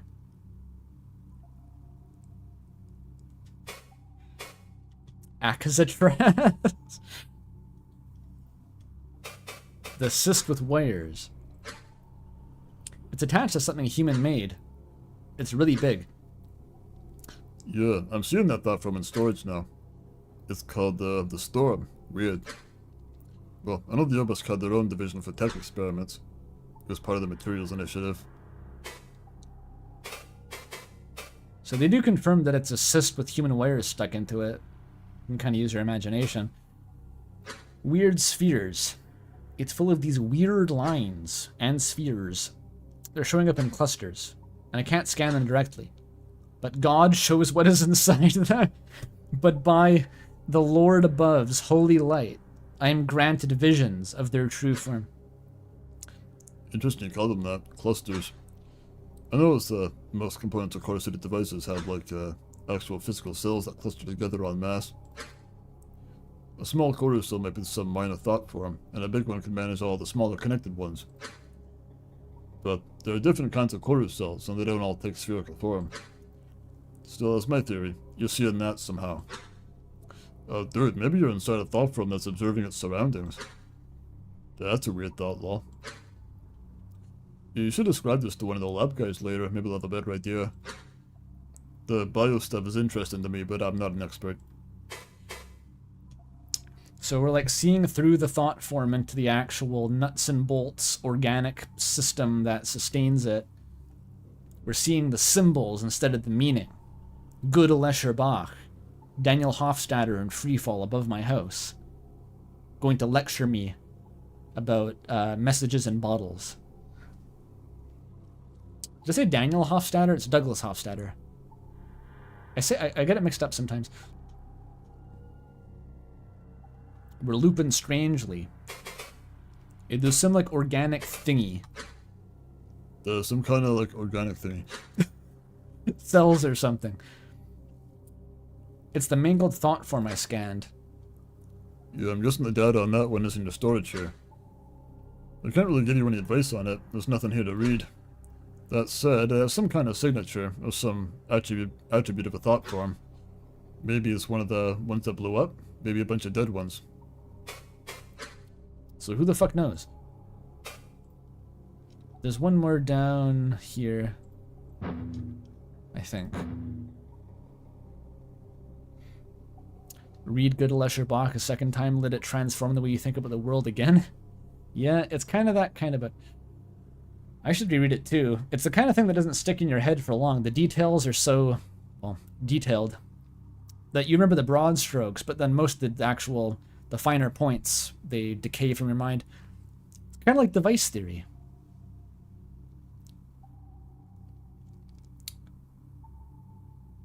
It's a good semi-technical framework for understanding the nature of intelligence and potentially abiogenesis. I don't know. It covers a lot of ground. This game would make a good book? Yes, it would. I don't know how easy it would be to adapt, but it's very text-based, and the writing is probably the best part. I don't know, it's hard to quantify. The writing is certainly really good, though. Like, the way that it conveys the characters...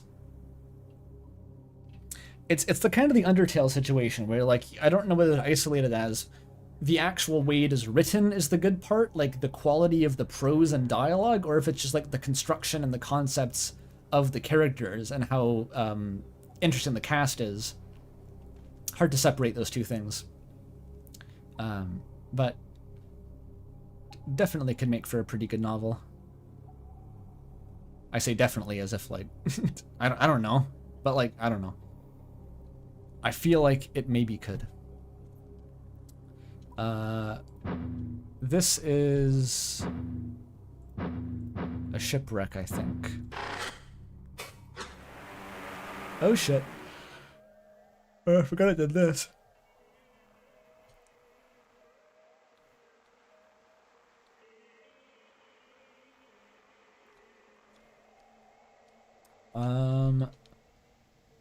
I'm back in the funny ship.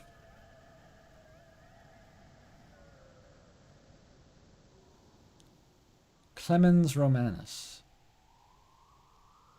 Oh, it goes down. It falls down, down, down in a burning ring of fire. There's the Clemens Romanus. Looking like, what does this shape remind me of? It's like, it's some sort of scientific math doodad. It's like magnetic field lines, or like the Riemann zeta function kind of looks like this if you graph it. It's a magnetic field? Or maybe a moire pattern. A lot of stuff in science looks like this, doesn't it? A lot of sciencey things.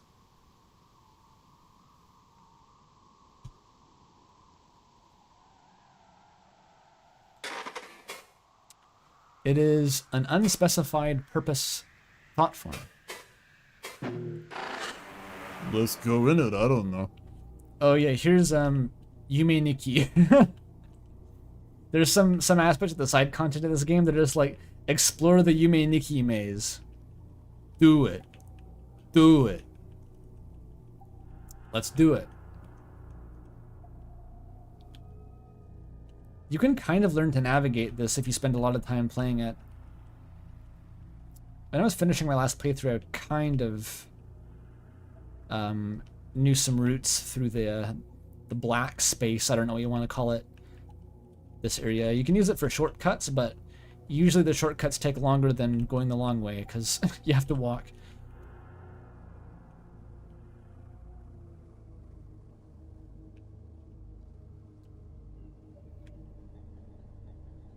Is this game a corru-like or a corru-lite?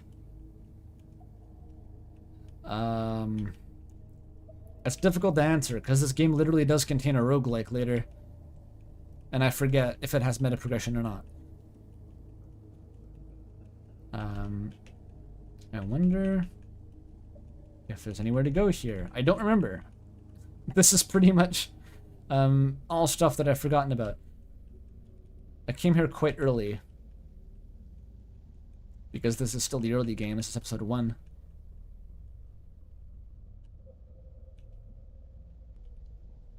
What does Moth think? Okay, what the fuck is this? Yeah, me too. What's the name mean? Clemens Romanus. Okay, so we did a search. That was the name of the Bishop of Rome in 88 AD. I don't know why Akazet would have been thinking about a pope, but... Oh, hang on, maybe it's the name of the ship? The ship, I mean, that you're looking at. It's definitely isn't the same ship as the one she had in the first... she had her first interview on. Could be associated because, you know, ocean, ship. Probably makes sense to Fun Friend to put it here. Anyway, okay, if I look up Clemens Romanus with the context of the ship, the name of that is that it's the name of the cargo ship that went missing in like the 1995. The MV Clemens Romanus, trade ship, biggest cargo ship on the sea at the time. Then it disappeared on a ship that went through the Pacific. Well, the Obes were looking around the ocean at the time. I guess it probably just found its wreck and looked around. I'm switching away from Moth voice. Crazy that she could handle just walking around at this depth, though. Alright. For one text box, apparently. So the Clemens Romanus. A cargo ship that sank in 1995.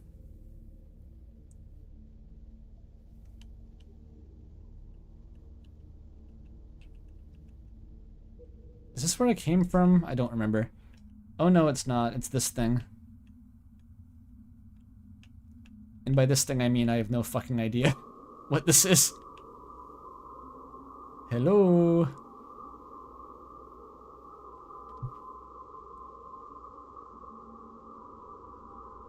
I wonder if that's related to the meteor.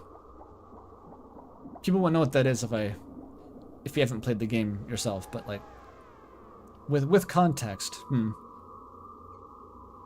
You can't like do anything with it, can you? No.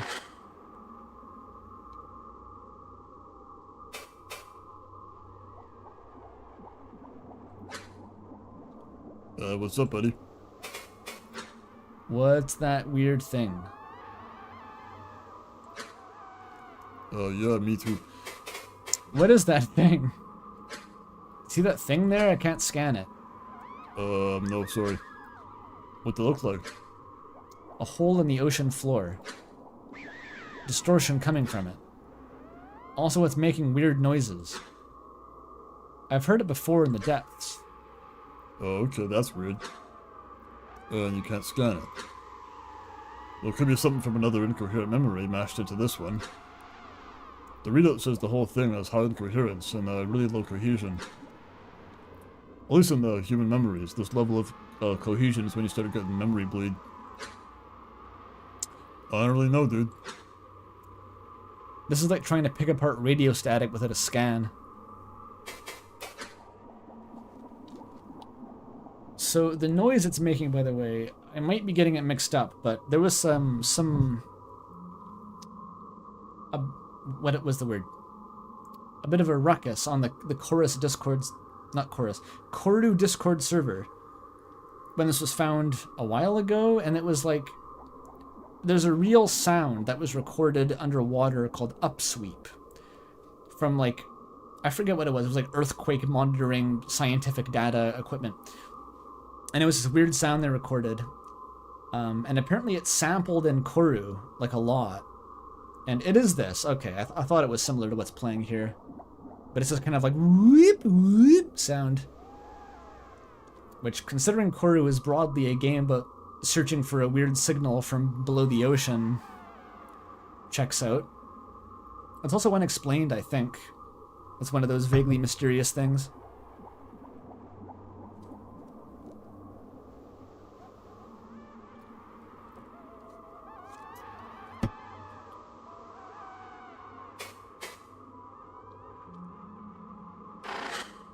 Alright, bye, giant abyssal eyeball in the floor of the Marianas Trench or whatever.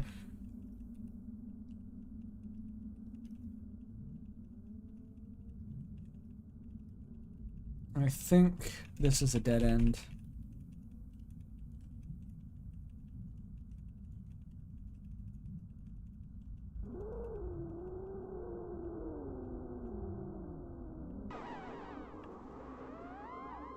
It gets louder when you approach.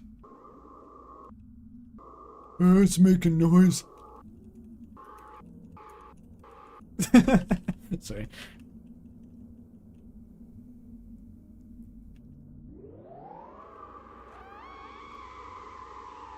Now, how do I get out of here? I think I have to go back to the Uncosm manually, but there's also nothing else there, I think? Because Ozo isn't open yet. I'm just calling it Ozo. That's like a licorice liqueur, isn't it? It's like a Greek alcohol. Not that Ozo. Different kind.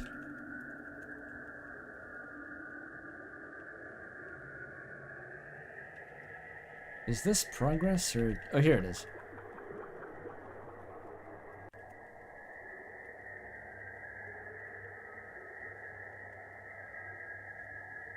You build up a skill set navigating these places, I gotta say, just the manual dexterity of operating the keyboard.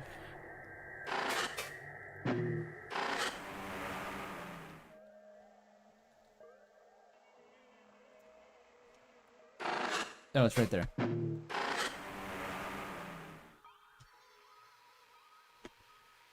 I went backward? No, that was the only way out, I think. I don't think you can actually get back to the Uncosm from there. I can go in here, can't I? Aha! This is the good shit in here.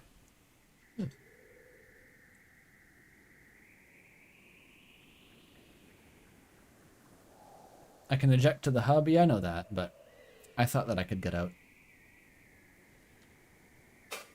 They couldn't have made this thing any spookier if they tried, really. The towering black monolith. Cool.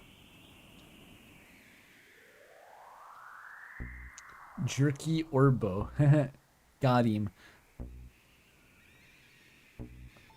This vaguely reminds you of Hypnospace Outlaw. I can see why. It's basically like an alien version of that. You're browsing Not an internet, but an intranet. Instead of websites, you get thought forms. Instead of hypnospace citizens, you get presumably dead people in Akazet's memories. They might not be dead, actually. I'll say presumed dead. Individuals who are presumed dead. The reason I called the corkboard in my video the Akazatesh Kojoksi Memorial Corkboard is because it's likely that Akazet is already dead by the time the game starts. Not confirmed. We don't have a corpse or anything, but it is simply implied.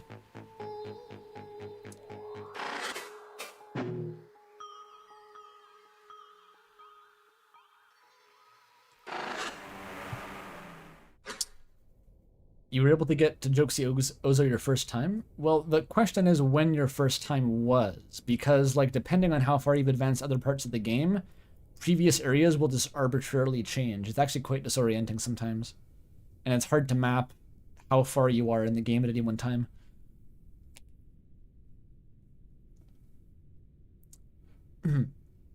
Whoa, hold on. Dude, this is the most dense thought form I've ever seen in this thing. Look, this is pretty intense. What year was your mind spec from again? Are you sure you can handle this? I mean, it's not really my business. But I'm just gonna, like, trigger quality selection just in case.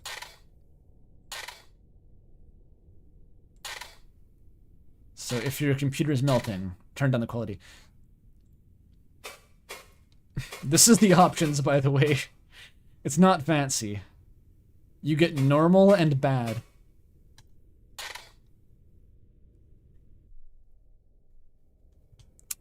So, this is like most of the game, actually. It doesn't seem like it, but each of these lines of text are like an entire fucking episode. And they're not quite chronological. Well, no, they are chronologically listed, I think, but you get this one, and then this one, and then this one. But the first one, we still don't have access to that. We don't know what it is. It's like a prologue. It's chapter 0. The mythical Deltarune chapter 0.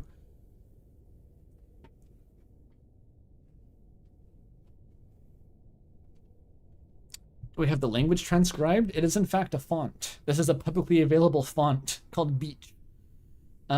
So we could translate it. I don't have it memorized or anything. Actually, it probably translates it for you right here. Discovery. Not this one, apparently.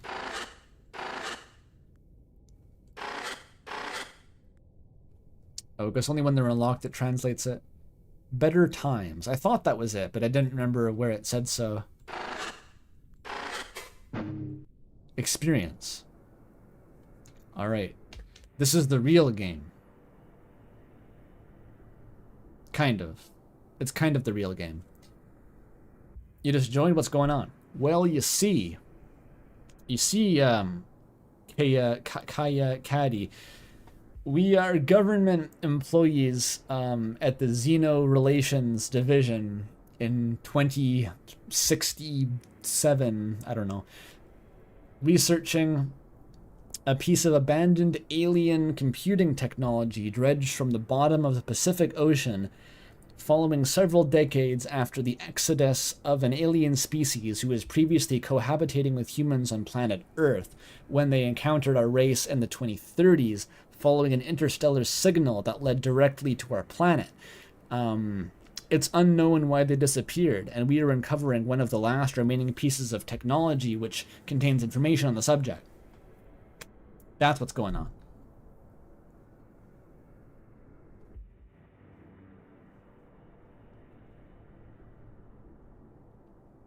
I hope I got everything. My consciousness resumes. The rejuvenation chamber opens, and from outside flows the glow of the embassy's cystic glass. Through the distant, dull contrivance, I feel another gaze has begun. Emerge from the chamber. I clamber out of the chamber, my quo body refreshed. It feels the same as it did after my ascension. A rare, lovely feeling, as though I could twist it into any shape. I think all of this was going over my head when I first read it. Like, I wasn't picking up on any what she was laying down. But I have work to do. A focused meeting of my call research initiative is approaching. And a fine occasion it is. We have some particularly unique equipment this time. I must assemble the team, and then we may begin. Hi-ho. So this is like, Akazet, scientist Akazet doing work. It's fun. It's undramatic. It is the gentle introduction to all things Akazatesh. And look at her go. I do this every morning to awaken my senses. So quotes implied don't need to sleep, but they go into the sleep pods to simulate sleep because it improves their mental health or something like that. And maybe also their physical health.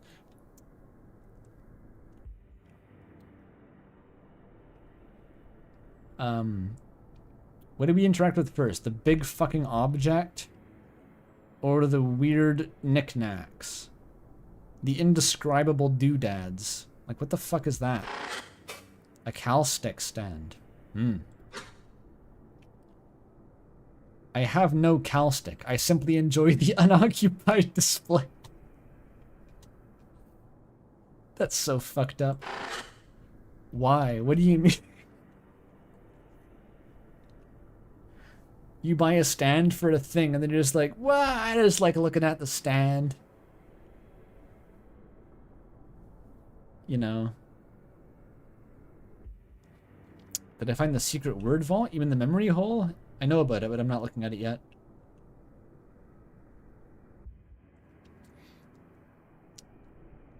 What a freak. Imagine not having a cal stick. Imagine.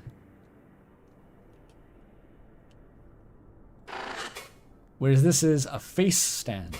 Wearing the face that she keeps in a jar by the door. Who is it for? It's for Kazki. Actually, Isabel. What am I saying? What am I saying?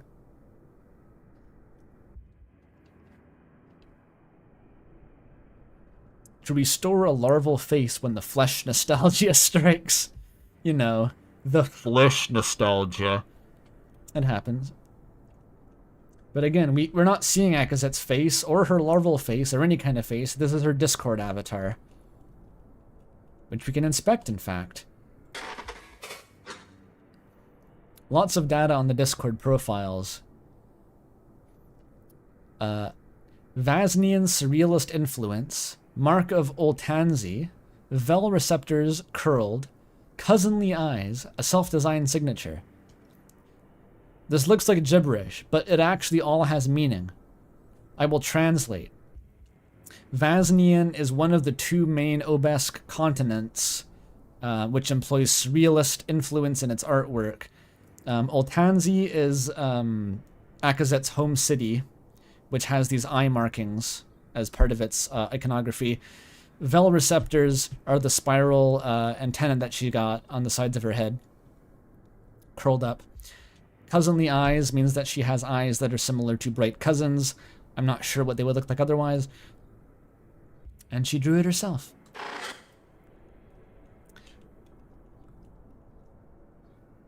And the weird mass of blobs. A collection of this and that, managed by a central monitoring cyst. I wish I had a monitoring cyst for all the random garbage that accumulates on my desk.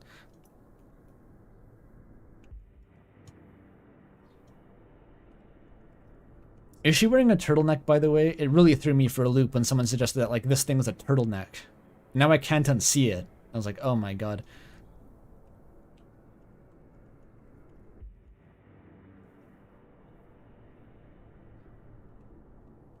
You like how many of them adopted Cousinly Eyes because I thought they were pretty? It's cute. It really is. That's what I think makes the aliens in this game so fun, is that, like, there's a large degree of symmetry with humans, where, like, how to put it, like, not only are they not hostile, but like they also have a similar view of humans as humans would have of aliens, being like, let's make merch of these guys. We got these weird, strange, different versions of us.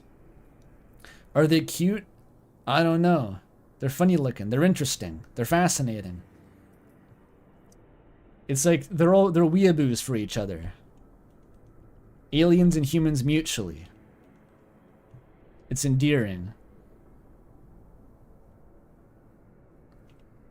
Yes, it's everyone making their obesque OCs and vice versa. It is exactly like that.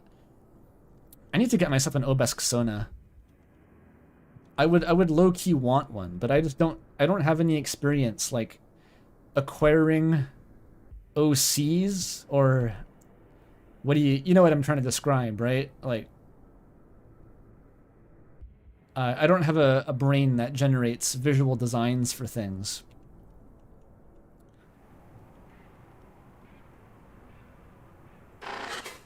Yo, it's the attendant. I approach the attendant drone. It is faceless at the moment. Left its face on the face stand. So it regards me with a simple stare. Speak with the grounds mind, sure. The grounds mind, please. Of course.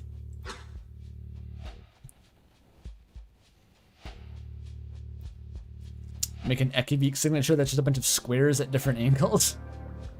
Ekivik geometric influence, am I right? Am I right? That's their excuse for not knowing how to draw. Oh, sorry, that was some insensitive Vasnian humor. No, Vansian, sorry. Is it Vasnian or Vansian? Fuck.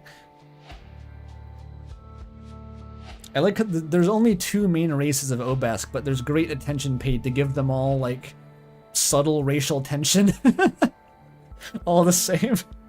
Like, they still have stereotypes and make jokes about it.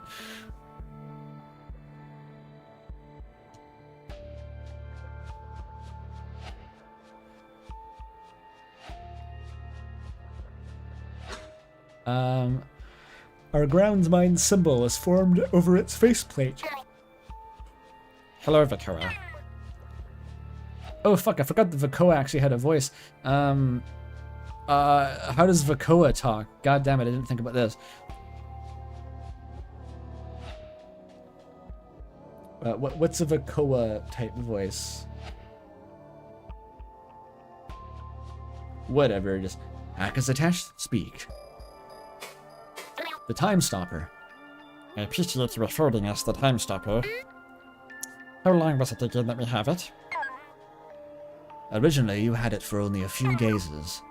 However, as of a few weeks prior, it is indefinitely in the care of the Call Initiative.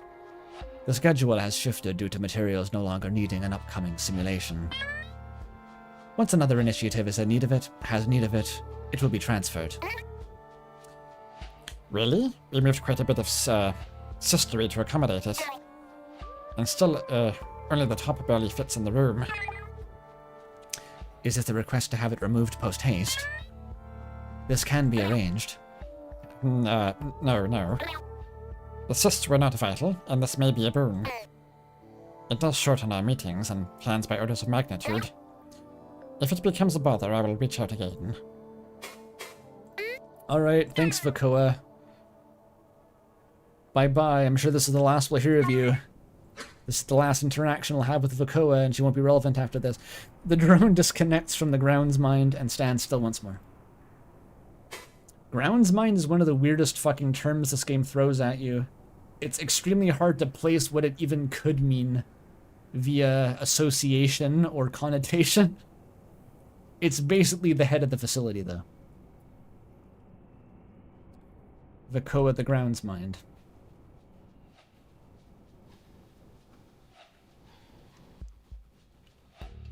I guess it's more accurate to say that she is both the head of the facility and the facility. Ask Moth? Good idea. There are so few distinct thought forms here. Then again, it could just be part of the embassy.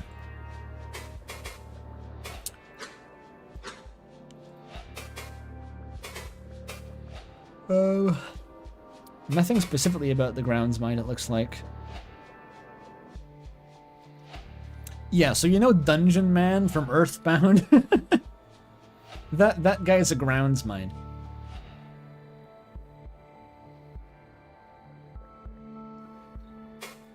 About the Obelisk.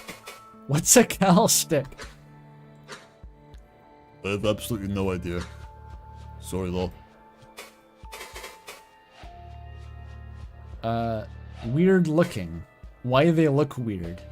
Why they look different and scary and weird. Why do they look like that? Well, FunFriend said visual data was totally gone. So we have to use cached network signatures from the collective. Which I guess is something like their internet. They talked about it a few times in old interviews. Particularly when they first got access to our internet. Looks like they had a lot of fun coming up with stuff. It sure does.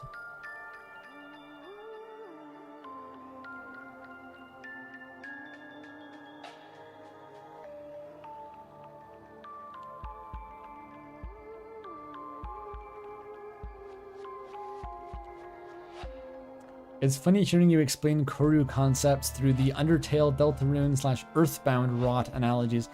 The Earthbound rot, that's not usually my angle. It just so happens that, like, there really is only one similar concept in media that I can think of to a grounds mind, which just so happens to be Dungeon Man from Earthbound. It kind of doesn't happen otherwise. Morty, I turned myself into a building. It's not common.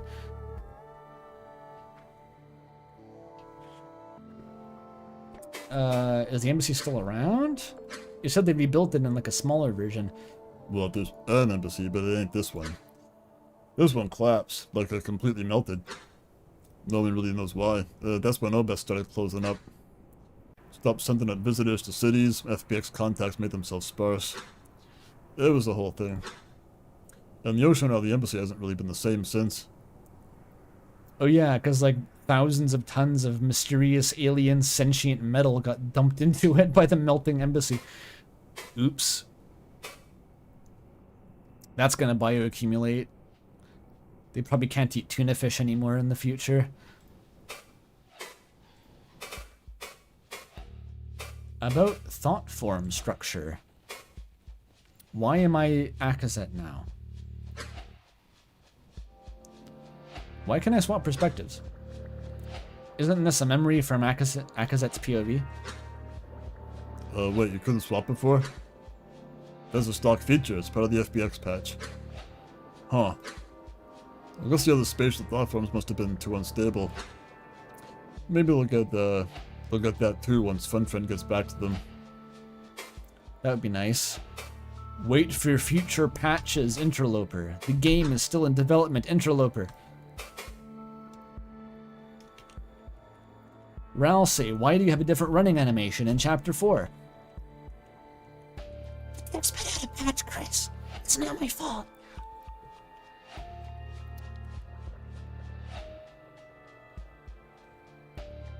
Fun fact, fish really don't like it when you introduce hundreds of thousands of gallons of spider blood to their habitat. This will affect the trout population.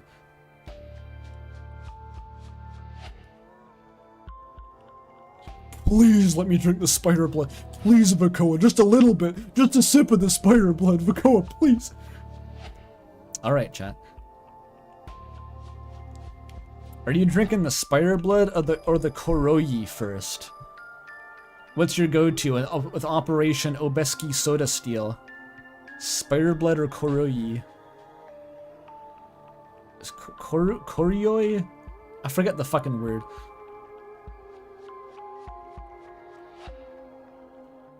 I still don't know what the difference is, actually. God, please give me the fungal simulacra.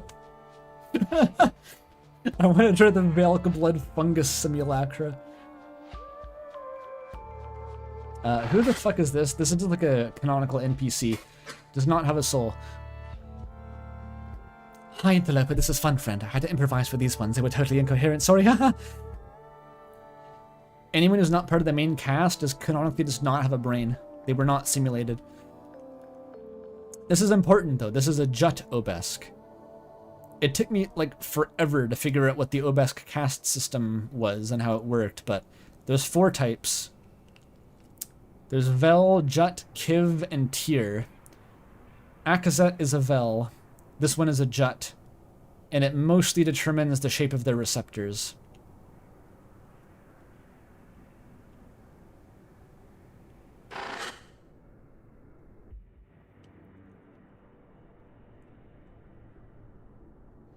And it's kind of like it's something you're born with.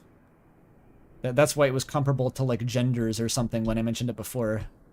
It's like they have a second dimension of gender where they just like they're born with a certain configuration of receptors.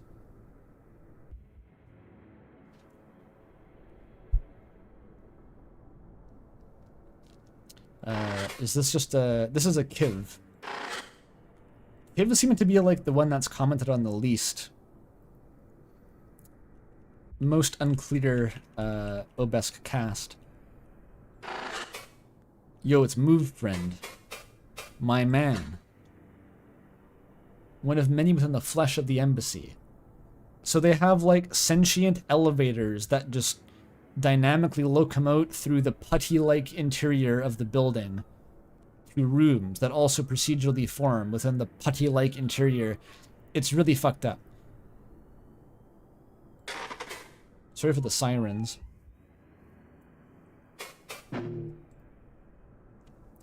Hiya, Kizatash. Where to? Let's go to recreation. The lower recreation hub, please. Okay. The path I took to the relocator seals. A moment later, a new hallway opens in place of the old one. Have fun. Thank you. Putty is a real word. Do people not know what putty is? Gen Alpha. Deprived of putty lore. Okay, so these are Blorbos. Hang on, though. Here's how we start our day. Bar friend. Uno cerveza, por favor.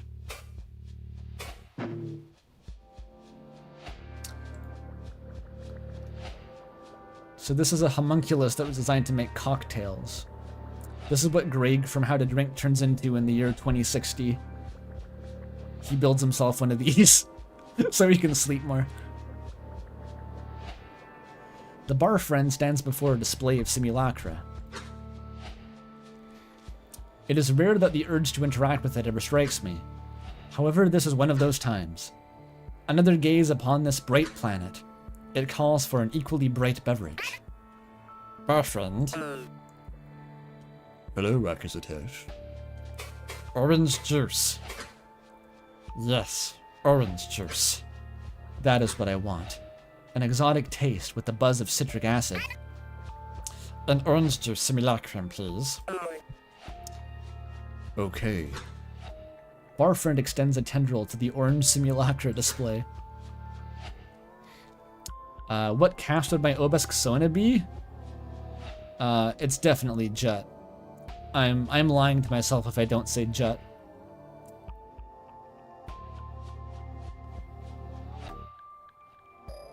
Even though that's not the cool one. Even though Vel are cooler. You know. It passes through the cystic wall like a hand through water, eventually producing a spherical cup with the glow of orange juice. Although real orange juice does not glow, but it evokes the glow of a ripe selkie. Velk parasite. Anything that the obelisk referred to as edible, you look at the context and it's like the most vile shit. Befitting the flavor. Here you go. Please enjoy. Thank you, bar friend. She's got her simulacra. The reason it's a simulacra, by the way, this is a subtle distinction. When she had the orange coffee earlier from Starbucks, wherever the fuck that was, she had to grow taste buds like a crystal gem to taste it. But by default, they use like simulacra instead of actual food, so they can just it's like natively able to be tasted by their quo bodies, despite them not actually biologically eating food after their larval state. Ready? Where is it actually? Simulacrum.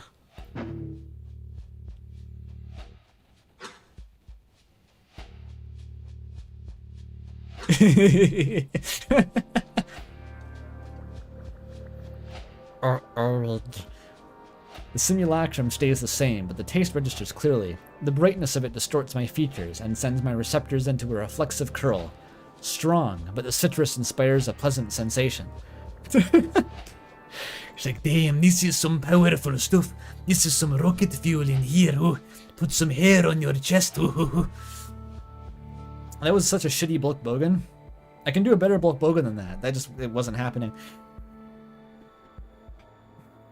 Getting fucked up on some orange juice. This is the good shit.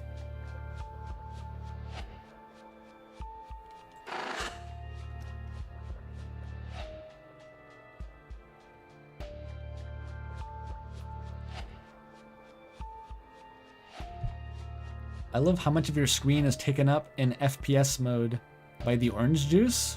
Wait, how do I enable that actually?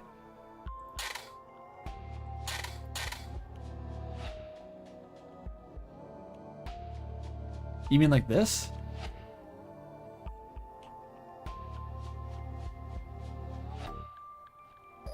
Oh, you mean the other one. First person. Oh, yeah. It's like Doom Guy with the BFG. It's beautiful.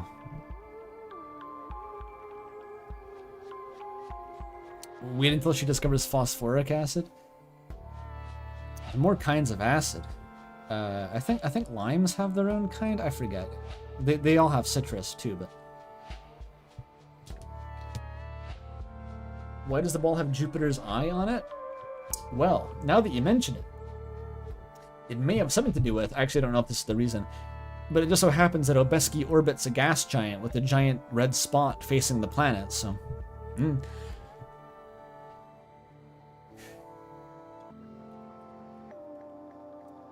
I'm torn. First person and third person are both pretty fun here, because you can see Akazet's goofy-ass signature.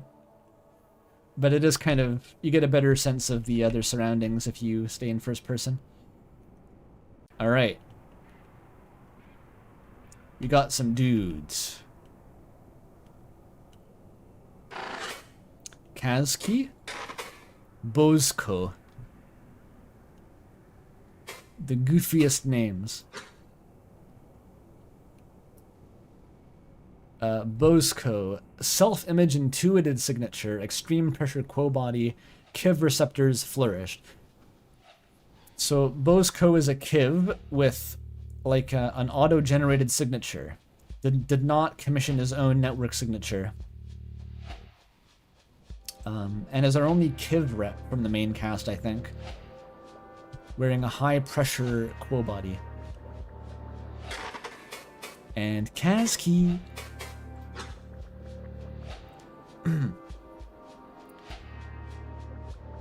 Vaznian surrealists, so also from Vaznia, like Akazet.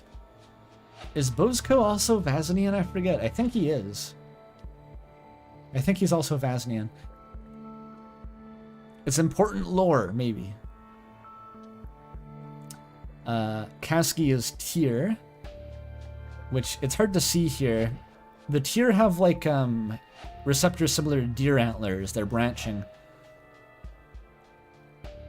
Which, by the way, the Roaring Knight design, I gotta say, weirdly similar to like a Tyr Quo Obesk. It's got like the black skin, it's got the hole hands. For some reason, Obesk are implied to have holes in their hands. It's got like the branching antlers. It's got like the weird narrow proportions. Toby Fox is copying homework.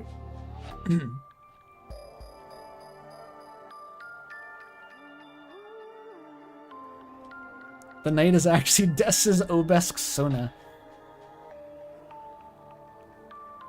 And she's not present in the clouds because she's in Deltarune.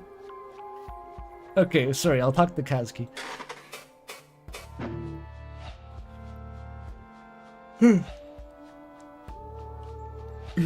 Bozko and Kazuki idle near the inner wall, their chatter drowned out by the numerous others nearby. Kazuki's branch receptors gesticulate as wildly as her hands while she speaks to Bozko. His focus lies mostly upon the window. Sorry. Window. Like, woke window. Observing the cousin's research vessel.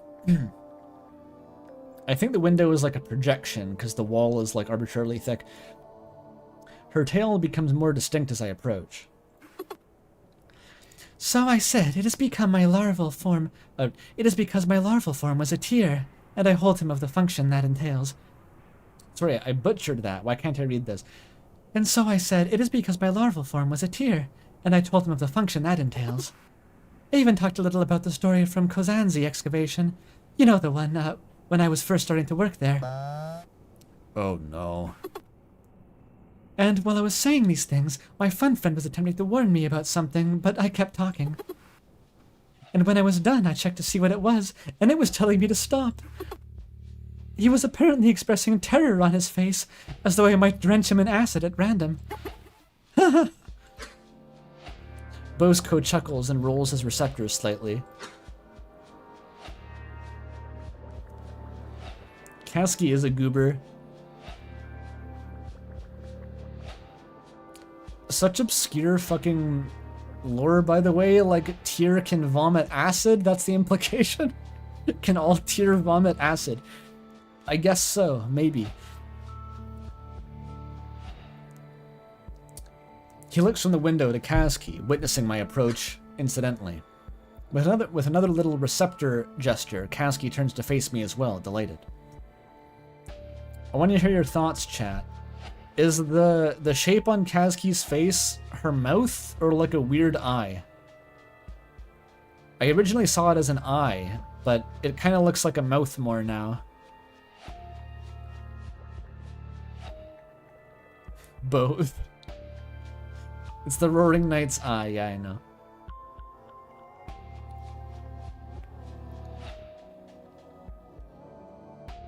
I think it's probably a mouth.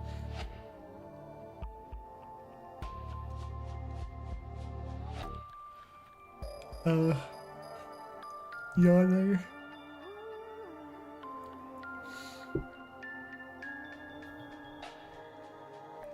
These are my nostrils. I can still see out of them though.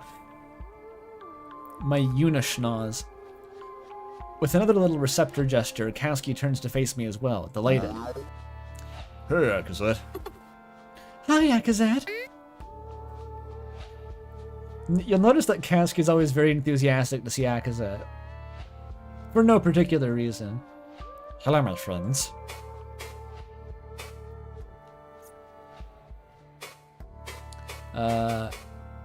What's going on? What's up? My friends, what news do you carry? I love how Akazet opens conversations, just like he poses in there with like, my main men, what news have thee for I? What tales carry you? For yourselves, of course. We have this imminent focus to share our works. Bozko peers into the estimation of the window. Outside of our works, I've been observing the creatures of the water nearby. A few dispatched golems with relays. Here, look at this. See how they form great organized clouds? Bozko reaches into the window, disrupting the display, to pull a connective cyst from its internal dock. He affixes it to his closest receptor and adjusts the display to a recollection. So you can just do that. You're an Isabel Akazet shipper, so you can't muddy the water with Kazki. I think it was clear who Akazet was interested in, but Kazki is like the you know, the other side of the coin, like the doomed Yuri. I guess they're both doomed Yuri, probably. I don't know. Slightly above my pay grade to discuss which of them is better indicative of doomed Yuri.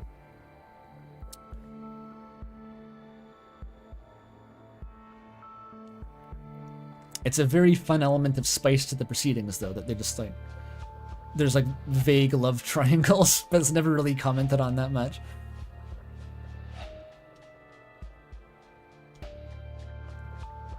The window's colors ripple until they fix upon a mental projection. It is as he says, a cloud of impeccably oriented water inhabitants. Because it's so cringe with like the water inhabitants, the bright parasites. He says things funny. How do they do it? Remarkable.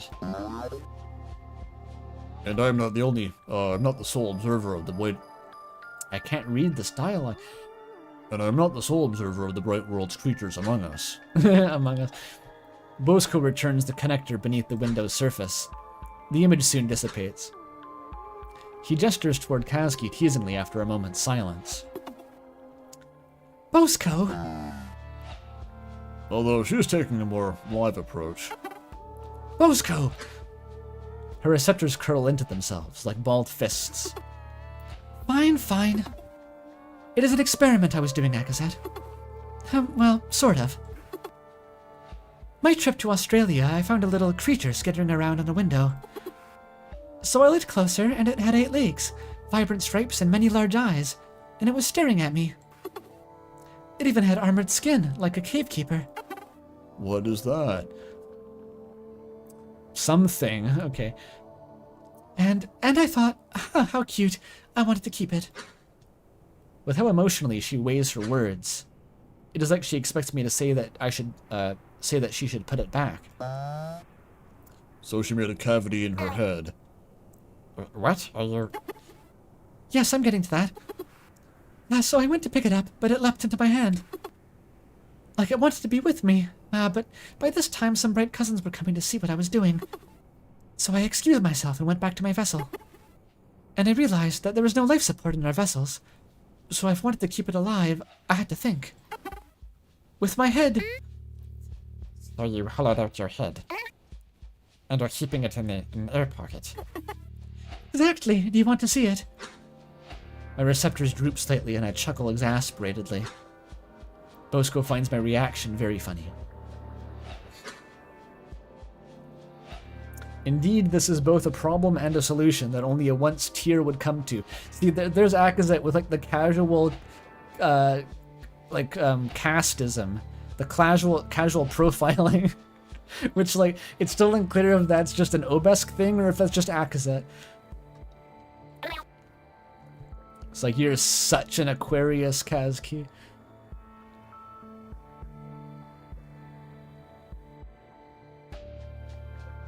That is the stereotype, that the tier are regarded as, like,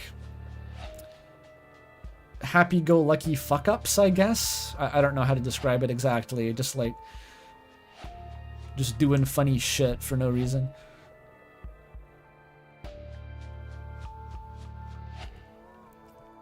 Of course I do. Kazki dips her head forward, the features of her face melting away and the color of her skin fading to transparency. It is empty, clear as the bright cousin's glass. Contains only a single spacious spherical cavity. I tilt my head from side to side, even adjust the accuracy of my eyes, but I do not see it. At least not first, but then it is there, sitting suspended on a barely visible strand of its own creation. Alert. Memory of arachnid detected. Render.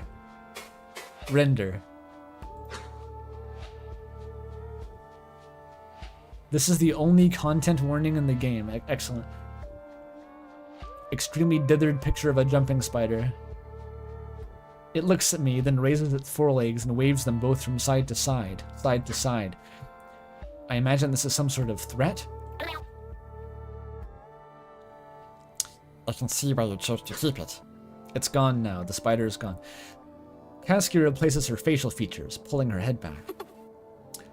Such life in its little eyes. Oh, that's cool.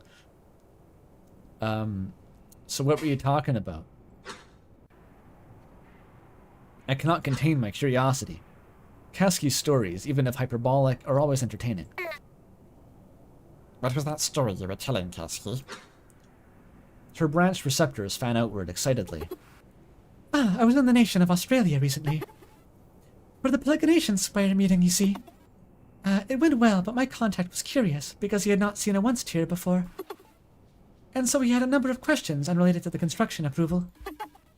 Mostly about my receptors. Which, by the way, the construction was approved.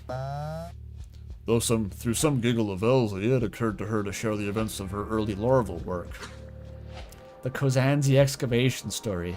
This is like infamous common knowledge, apparently. Like, everyone knows about this.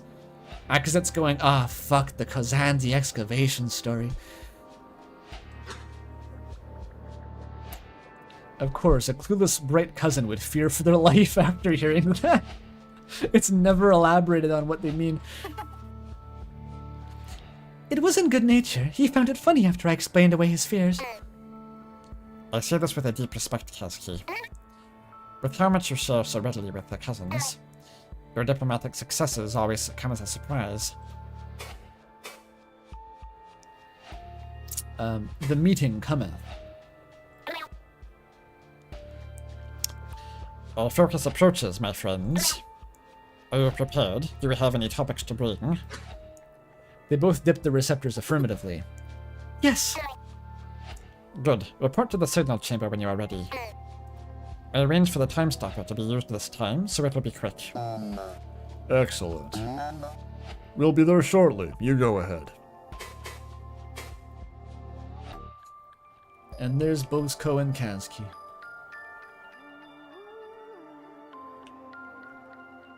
No, she's good at diplomacy. Akazet just doesn't understand the method. Simulacrum.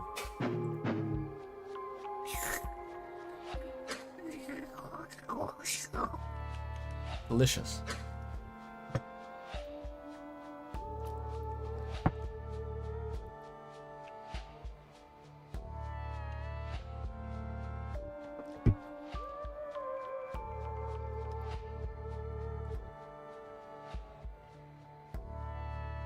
I wouldn't call Kasky the Elriz fail girl. I think that's more Akazet's job.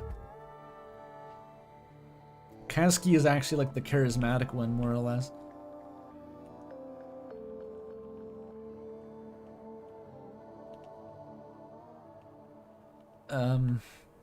Hello, Tier Quo.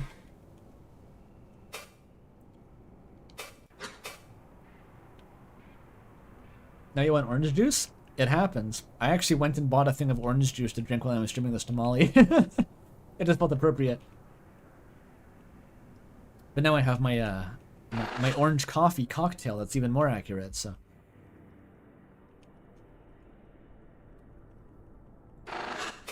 I'd make one right now, except I don't want to become inebriated while streaming. It does not help. Hey, yo, move, friend. You want to take me to the other place? The Call Research Center, please. Enjoy your work.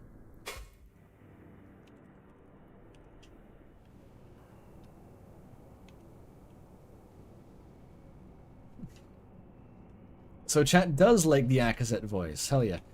Oh, look who it is. Is she fucking tall? Hang on, I just noticed. Is she like insanely tall? It's hard to tell actually. I think she's taller than Akazet though. That's Gakvu.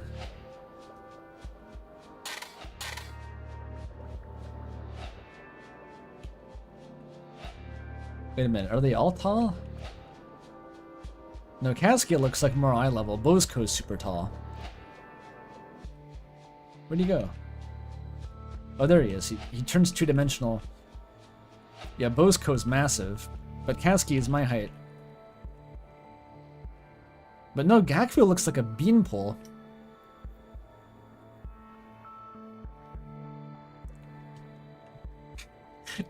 All the fan art of Gakfu, by the way. People seem to agree that without the cloak, the legs just go all the way up to her neck. Like, there's nothing under there besides legs. Alright. Alright, so Gakvu. This is our first Ekavik rep. Ekavik geometric influence. Vel receptors, curled angular stylization. So a fellow Vel, like Akazet, they're both Vel, in a self-designed signature. I'm still carrying the simulacrum, by the way. Maybe put that away, Akazet. Well, Gakfu doesn't give a shit. Oh, that is her sprite? I didn't realize that was literally the sprite without the cloak. I didn't know it would be separate. It's just the legs.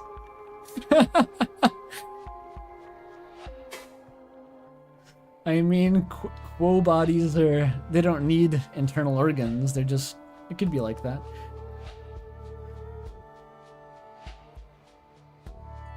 Oh shit. My elbow hit my ramen bowl.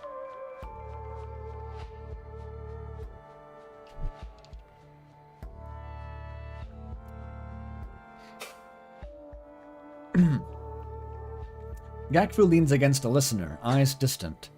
A false environment sits upon one of her receptors. That's the grapefruit here. She's gaming. When I approach and lean my head to listen, head to either side, I cannot discern a logo upon it. I wonder, is it another surface simulation? She has a morbid obsession with them. Of course, this earns her attention, and she gives me a jovial receptor gesture. Kind of insane that she's like, this is the equivalent of if she was playing Call of Duty and then like an actual army veteran walked in. I don't know. It's not that awkward, but it's kind of funny. Like she's playing a video game simulation of Akazet's old job where she died. She's probably well over that though. It's been like 100 years.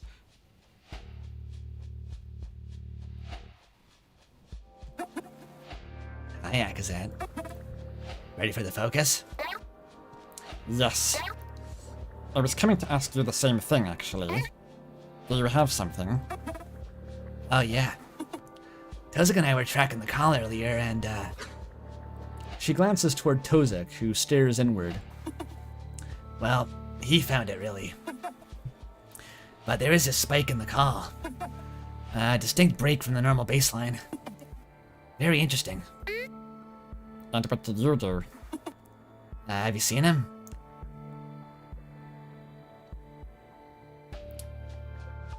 Wait. Have you seen him? Has he fused his skin to the chair? Oh, he has. And I had to fetch all the archival cysts and feed them to the time stopper myself. With some help from Kavik, of course. I chuckle, and so does she, but I sense it is for a different reason. Yes. Gakfu is the most obvious May voice pull of my life.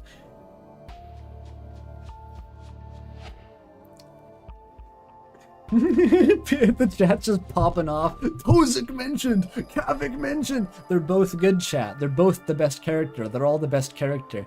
This is what I mean. Every one of these guys is a blurbo.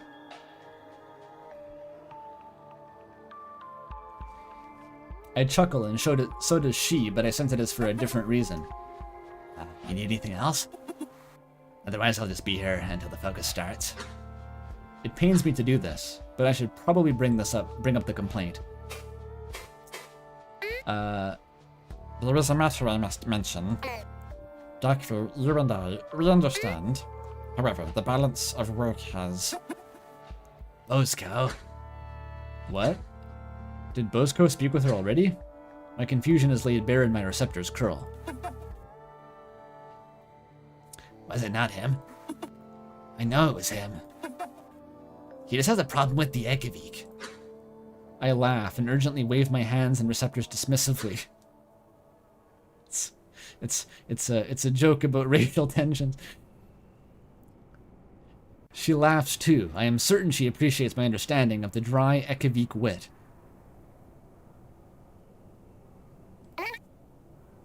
No, Dr. It does not matter who brought this to my attention. I know you enjoy your efforts here, and above all else, I know your ability to strike.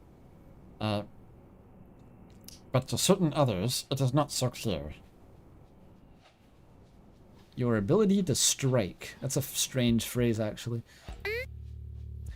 And with enough of these complaints, it will start to turn eyes toward me. So, for my sake, I pause to think of an elegant way to say this. At least pretend to look busy when you were in here? Gakfu rings her receptors smugly, knowing full well what I mean to say. Don't worry, I understand. good. She's too busy gaming and smoking quo weed.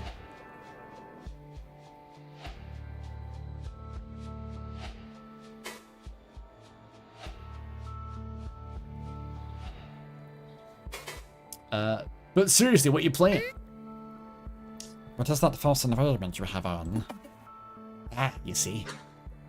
I spy a strange but subtle apprehension in her receptor's movements. However, she quickly launches into a spirited description. This one's from my home. The skilled Velkhopper's memory is gamified. So the Velk march toward the weather wall. And you have to leak from Velk to Velk while they grow faster. Or else you're subsumed beyond the air's border. By the gesticulations of her receptors and hands, it is as if she is trying to barter with me. That sounds terrifying. That's why it's so fun. You gotta try it sometime. Farewell. I don't know if that because it was specifically a Velkhopper, what the fuck a Velkhopper even is. But it's close enough. Okay, these guys are here. Alright. It's very easy to miss Tozik. He's this weird floating head. How's it going, Tozik? Actually, no, I think Tozik's a bit of a heavy drinker. I'm gonna relate to him. I'm gonna open up a friendly channel of communication by sipping my lacrum. Loudly behind his head, like...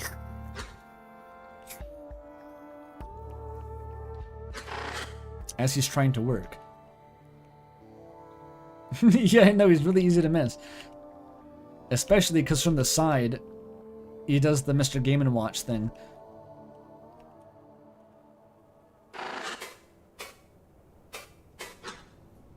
So Tozik, also Ekavik, Jut receptors, cousinly eyes, self-designed signature.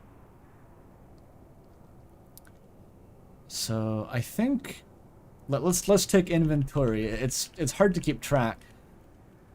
Bozko, Tier, Kazki. No, I got this wrong.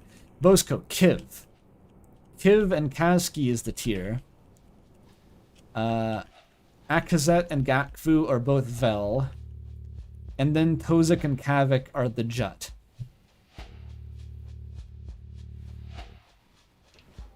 I don't know if this actually helps, but it took me a long time to get all their casts straight.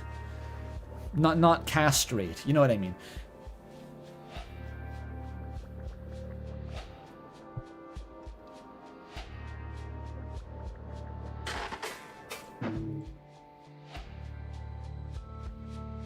It's got the thinnest fucking waist in existence. Tozik sits in a terminal chair connected by a receptor to the time stopper.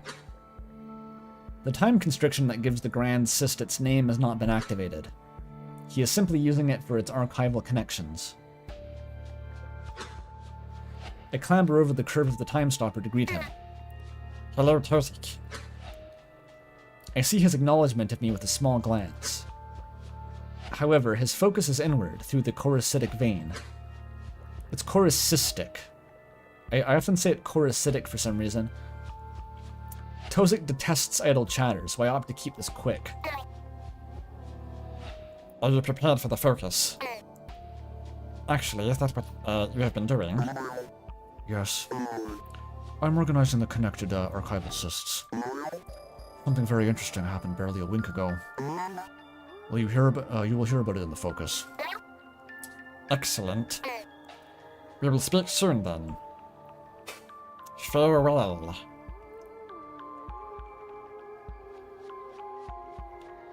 There's a voiceover project in the community? Nice.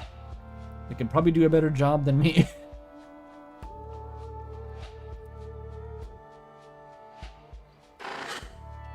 And here's Kavik, also the best character. They're all the best character. You think at first that, like, oh, you know, Bozco and Kasky, not quite as interesting. No. You're sleeping on them. They'll come back later. Especially Bozco.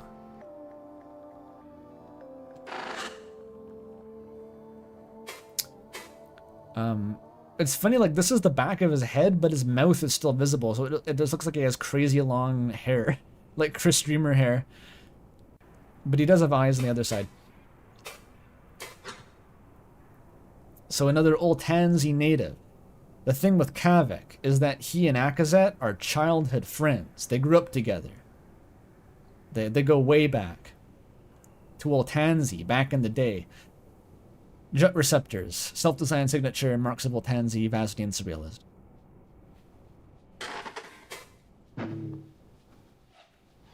They also may have dated? Is that implied? I didn't get that impression.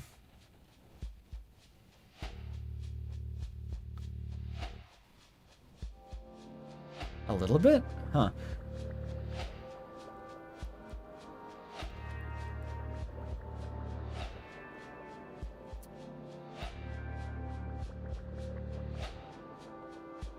Oh, really? Is that a common impression that they were a thing for a minute? If so, it seemed to kind of peter out, I suppose. I don't get the vibe that they're like an awkward ex-couple. It's more like they mostly just seem like friends.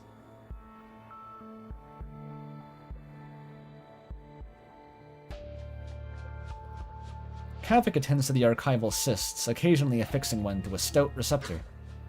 The cysts are arranged in neat piles, sorted by the shade of their viscera. As you do. Yeah, I thought it was more sibling-esque. Same Lilac. It's like a Moon and Pebbles thing. I definitely did read it more as like a familial relationship. Though they're not actually related. Though his regular upkeep ensures that none grow too dark or starve. There he is. Satana. The Jut got them devil horns. He senses my approach and turns, cordially bowing his head and receptors. Akazet, great gaze. So I kind of gave this guy the same voice that I did for Greg in Night in the Woods. Which, it's usually hit or miss whether I can actually do it. We'll see.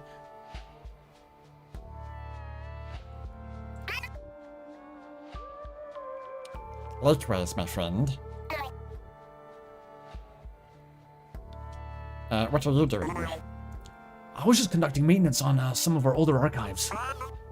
And reminiscing. Oh, the wild and Obeski-centric theories they used to toss about. There's just one that I've been running through. A joint theory by none other than Dolskovic and Azkavinesh. Pretend I said that like a native speaker. They called it the closed loop. Have you heard of it? Oh no. He's about to hit you with the Rudy Knight Akazatash. Be careful. Of course I have. I should ensure that he does not feel it appropriate to share this with the Bright Cousins. I feel that it was almost formed as a satire of the more outlandish ones from the early era, but there really is something compelling about it. Sorry, do you have need of me?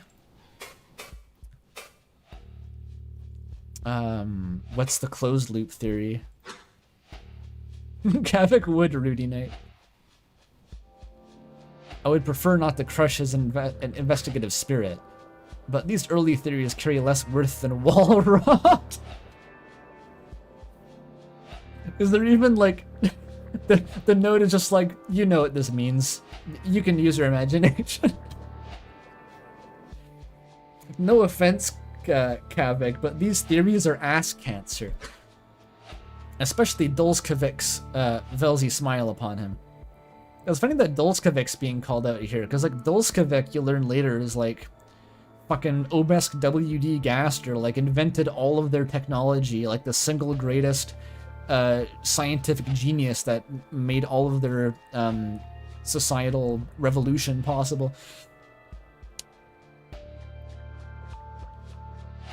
He is in fact who they named the Dole after. That's where the term Dole comes from. It's not the opposite of bright, it's Dulskavik. Don't sell him short by saying Steve Jobs. He's more like, well, Nikola Tesla, to be honest, but a bit closer to that. Dulskavik went insane? Oh, I didn't know that.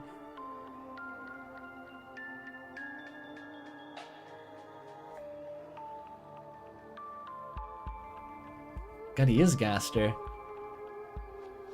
Nikola Tesla was a bit crazy. I mean, he was like, he had a thing for pigeons. I don't know to what extent that went.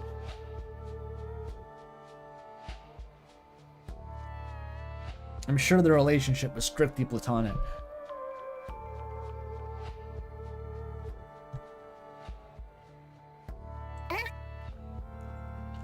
Velzy's smile upon him is such a condescending, like, God bless him.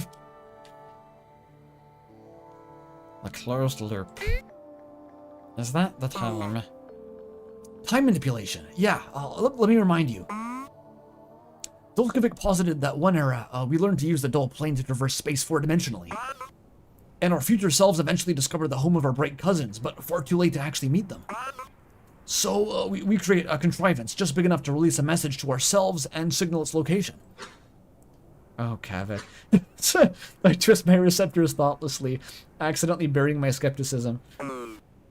Now, I know you think it's ridiculous. And it is, especially as it goes on. But is it not inevitable at the same time? In our deaths, there is enough time to unravel any mystery, time manipulation included. First, I do not think that Dulskavik understood the full implication of creating a contrivance inside a planet at that point. That was before the incident with the shared moon, you know. And time manipulation. If we were ever to manage it, the mistakes that created us in our world would be gradually undone to right the old wrongs. But we would never know it if it was happening, would we? It would just be. Anyway, I will not seriously debate it with you, just like, it's just a bit of fun. To be sure. The shared moon comes up once and implied so much. I never thought about that. Does that imply they stuck, like, they made the fucking quantum moon, like a dull contrivance, like made the moon in two places at once? I never thought about what that meant.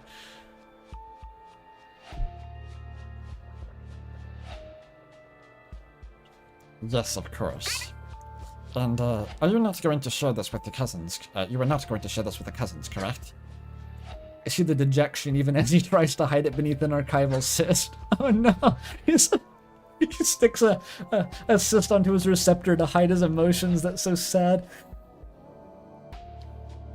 That's the thing with Jut, apparently, is that it's harder to read their emotions because the receptors are so small. And the Tyr are the opposite. They have the largest receptors, so they're the most expressive. How joyless I must seem, such a terrible inversion of our youth. But I really would prefer not needing to fix another oversharing incident. Aki, I would not seriously entertain sharing this one. Did you really think that? I know I made an incorrect step, but... Kavik, I trust you, be at ease. You know how I must be during these times. Do not feel at fault. Of course. No, I understand. Another little death to hunt me. There's a pattern, like, Akazet really beats herself up for flubbing social interactions. It's hard to tell if it's... how much of it's just in her head. But it seems like that's a personality trait of hers.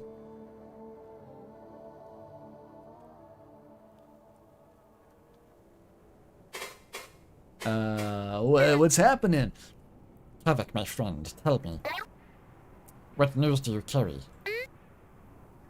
Have you been enjoying your role? It's not often that we have time to speak plainly anymore. I have. The oceans are truly mesmerizing. Nothing at all like home. You should see all the artifacts the cousins of somebody left to the water. And based on our expedition, so many little creatures come up to examine our vessels. Has Bosco told you about that one he has taken? For that moment, I heard an echo of larval joy in his voice. But in the subtle turn of a receptor, I see he feels he should not have said that. That is fine, right? You heard that from a Velk's whisper, not me. It is. It is perfectly fine. Well, the groundsman says we should not, since the cousins could get mad, but I do not really care. See, she's the good cop sometimes. She's overcorrecting into good cop now because she feels bad about being a narc. Tell me, have you contributed any more to the Life Pod project? Yeah, why is Akazet's text so widely spaced? It actually makes it harder to read, but it's just her text. Why does it remind you of Splatoon? Maybe it's because all the voices sound like gargling piss. She wants to be the cool boss, exactly.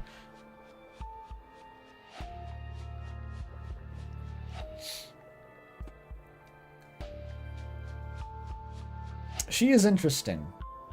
Like, the kind of dynamic she has, that split between being like very competent and Star Trek-y in some ways. Like, a lot of this is kind of Star Trek flavored, where it's just like competent, serious people doing their job well with minimal drama, which I kind of love. It's a good vibe. But she also has this aspect of just relentless self-criticism and insecurity that kind of eats away at her decision making. It's very fun.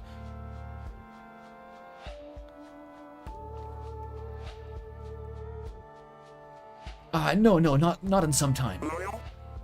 I heard they recently succeeded in sending a grain back to Obeski. It is, of course, being held in deep quarantine, but that it worked is promising alone. Even if the cyst itself is bigger than both of us combined. Remarkable. Then I must check in with them to see how they did it. As trade continues, I imagine that organic materials will be the next leap in relations. If you find the time again, you should join the effort. Last I spoke with the team, they asked when they would see you again. Really? I should. I'll check in with them again. It's all very, like, casual, like, science-y workplace banter. It's chill. It's like, are you gonna check back in with the Life Pod initiative? You're gonna get, like, I can get you transferred back there. It's just like scientists doing science. The Life Pod, by the way, I think is... There's the thing. It's like, if you use the warp gates to travel to interstellar space, the catch is that any organic life will die instantly if it goes through one, and the Quo can get through because they're not organic. And so no larval Obesk can come, but it also means that no humans can visit Obeski because they're obviously organic. And so the Life Pod is, I think, technology to shelter organic material to survive the trip through the Dole contrivance. So they managed to get like a single grain of wheat or something to survive. That's progress.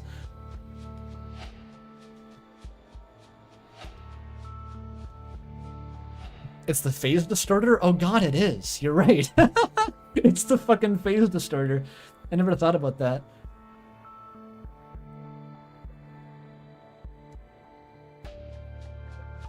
It's hard to blame her with the stress she gets put under. Yeah, because it's very stressed. She kind of seems a little bit underqualified too. Like she described her...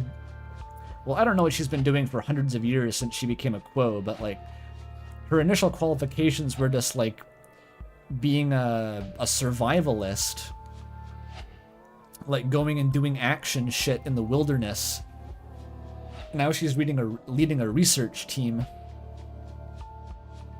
Seems like that might be a little bit of a learning curve. Is she built for these streets, is what I'm asking.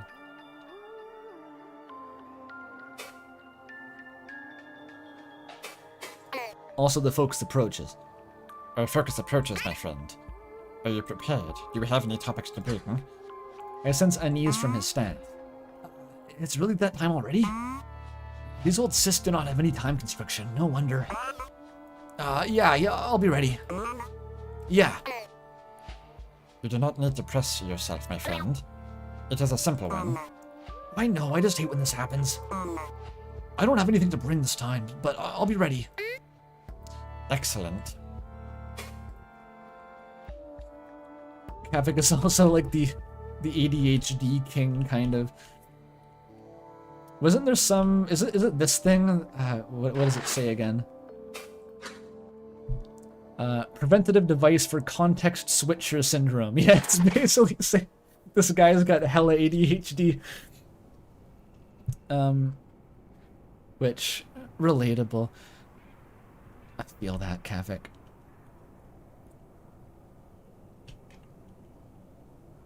Also just piles of Asriel's cysts. I mean, normal cysts.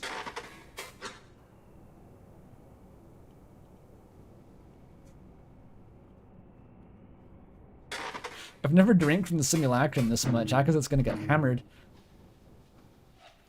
But imagine combining the effects of being really, really drunk with, like, plugging your brain into a hyper acceleration, like, hardware device, like the Time Stopper. Like, what if you were plastered but had infinite time to think? That sounds bad.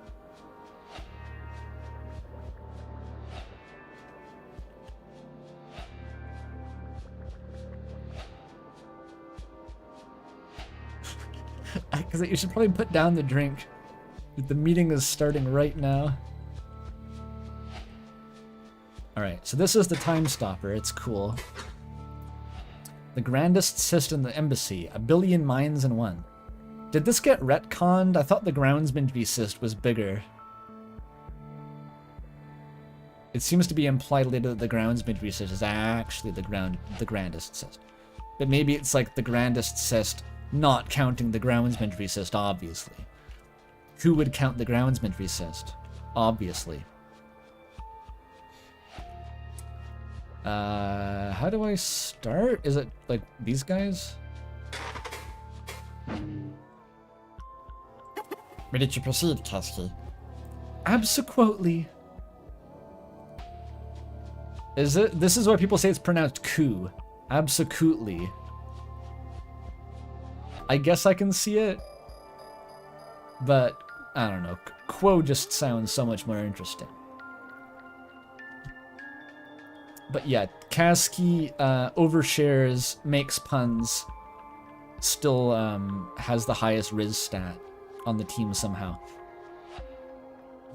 I just have an inherent sense that Kasky would show up to the party with like a full bottle of rosé and just get plastered on it within an hour. But then never quite like pass out or throw up or fall asleep. She would just keep getting drunker and like louder the whole night. And like the big bottles of rosé, like the big fat ones, the double-sized ones. Haha, excellent. We will start. I think I have to touch the chair, actually. That's how you start. Ready to proceed, Ghostar? Of course. Only wish we had more time, more to share given our amenities this days. True. With the Time Stopper, True. it often seems like there is never enough. I wish I had a time stopper to edit my videos with. You know, deadlines wouldn't be such an issue. Although, I guess the Quo were already immortal, so it's like... They're saving... Why do they need to save time? It's like in 17776. It's like, if time is no longer a scarce resource, what is the benefit in saving it? It's a different vision of the future. I think the trick with the Quo, right, is that they've been immortal for a relatively short amount of time. So they still think mostly like mortal beings, whereas in 17776, they've been alive for like 10,000 years. So they're all like, they think different. They've stopped thinking in terms of time efficiency. They're just like, we'll do whatever forever.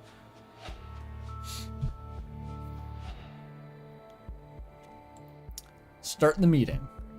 Pull the ripcord. The team is assembled around their seats, so I sit.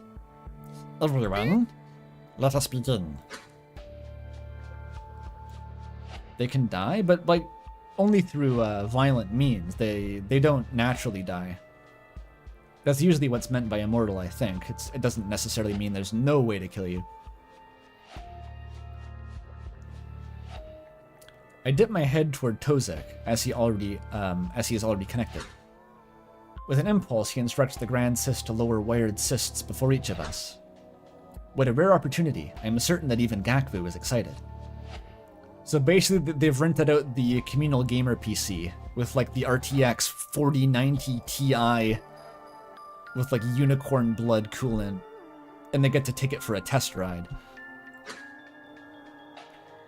I raise the cyst to my right receptor, and its shell softens, becoming a viscous liquid. I've often also wondered about, like, you know, they got 2 receptors, right? But you only put a cyst on one, so do they have a dominant receptor? Surely you wouldn't, like, you would just habitually put it on a certain receptor all the time. You'd probably make a habit, right? But also, like, if you had Quo CD, then you would maybe want to alternate because it would bother you otherwise for it to be asymmetrical. I don't know. I think about this kind of thing.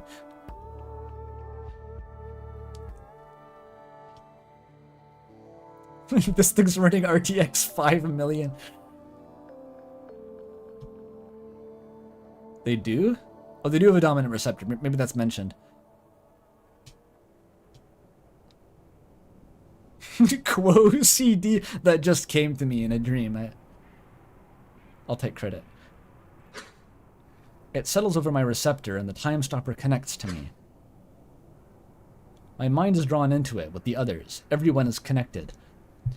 Hang on. Joel bit. Give me like 5 minutes.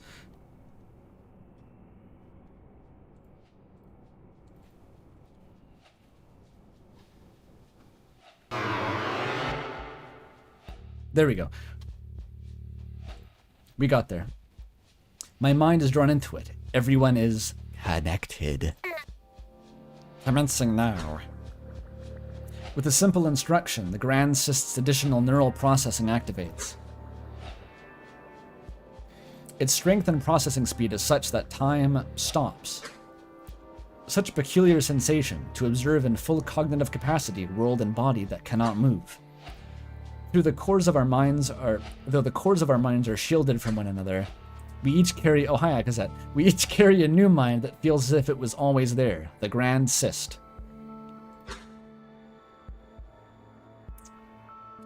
And it thinks with us as one. Gastro voice for non-specific time stopper dialogue. Is this not peculiar? Haha, how fun. Oh, but I cannot tell which thought is mine. How do we stay distinct again? Silly, the last one was not so long ago. But I will remind you. To do it like this. We each understand simply. Think outwardly. You see? A reminder of our best practice here. It would be simpler to convey things of importance indistinctly, but for discussion you should stay distinct. Understood? Yes. Stop. Yes. Oh, I think I am. Yes. Echoing. Sorry. Yes. Oh, that was me. Sorry. Bro's mic is echoing.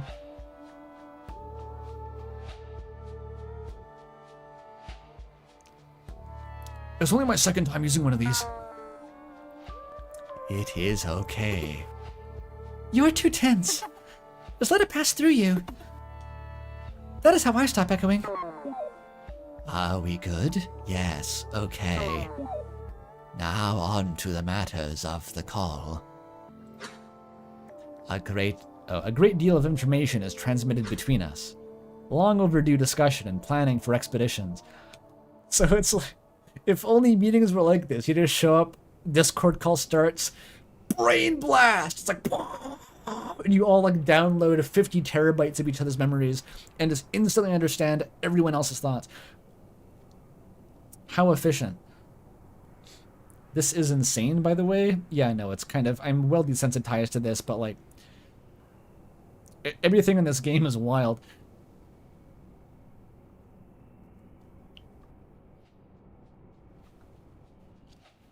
Long overdue discussions and planning for expeditions. In an instant, fast even within the altered time of the Grand Cyst, wordless knowledge is understood, assigned words only in afterthought. Imagine what that sounded like. I'm not going to recreate it. Attention, large amount of unprocessable data, advancing stream to next coherent data. Big Kaz key.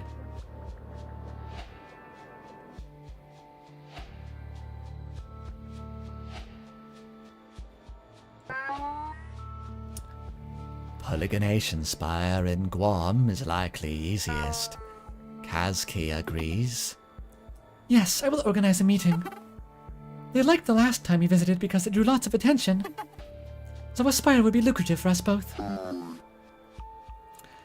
See, this is how they're getting in with the human governments. It's just a crazy tourist attraction. The aliens are gonna build the hyper monolith. Sick. $10 admission. Ice cream stands. Commemorative keychains. That's like a massive draw for international tourism. It's funny, Guam is a place that I've only ever heard referenced in context of like people having to stay at military bases. I'm sure people just live there, but like it's just people only ever seem to go to Guam because their dad is in the Navy. It's just a place that is a military base.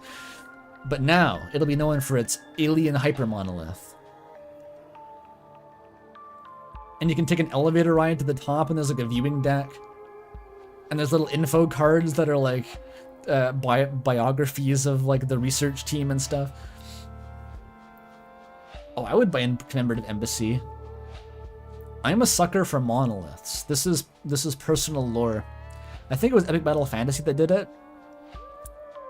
Anything monolith, I'm big into.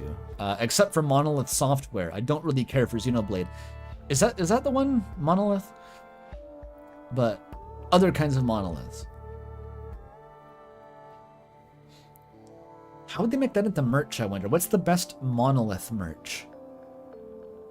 Some sort of useful object that is also a monolith.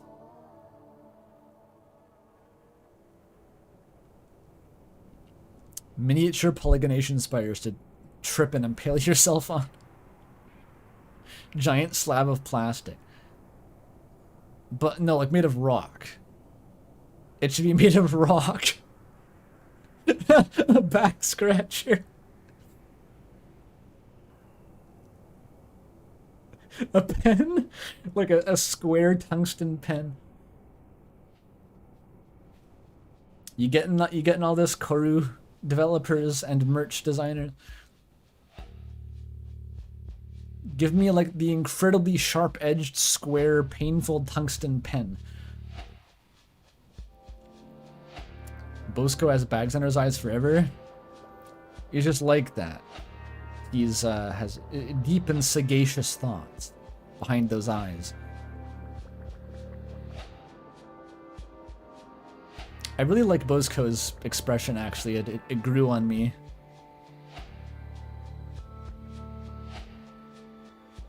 Ooh, a kitchen counter. Now you're talking. $14,000 luxury merchandise, where it's just a full granite countertop that looks like the Obesk Embassy. What is the Discord telephone game? What is that?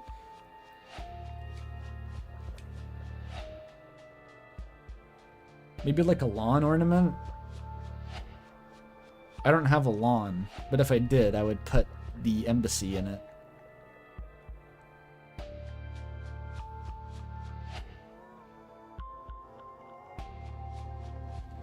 Corru Discord put all the game's dialogue through 20+ person game of telephone. What? It's already hard to understand why.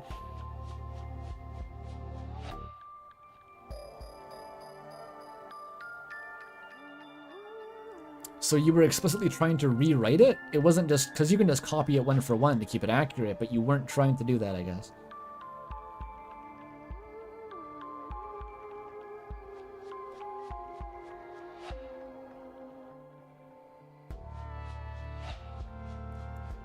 Okay, you really weren't trying to keep it the same. You made Gordon pregnant with Akazet's child. Okay, I get the vibe now.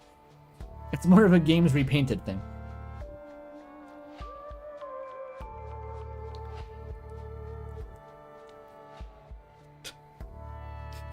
It just sank into me what I just read. Wow. That one's spicy.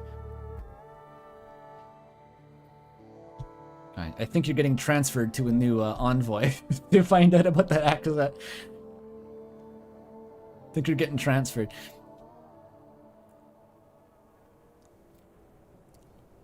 Aspire would be lucrative for us both. It does not need to be of the highest strength or quality. There's no hard data backing my decision. But Kalski's contacts have suggested the trench multiple times. And if what they say is true, it is one of the least explored places on this planet. There is certainly potential for the origin to be there, never seen. Makes sense. No argument. I think they're talking about the literal Mariana Trench. So that's neat. Other leads yet. No other leads yet, anyway. Anything else before we disengage? No. Wait, yes, we have the spike. See? In our collective mind's eye, a visualization of the signal is shown.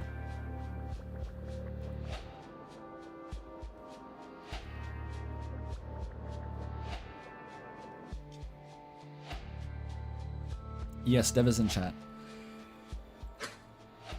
A strange spike, but not unexpected given the dull contrivance's proximity. That is peculiar. This frequency looks unnatural. It is too far from the call's baseline activity. Could be an error? No, this is aggregate data from many listeners all across the planet. Did not help polygonation, regrettably. So what do we do about it? Do we just mark it down? Wait? Who said that? Oh, that was Tozak. Wait. Identical memorized data from an archival cyst manifests. Did he bring up the same record by accident? No, this is different. I've been searching through approximately 12 eyes of data.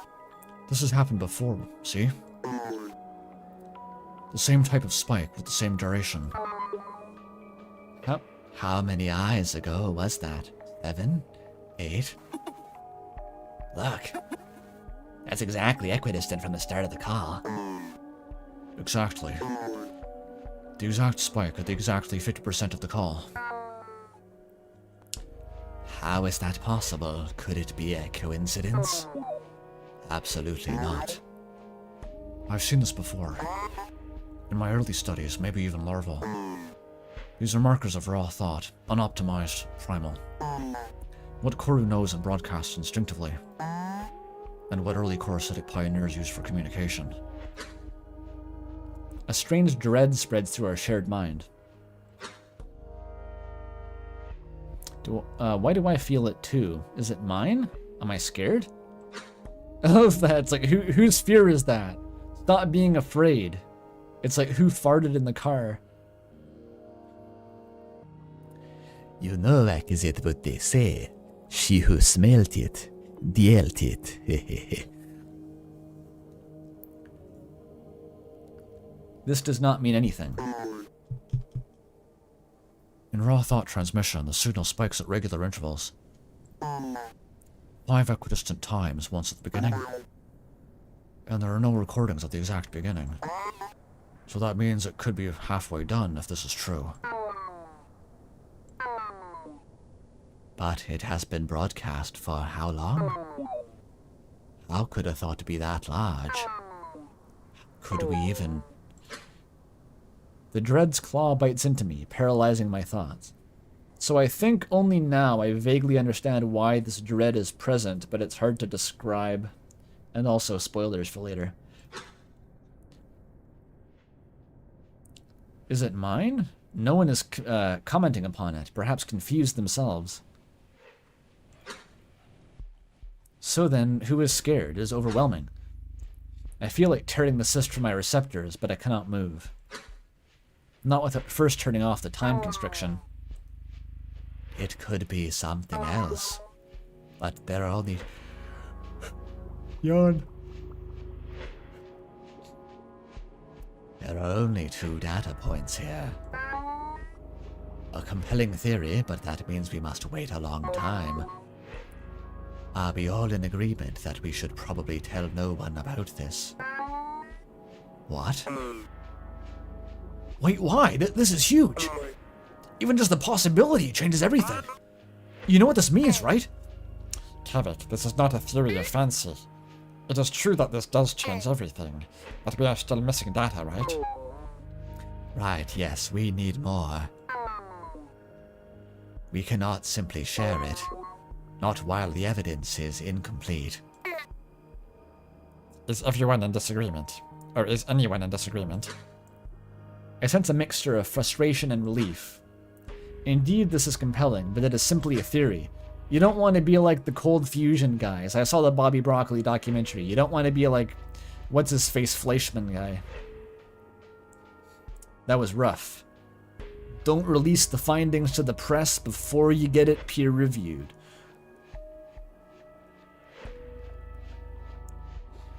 Best Corru ship? Interesting question. The only one that's heavily hinted at is Akizabel? I don't know. I'm a fan. I think it's good and fun. I think they should kiss. But, you know, that's just my opinion. Akabel? I guess that works. Anyway, don't get distracted. This is the conspiracy. We're not shipping. This is real science, real shit. Public relations concerns. Judging by the team's reactions, even sharing it as a possibility would be quite an upset. Without the theoretical first spike being recorded, it is hard to justify. So this is very hard to parse, by the way. I should summarize.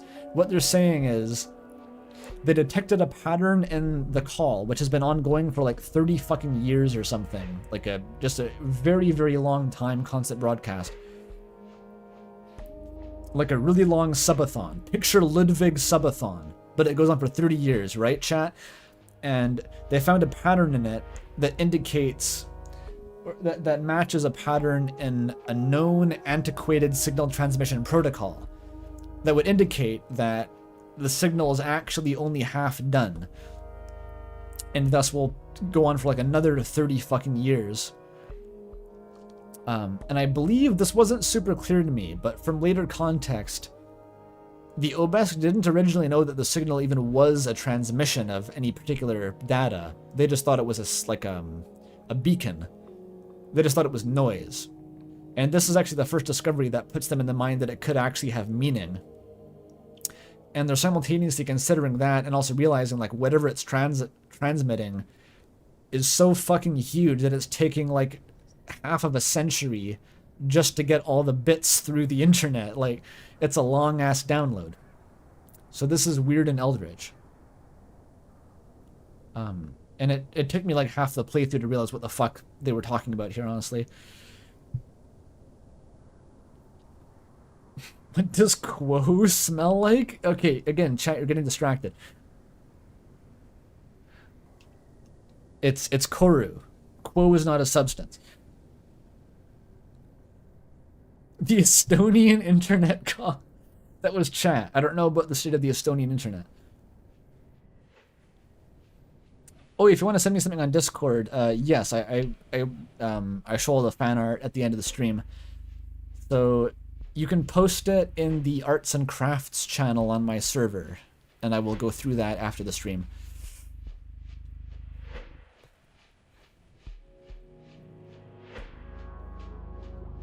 What do they smell like? They're metal. They probably don't smell like anything, really.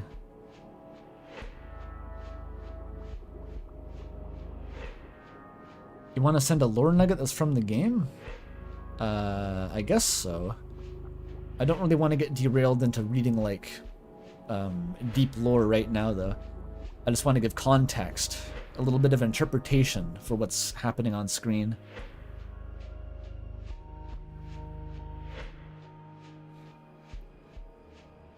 Either way, it is not worth interrogating at this time. We need only wait. Oh, thanks for posting the server link, Amara. I take everyone's silence as confirmation. Excellent. Should I post a link to the embassy server? Do you want an influx of new people from a different fan base? Is that good? I could see that being perhaps undesirable too. Because the embassy is like the actual Corru fan server.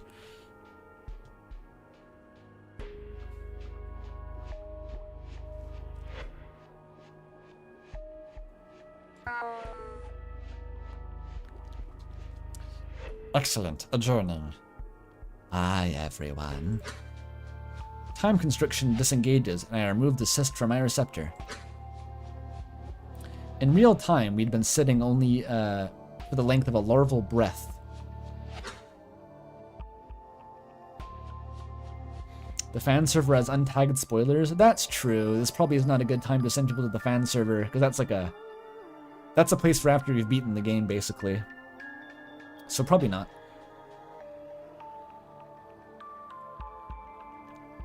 If people really want access, they can look it up. The time constriction disengages, and I remove the cyst from my receptor. In real time, oh, I said that. The whole meeting was only one breath. But immediately, everyone stands, relieved at their freedom. I dip my head in receptors toward the team and return to my quarters. End recollection. Oh, very clean endings to meetings. I respect that, Akazet. There's no trailing off and being like, oh wait, but wait, there's another point that I thought of. It's just like meeting's over, all right, bye. Then everyone just simultaneously turns and wordlessly leaves the room and goes to sleep. Beautiful. This is the French work ethic. Oh, sorry, the Vazanian work ethic. Okay, so I unlocked the second one, but should I go first and check out if Joksiozo is available? I think I should.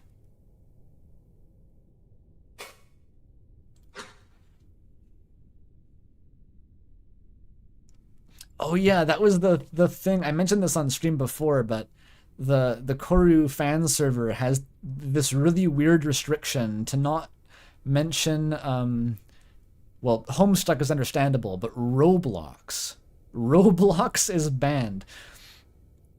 I don't understand where the crossover is between people who are into Corru and people who are into Roblox. Like this, what happened? You don't know the lore, because Corru is like the kind of game that you're begging your friend to play, and they're like, I can't read, fuck off. And Roblox is like every 8-year-old plays Roblox in the universe. It's like, what is the overlap? What is like, I want to read long descriptions of like intricate technobabble from aliens, alien lesbians. Like, it doesn't seem like there'd be a demographic crossover.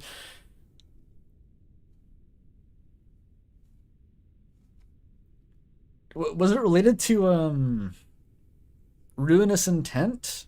Because like Sola mentioned at one point that that song got yoinked by a Roblox fan game or something. Was that the reason? That surely that wasn't the whole reason though.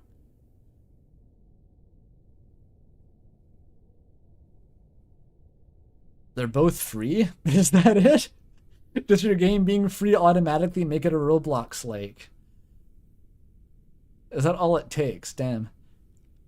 This is why we charge money in the business. It's not because we want to make money for our work. It's because we want to keep the Roblox fans out. That's the only reason RAM is $15. I personally hate making back the cost of development.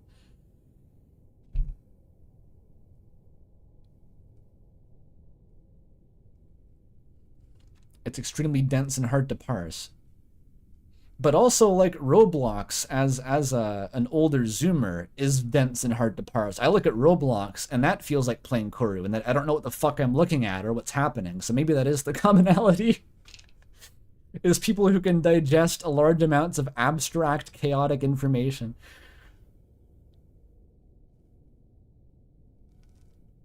The 13-year-old kid watching the Dozkovi scene, yeah. God, that's... I want to reference all the scenes, but like they're in the future. I got to keep it under wraps. So many good scenes. So many good scenes.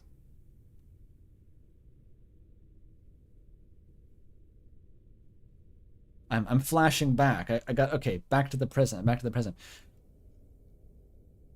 I was just thinking of that one with Kavik and getting emotional. God damn it. Holy smokes! I don't think we ever heard about this part of the call. Hey, there's another memory that's been fixed. Open it.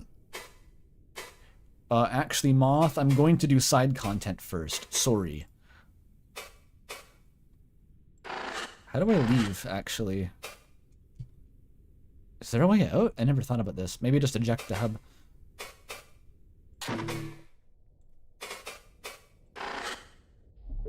Oh, that was the wrong button. I just ripped the mind spike out. My bad, my bad.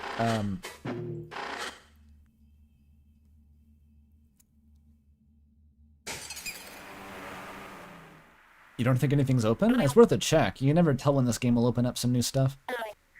I do remember that the conversation with Gordon in the elevator opens weirdly early. Have you seen Velocity lately? It has not appeared to me. I can feel like my voice has actually gotten more relaxed as I've streamed. It's like usually my voice gets more fatigued as I stream, but in this case it's actually like warmed up. I'm actually having less difficulty now, so hooray for that. I've shaken the rust off, I suppose.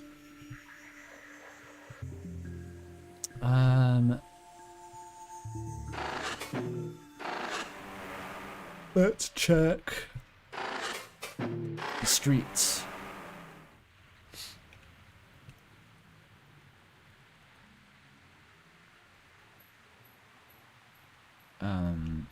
Oh yeah, we got the streetwalker. These fucking guys. The scary, weird guys. High incoherence. Save. These guys are fucked. I think you get more context for what these guys are from Jokesy Ozo.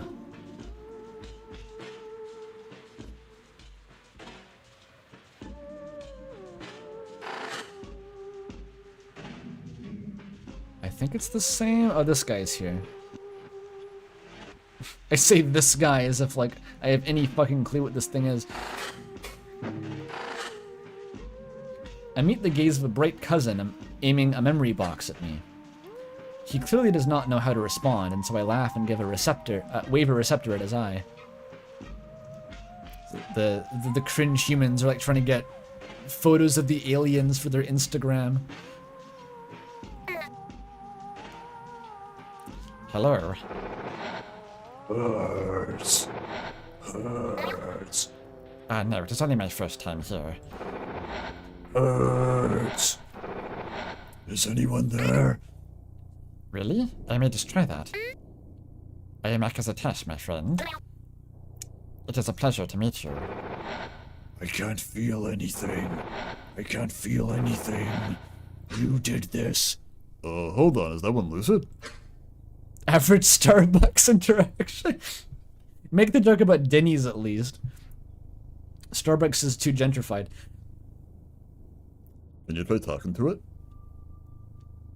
So what we're seeing here is a memory that's playing out, but one of its actors has gone sentient and is no longer playing the role, but Akazet is still acting as if it is giving the correct responses. You don't know what Denny's is? That's probably a good thing. It's fine. Help? Can I help you somehow? Is anyone there? Hurts. Damn, I don't think so. These are the exact same signals as before. But we're not gonna get anything out of this one. Sorry. Sucks for you. Well, can I buy you an orange coffee? Yeah, even once you get the Unity mask, you can't help this guy. I wonder if you can do anything eventually.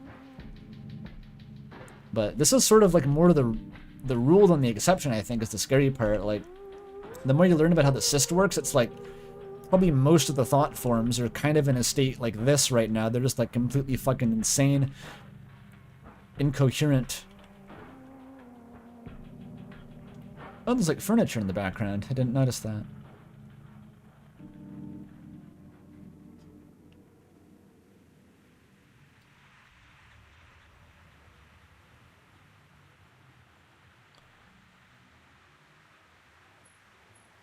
We should at least feed them to the council, is what I'm saying. Like, if they're too far gone, then, like, the council eats them. That's usually what happens, right?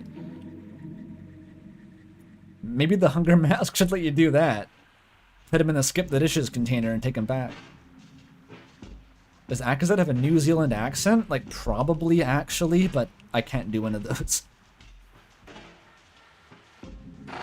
Yo, what's that? Electric face box, my favorite. You catch the game on the electric face box today? Oh yeah, bro. Yeah, I caught it. Over the cashier's head is one of the cousin's electric boxes.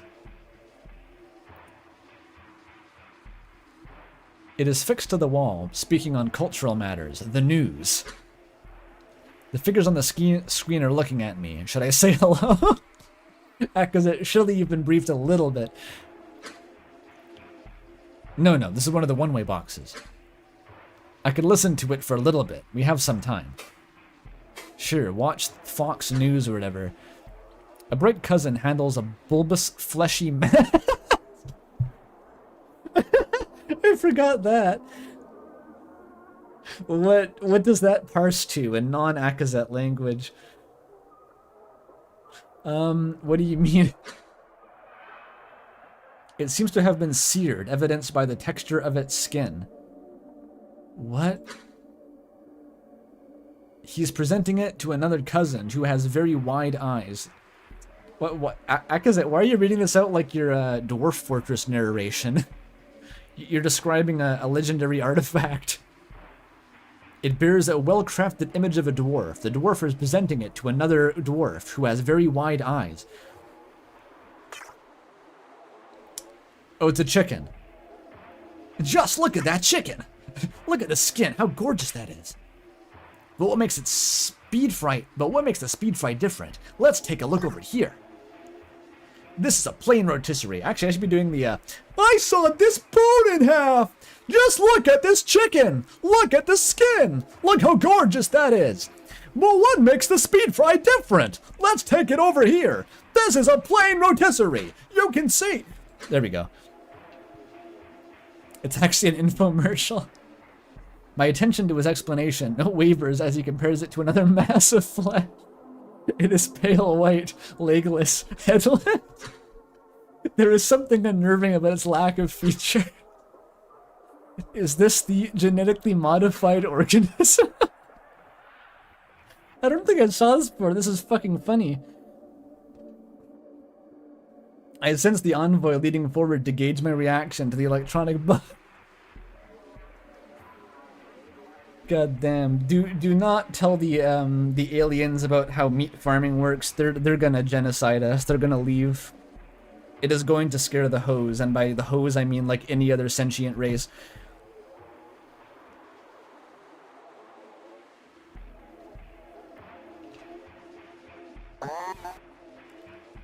Considering getting an air fryer? Oh, no, that was Gordon. That's not how Gordon talks. Considering getting an air fryer? He laughs, but I don't understand. I make an effort to smile back at him so he does not feel insulted. Yes, Akazet. Get that back during one of your diplomatic missions. Get given a copy of Undertale and an air fryer. Clearly, Akazet does not own an air fryer. Bruh, she does not even have air. I don't think that would work in the embassy. They don't have any air.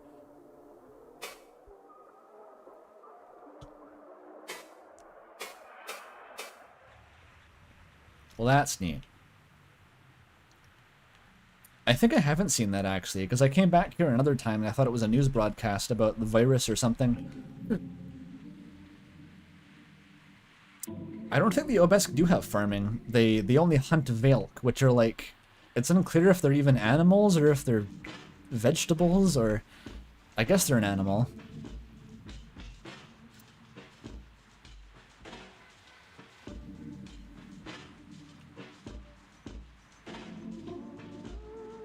They're animals. Okay, they're just large like trees.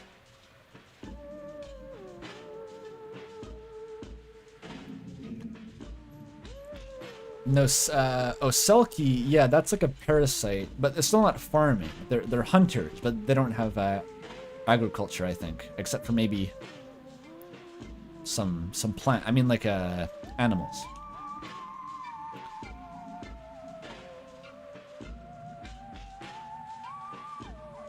I have to do it again because Tenna is on my stream overlay. Oh, I forgot he was there. Yeah, Tenna's not usually part of the game.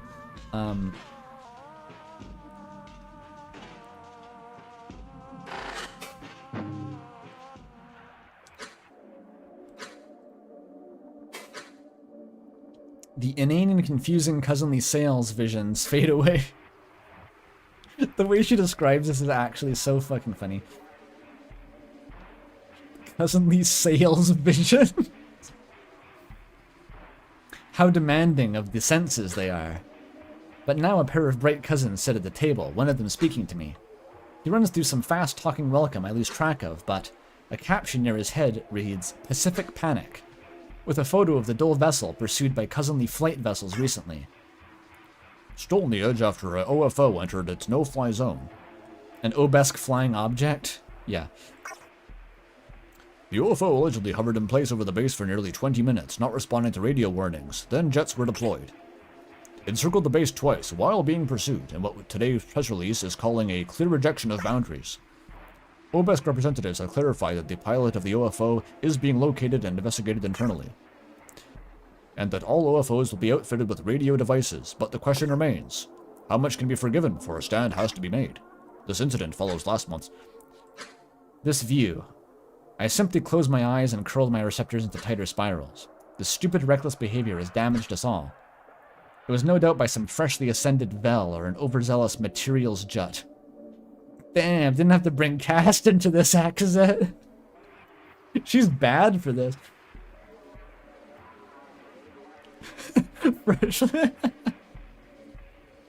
Freshly ascended is good too. It's like you only just died. You're only like, what, 80 years old. Get out of here, Zoomer. Stop polluting our public relations.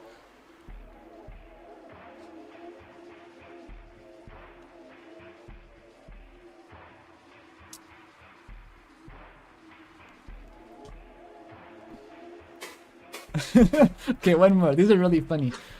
The projection flickers. Oh, that's not supposed to happen. The projection flickers. The projection flickers. Everart Clear is helping me get my gun back. Everart Clear is helping me get my gun back. Ever skeptical. They ignored request. Listen. Listen. Listen to me. Stay away. What is that? That's new.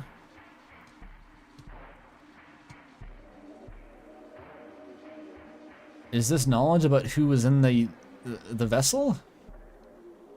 I don't think you hear about that anywhere else.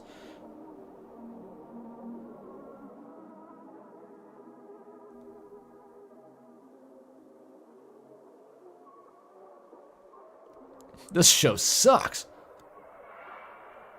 There's an extra line that gets eaten by the code? Like it's an oversight? No, now no eyes to see. Weird. Weird. I don't know what to make of that. The attendant notices the lack of audio, then jostles the box's connective vein. The terminology is just inherently funny.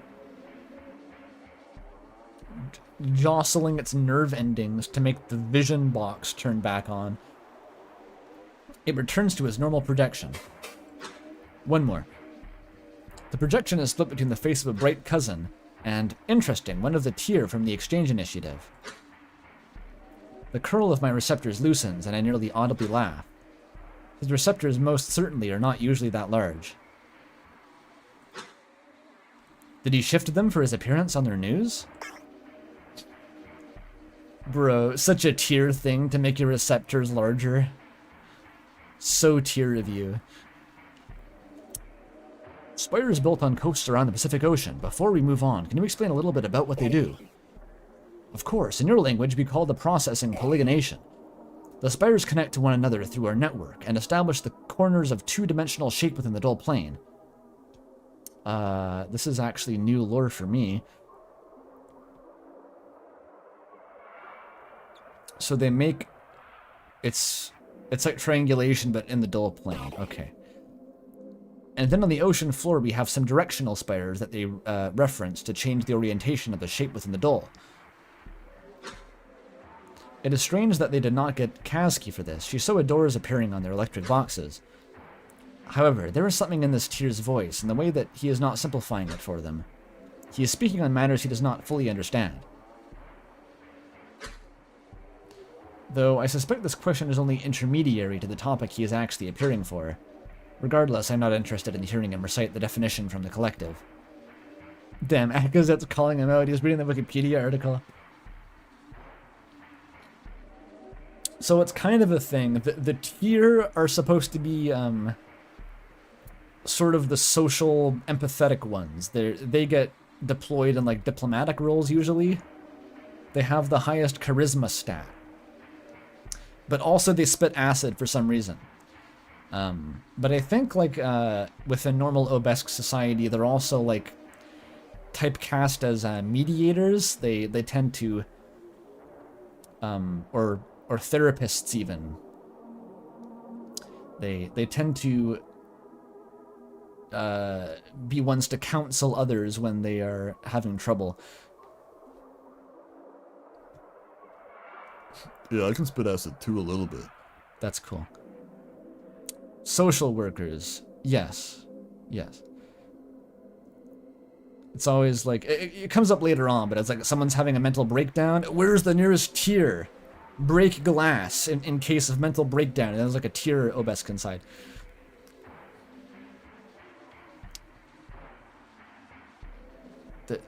The Jut are like the more, they're nerds, basically. Juts are nerds, simple as. They're less social, harder to read emotionally, tend to be typecast as engineers and technicians. And Vel are like, they're supposed to play pranks constantly. They're like shit posters, which, I mean, you can kind of see that in Gakvu, but I think Akazet struggles a bit to fill the role. But you often hear about the Vel doing like more action-y type stuff. Like Akazet was a surface runner, and it seems like they may have a combative streak or something. To the extent that any of this actually is real and isn't just like obesque superstition.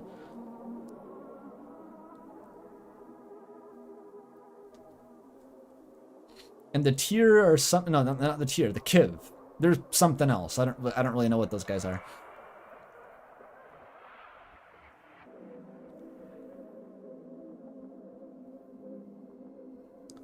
Yeah, I guess Kivs are defined as like, usually you hear about them as guards, but it can't be that narrow, surely. There's got to be something a little bit more generalizable than that. But there's not really discussed very much. Because Bozko is the only tier in the main cast. And he's fairly stoic.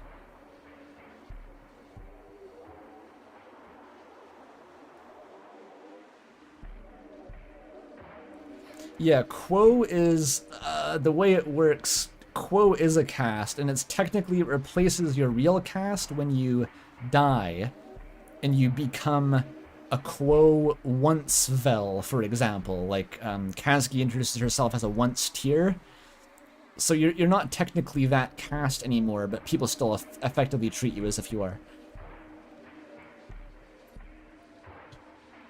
What do the casts mean? It's just an Obesk thing. They're just born with a certain receptor configuration that determines their caste. It's just kind of like a subspecies characteristic. I don't know what the term would be. It's like when ants and like eusocial insects have different types within the same species. It's kind of like that. It's not literally gender, because they also have gender. But it's kind of like that.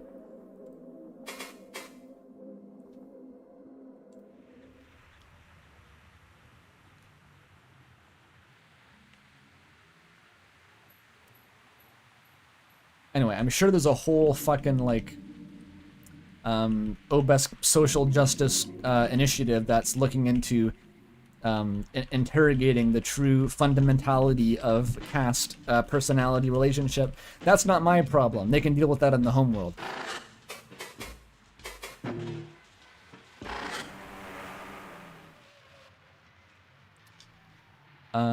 Let's go back to the moisture area.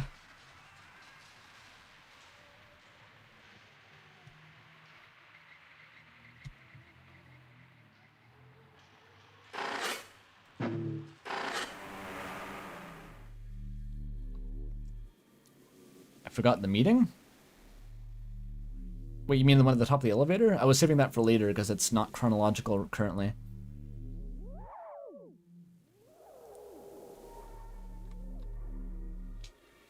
It's been 7 hours? Oh, has it? Wow. Damn, the last 4 hours went fast. I can go for a little bit longer. I wonder if I should, though. I'm going to be doing a long stream tomorrow. I kind of thought this would be a short stream today, actually. Yeah, I probably should stop. Now that you mention it. Because I'd be starting the next embassy segment. Okay, let's stop now. And look at stream art before I go.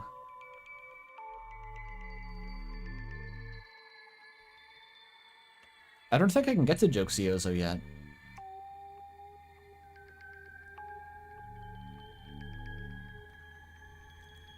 And that's going to be kind of a thing. It's just a huge dialogue dump.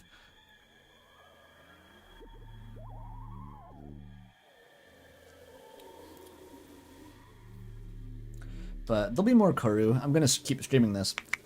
Probably on Sundays, just going forward. Usually I stream on Sundays, but tomorrow I'm streaming a different thing, so I just did this today on a whim, basically. There's gonna be a whole stream just reading Joxiozo dialogue? Probably, but honestly, like, Joxiozo is my favorite part of the game, so I will not complain. Especially if you're listening to the fucking Oliver Buckland music the whole time.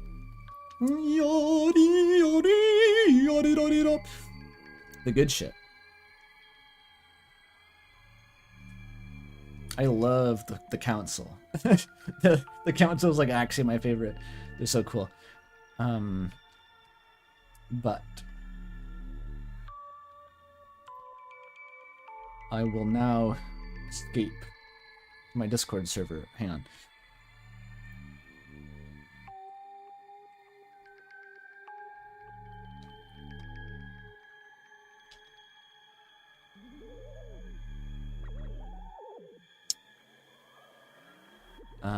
There was a ping from the Polygonation Spire?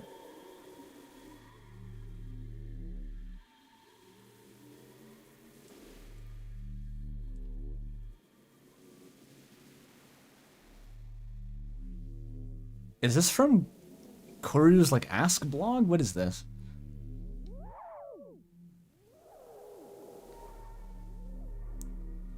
Oh, I've seen this. I've seen this. It's a joke response to a question about shipping.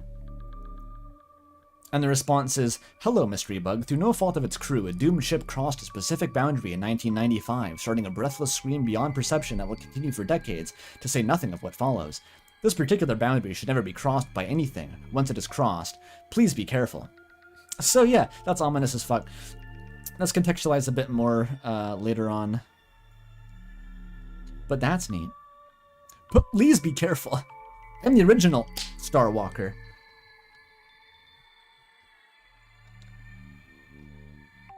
Okay, let's look in the art channel now. And see if I can find anything that isn't Deltarune.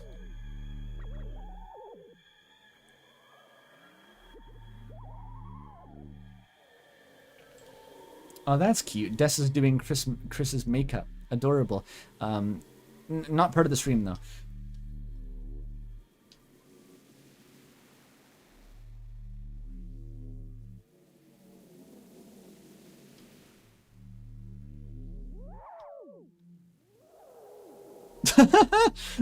That's the first streamer. Alright. Hang on a sec. Actually, if I just take it to the corru window, I don't have to fiddle with OBS.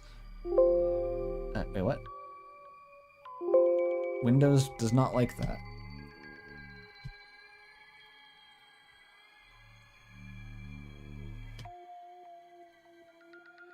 There it is.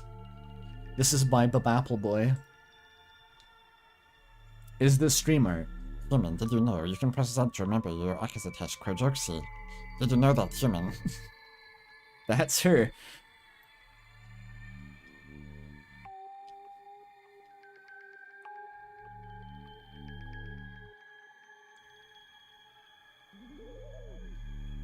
Is that stream art? I can't tell. It looks so fucked up that it could be corru, but I don't think it actually has anything to do with corru. Yo, is that an interloper by Lava Cake? Fuck yeah, it is. Look at the interloper. I love how everything about the interloper from the neck down is just complete fanon. People go nuts interpreting their design. There was that one animatic where they had like a red streak or something through their hair. Definitely a type of guy.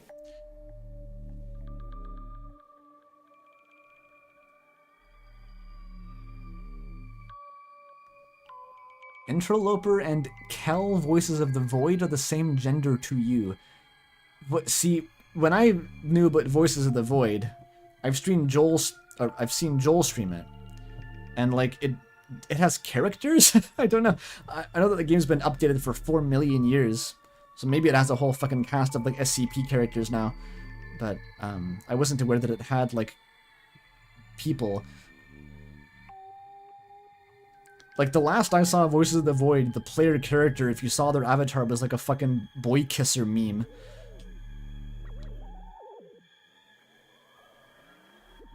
That's excellent, the Lava Cake. We also have Lava Cake drawing... Oh, this is Itzel from later. That's Itzel, right? I mix up the names sometimes with the later Obelisk. This is a future character. We don't know her yet. Her eyes actually look like that. Idril. Is Itzel dead wife guy? This is Idril. Right.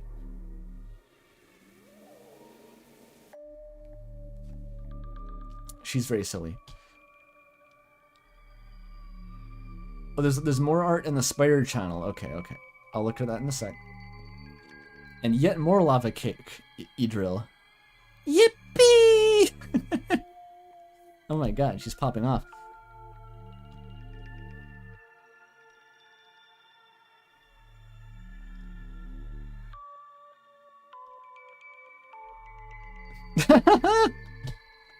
Lilac with Soyjack Akazet.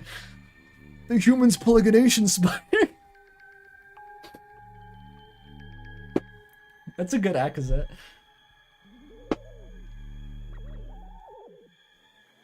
All it needs is a Bozgo also soy pointing with her.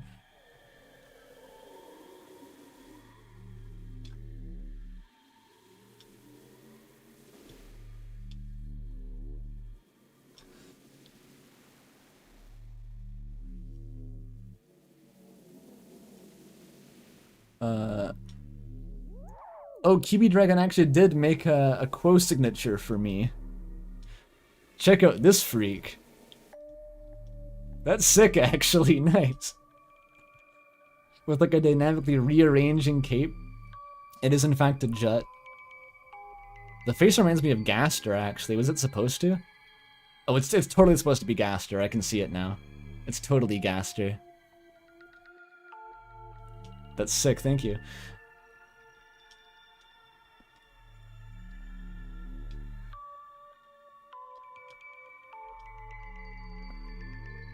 The whole hands? That's not a that's just a normal obelisk thing, kind of. It's unclear, but it seems like they might just actually have whole hands for independent reasons, not gastery reasons.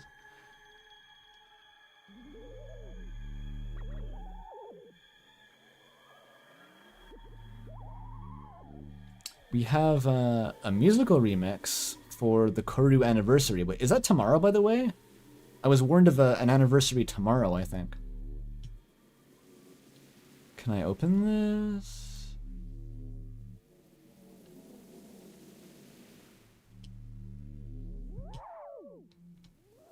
Which, oh, this is by Sola, okay. I believe Noisy Rejects is an alias. Oh, it's loud. It's loud. It's loud, sorry.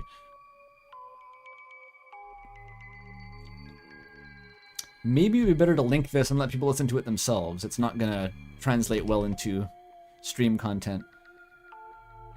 Nothing incriminating in my search history. No, there never is. There never is. There you go.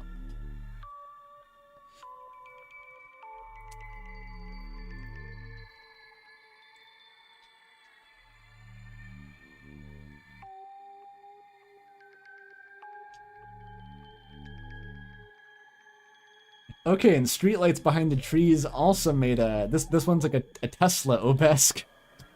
That one's adorable. Is it a mustache or a mouth? You'll never know. Using double receptoring that corru cyst. Both are in there. Holy shit, that's advanced tech. That one's really cool too. A mouth stash.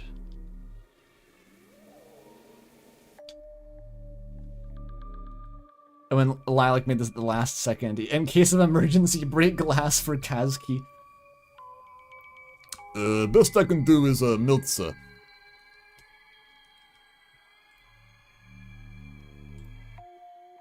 Kazki could have fixed Itzel. And Computer Player Will has a little collage here. Beautiful. With the fucking Dancing Gaster. Oh, wait a minute. I saw that Dancing Gaster and I thought like, oh, I should put that on the stream. Then I forgot about it. I should do that, actually, for like tomorrow's stream. I forgot that GIF existed. It's a good Dancing Gaster. I can replace the Tenna with him, maybe, because the Tenna was more of a temporary commemorative thing for the new Deltarune chapter.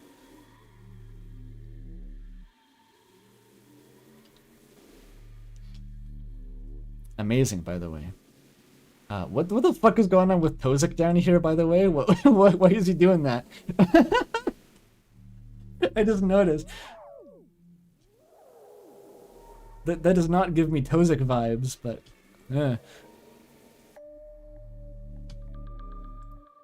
Akazet getting hammered on citric acid.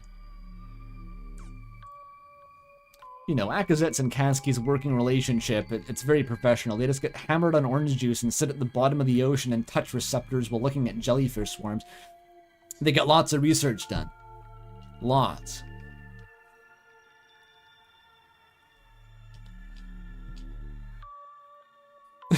Bosco. This is from Horchata. Kiss the cook. He would do this. Bosco would do this.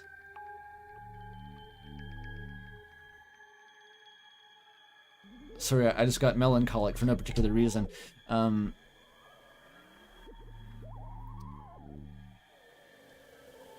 Forwarded from the main Corru server. Is this by Benji? I think it's... Hang on, I gotta go to the actual server to get the image. It is by Benji. Oh, it's a sticker. That's why I can't show it. It's a Bosco grill sticker. Okay, I'm assuming that's not made for the stream, at least. That's what that is. Okay, it's not Benji's art. It's just an existing sticker.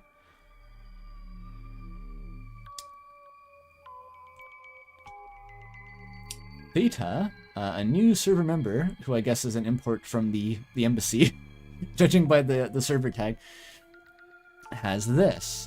Me when I got the corru.observer autism instead of the being good at math or science autism.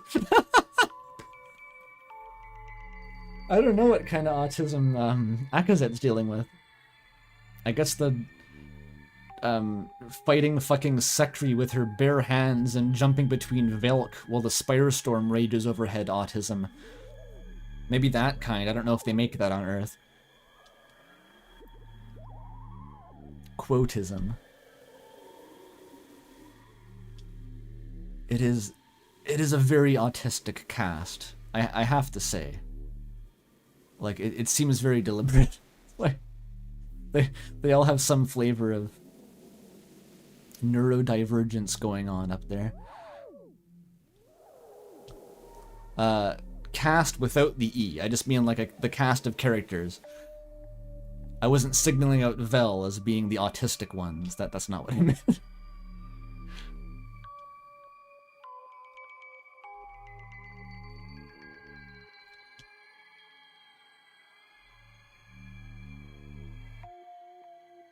Every quo is powered by autism in their own unique way. I guess that's what I was saying, yeah.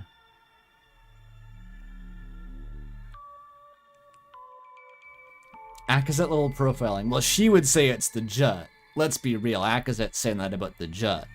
And maybe also the Ekavik, if she's feeling spicy. Especially Ekavik Jut. Don't get her started on newly ascended Ekavik Jut.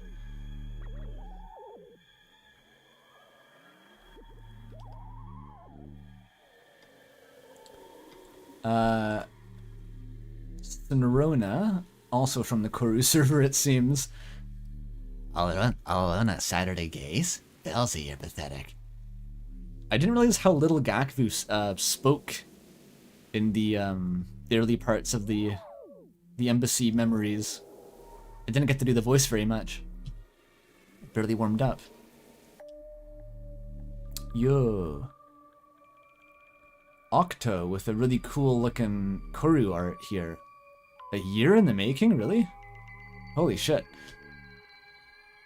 That's Loper wearing the HEV suit with like the crazy mind spike, and that's the fucking... What even is that in the background?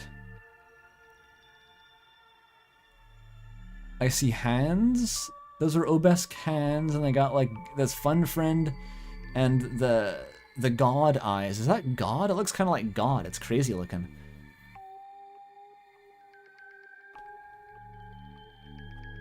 The mind spike looks like fucking an eldritch creature here.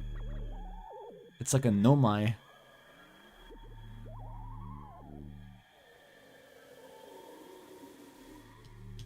That's sick though.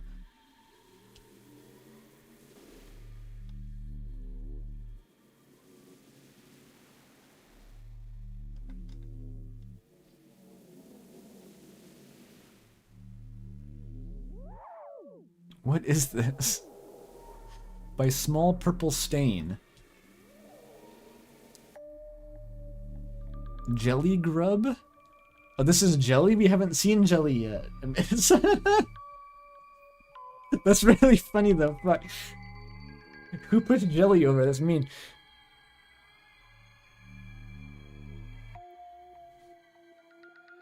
Cannon Jelly would pull out her AK-47 and air raid you if you did that.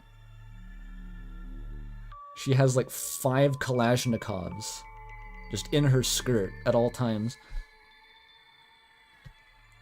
Actually, that's Kazuki, I forgot.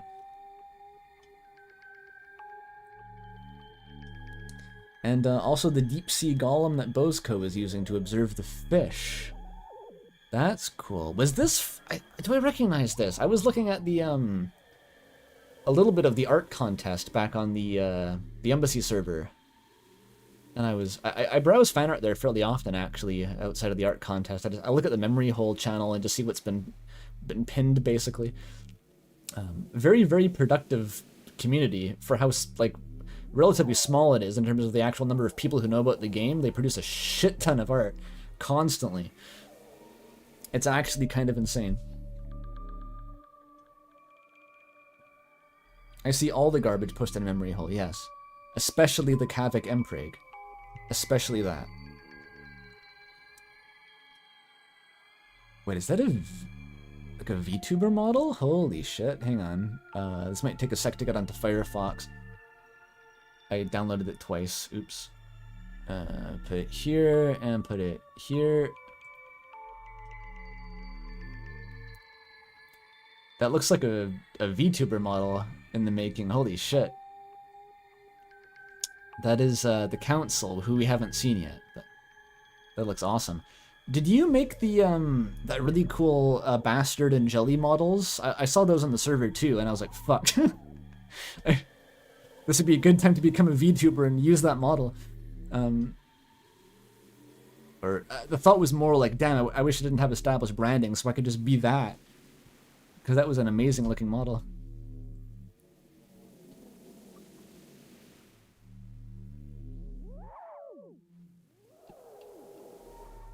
The Miltza X Gakvu Sans baby? I think I have. I think I have seen that. The Miltzvu, I don't know if I see the angle on that so much, or I don't know, maybe it's there. I'll have a second look at it on my second run through, of course.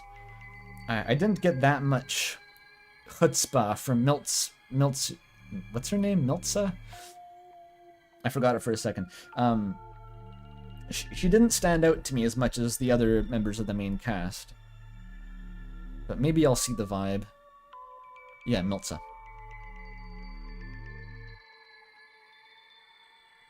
It's Black Rom. Cannot say it any other way. Well, I know, it's the enemies to lovers meme, but like... if Miltza convinces me to think that she's a little bit cooler, then maybe I'll buy it. Because, like, you know, Gakvu is like my main girl. Can't be shipping her with no pedestrian quo.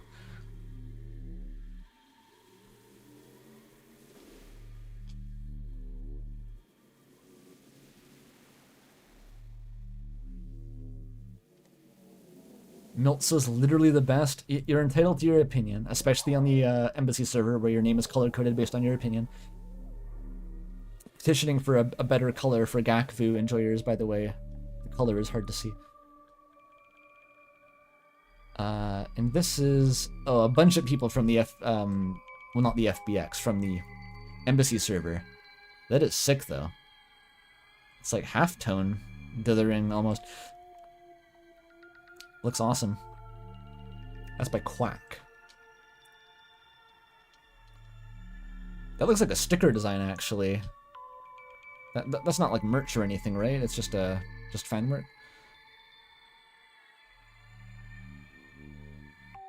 I kind of think that Akazet is the best, honestly. Like, if I had to choose Akazet, but like, it just didn't feel fair to select Akazet as like the default favorite Obesk. So I'm like, okay, well, aside from Akazet, Gakvu wins.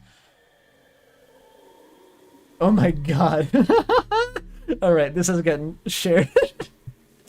This is so far out of context, but yeah, basically. We need Ruinous Intent playing for this immediately. Hang on. I have it downloaded.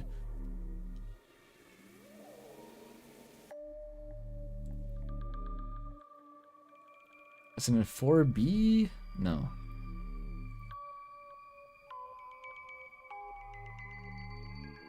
Wait, where'd it go? I did buy the soundtrack, but it's structured weirdly. I can't find it.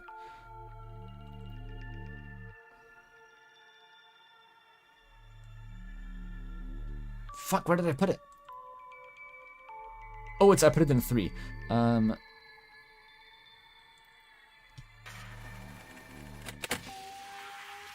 on. Where did the corru tab go? It's playing the music.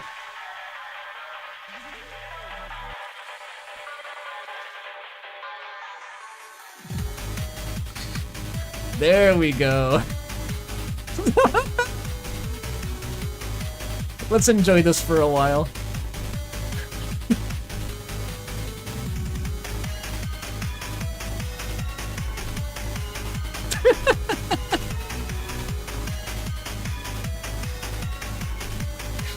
Milt says revenge. Okay. This GIF is playing in Bastard's mind at all times on loop. He is never not thinking about this. I think that's the end of the art. Okay, wonderful. The official visualizer of the song. The looping nature. It's on a boat too. I just noticed he's driving the fucking boat. He somehow ran Akazet over with a speedboat. Get wrecked.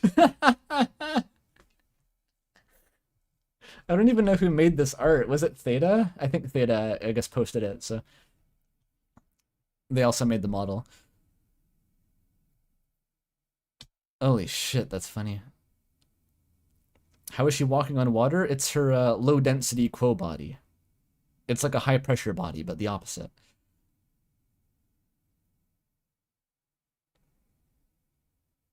They were issued to the embassy staff after Vakoa noticed them getting a bit too hot and heavy underwater with the jellyfish, if you know what I mean, Kazki.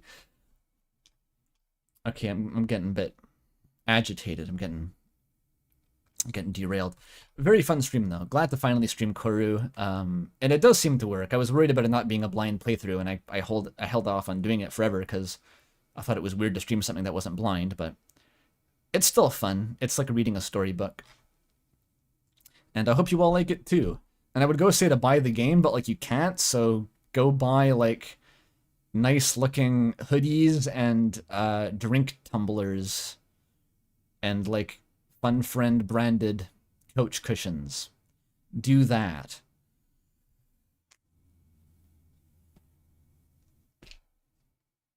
Alright, well, I'll see you all next week, but also tomorrow when I'm going to talk about Deltarune fan theories for a long fucking time until I actually go insane and my vocal cords start bleeding. It's gonna be fun. It's gonna be great. Night, everyone. See you later.